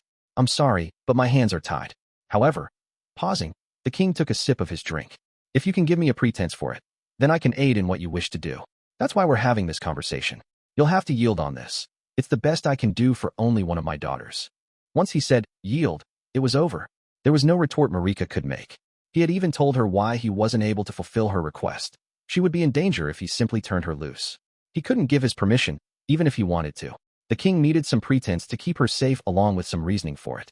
That was what he was trying to tell her. Would this work? Marika didn't have many cards in her hand. Because of that, she had to play them one at a time. She took out a piece of paper and handed it to her father. Ah yes, I see. Not bad at all. Really? Yes. With the Aglia family's backing, it won't be easy to make a move against you. The paper Marika had handed over was her contract with the Duchess of Aglia. Simply put, it was a document she'd drawn up with former third Princess Maressa at their previous meeting. When Kunon Gurion returns to our country, he'll be given a title and territory, said the king. I intend to have him establish a new settlement in an undeveloped region. The location has already been decided. With this document, you can obtain support from the Aglia estate, though it will lead to trouble eventually if you rely on them too much. They're essentially giving you an advance. Still, this bodes well. At the very least, with this, those with the power to do anything won't be able to target you. Even Quill would be forced out of his position as crown prince if he incurred the wrath of the Aglia family. Yeah, probably, Marika thought. Dukes were second only to royalty in the hierarchy of nobility. Both their influence and wealth were considerable. There wasn't a soul who would want to interfere with a promise made to a duchess. But considering the contents of the document, Marika didn't want information about it getting around. The contract would go into effect once Marika and Kunon were married. In other words, if the Aglia family felt like it, they could draw up an identical document with Marika's name swapped out for someone else's. The safest plan would be to reveal to her siblings only that she had the support of the Aglia estate, without letting on to the details of the arrangement. You've already discussed this with the Aglia family, I assume? Yes. I told them in advance that I would leave the castle once I had your majesty's permission. They will assist me as much as they are able to at that time. Very well. The king gave a stately nod. Marika Huglia, I order you to aid in your fiancé's development work. You may set off whenever you like. Understood, thank you very much. At long last, Marika had gotten the words she'd wanted to hear. With this, she could leave behind the foe-riddled castle at any time. Her relief was so great she could feel her knees threatening to give way, but she needed them to hold out for just a little longer. Now was no time to lose focus, she thought, summoning her remaining courage. In light of this, your majesty, I do have one request. Go on then. Let's call it a farewell present. Even if it's a bit excessive, I'll consider it. You could ask for money or even manpower. That was exactly what Marika had hoped he would say. If someone wishes to assist me, may I take them along? She asked. I'll allow it. But you may take no more than 5 people from the castle. 5 including ladies' maids? Yes, is what I'd like to say, but it is a farewell gift, I suppose. The maids won't count. Thank you very much. It wouldn't be long at all before the king regretted making that promise. Having succeeded at the most critical moment, Marika vanished from the royal palace in the middle of the night. Mobilization began immediately following her secret meeting with the king. All the necessary preparations had been arranged in advance, and she was truly grateful they had not been done in vain. First, Marika took refuge at the Aglia family's villa in the royal capital along with her maid, Laura. From there, she reached out to various people. Then, before her siblings could find her, she completed her final preparations. It took a mere 3 days for her to get everything done and leave the capital with her small group in tow. Her elder brothers and sisters stood no chance of keeping up with her. Marika's haste, combined with her long-standing reputation for misbehaving, led to some wildly unflattering rumors such as the delinquent princess was exiled from the capital. As agreed upon, Marika took 5 people with her from the castle, not counting her maids. They were Sir Dario Sans, her swordsmanship teacher, Warner Founds, the civil official who had served as her private tutor when she was very young, and who would hereafter teach her what she would otherwise be learning in senior school, Dame Ravielt Hus, a colleague of Dario's, second Princess Raisha, Marika's elder sister who was also a royal sorcerer, and finally, now that's a bold move, Marika. On the evening of the day Marika left the capital, King Gurios received a report in his executive office that made him roar with laughter. His daughter had certainly followed the stipulations of their deal to the letter. She hadn't done anything contrary to the king's order, not a single thing. Your Majesty, surely this cannot be allowed. The civil official who had come to deliver the report frowned. But Gurios's answer was definitive. It is. I gave my permission. Marika had asked if she could bring along anyone who wanted to accompany her, and the king had said yes. And as a result, but I never expected she'd take Grand Master Lundamond. Some nerve he has agreeing to go with her, that miscreant. Indeed, the 5th and last person Marika took with her from the castle was the head of the royal sorcerers, Lundamond. Although to say she had taken him was a bit misleading. Incidentally, as Raisha was also a royal sorcerer, taking her from the castle also posed some issues. But not only was there a more pressing matter at hand, one could argue the very fact that Lundamond, her supervisor, was with her, made her absence less of a problem. So your Majesty is truly going to allow this? Yes, I won't go back on my word. If the king had made his decision, the civil official couldn't argue. In that case, your Majesty will agree to take over the Grand Master's assigned paperwork, I presume? I'll have someone else handle anything only a sorcerer could understand. But regarding reports and requests from the royal sorcerers, as well as documents related to any problems they cause, I'll arrange to have them sent here. The king already dealt with a mind-numbing amount of paperwork on a regular basis, and now there would be even more. How much is it? Not quite half of the volume your Majesty processes daily. Wasn't even half rather a lot. Didn't that mean his workload was about to increase by 50%? As this dawned on the king, he finally realized exactly what had just happened. Londo, that scoundrel. He's run away. There had been a slight mix-up. Marika had initially asked royal sorcerer Xianli Finroll to accompany her. He had been easy to approach since they were already acquainted with each other. Both his manner of speech and his attitude were nasty, but Xianli's skills were indisputably first-rate. Plus, he was an earth sorcerer, which was ideal for land development. And Xianli had accepted Marika's request on the basis that it was a favor for his disciple's fiancée, Ai. But in the end, things had gone a little differently. What lovely weather.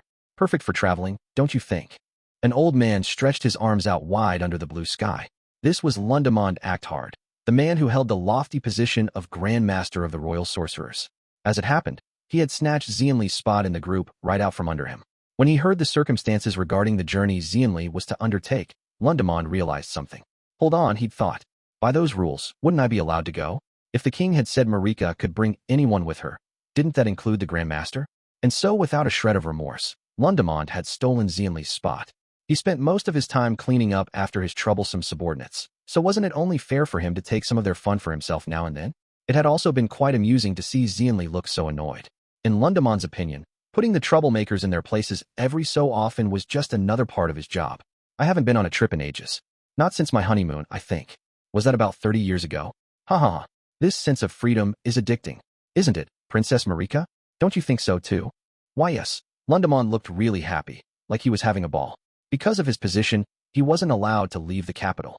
In fact, he wasn't even allowed to step outside castle grounds. Marika knew that, but she couldn't bring herself to say something. I'd like to switch you for someone else, please. She just couldn't say the words, no matter how much she wanted to. Having someone so important around would only make things more difficult. They needed to work on land development, and she couldn't even imagine asking someone like him to do manual labor. Well then, Raisha, shall we go? Said Lundamond. Yes. Are you sure it's okay for you to leave the castle? Oh, it's certainly not. What a thing to say so brazenly. But you know, I'm human too. There are times when I want to prioritize my own desires even though I know I shouldn't. You understand, don't you? Right? Yes. Lundemon's eyes sparkled. No one had the heart to tell an old man who was this excited. No way. Go back now. But no matter. Based on the promise Marika made with the king, it probably wasn't going to be an issue. Probably. And so, with every member of their group still wondering if this was really okay, the group set off for unexplored territory. The journey there, which was accomplished using Wind Sorcerer Raisha's flight magic, was extremely comfortable. About 6 months had passed. Princess Marika, the post has arrived. Marika turned at the sound of her name. Where from? The Gurion estate. Most likely a letter they forwarded from Master Kunon. A small parcel was sent with it, too. It was from Kunon. In that case, she had to go now.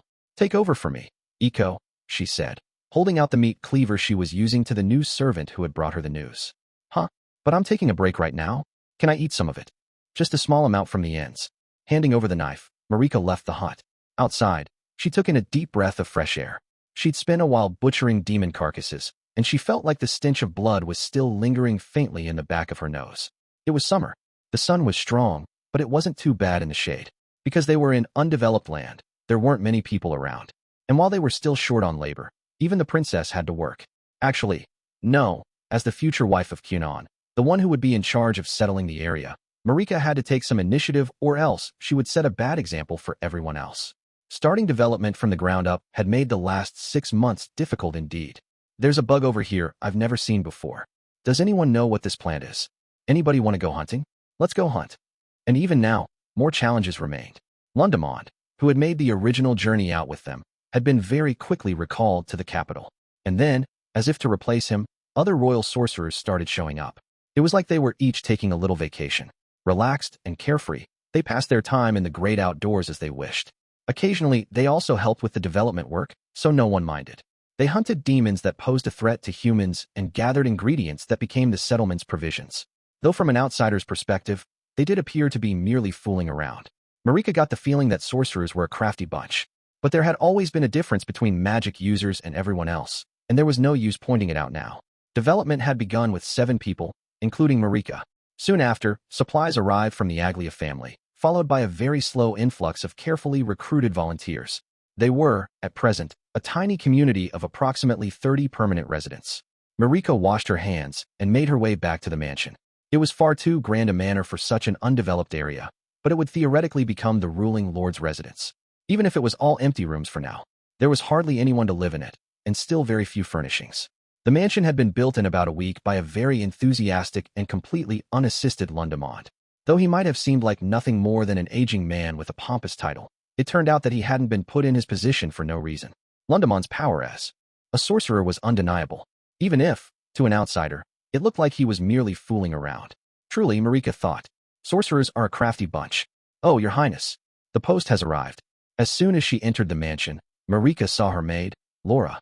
The post had been delivered to the entry hall, and Laura appeared to be in the middle of checking it over. Where is the letter from the Gurion estate? Asked the princess. Here. Marika took the small parcel from Laura. Letters from the Gurion estate were high priority in this region. Since Kunon was the lord of the land, they had to handle his requests with flexibility. Though, in reality, he probably wasn't yet aware of Marika leaving the royal palace or about her starting development in his stead. Kunon was studying abroad. What's more, it had only been 1 year since he left for school. Not wanting to disturb his studies, Marika figured there was no need to tell him anything yet.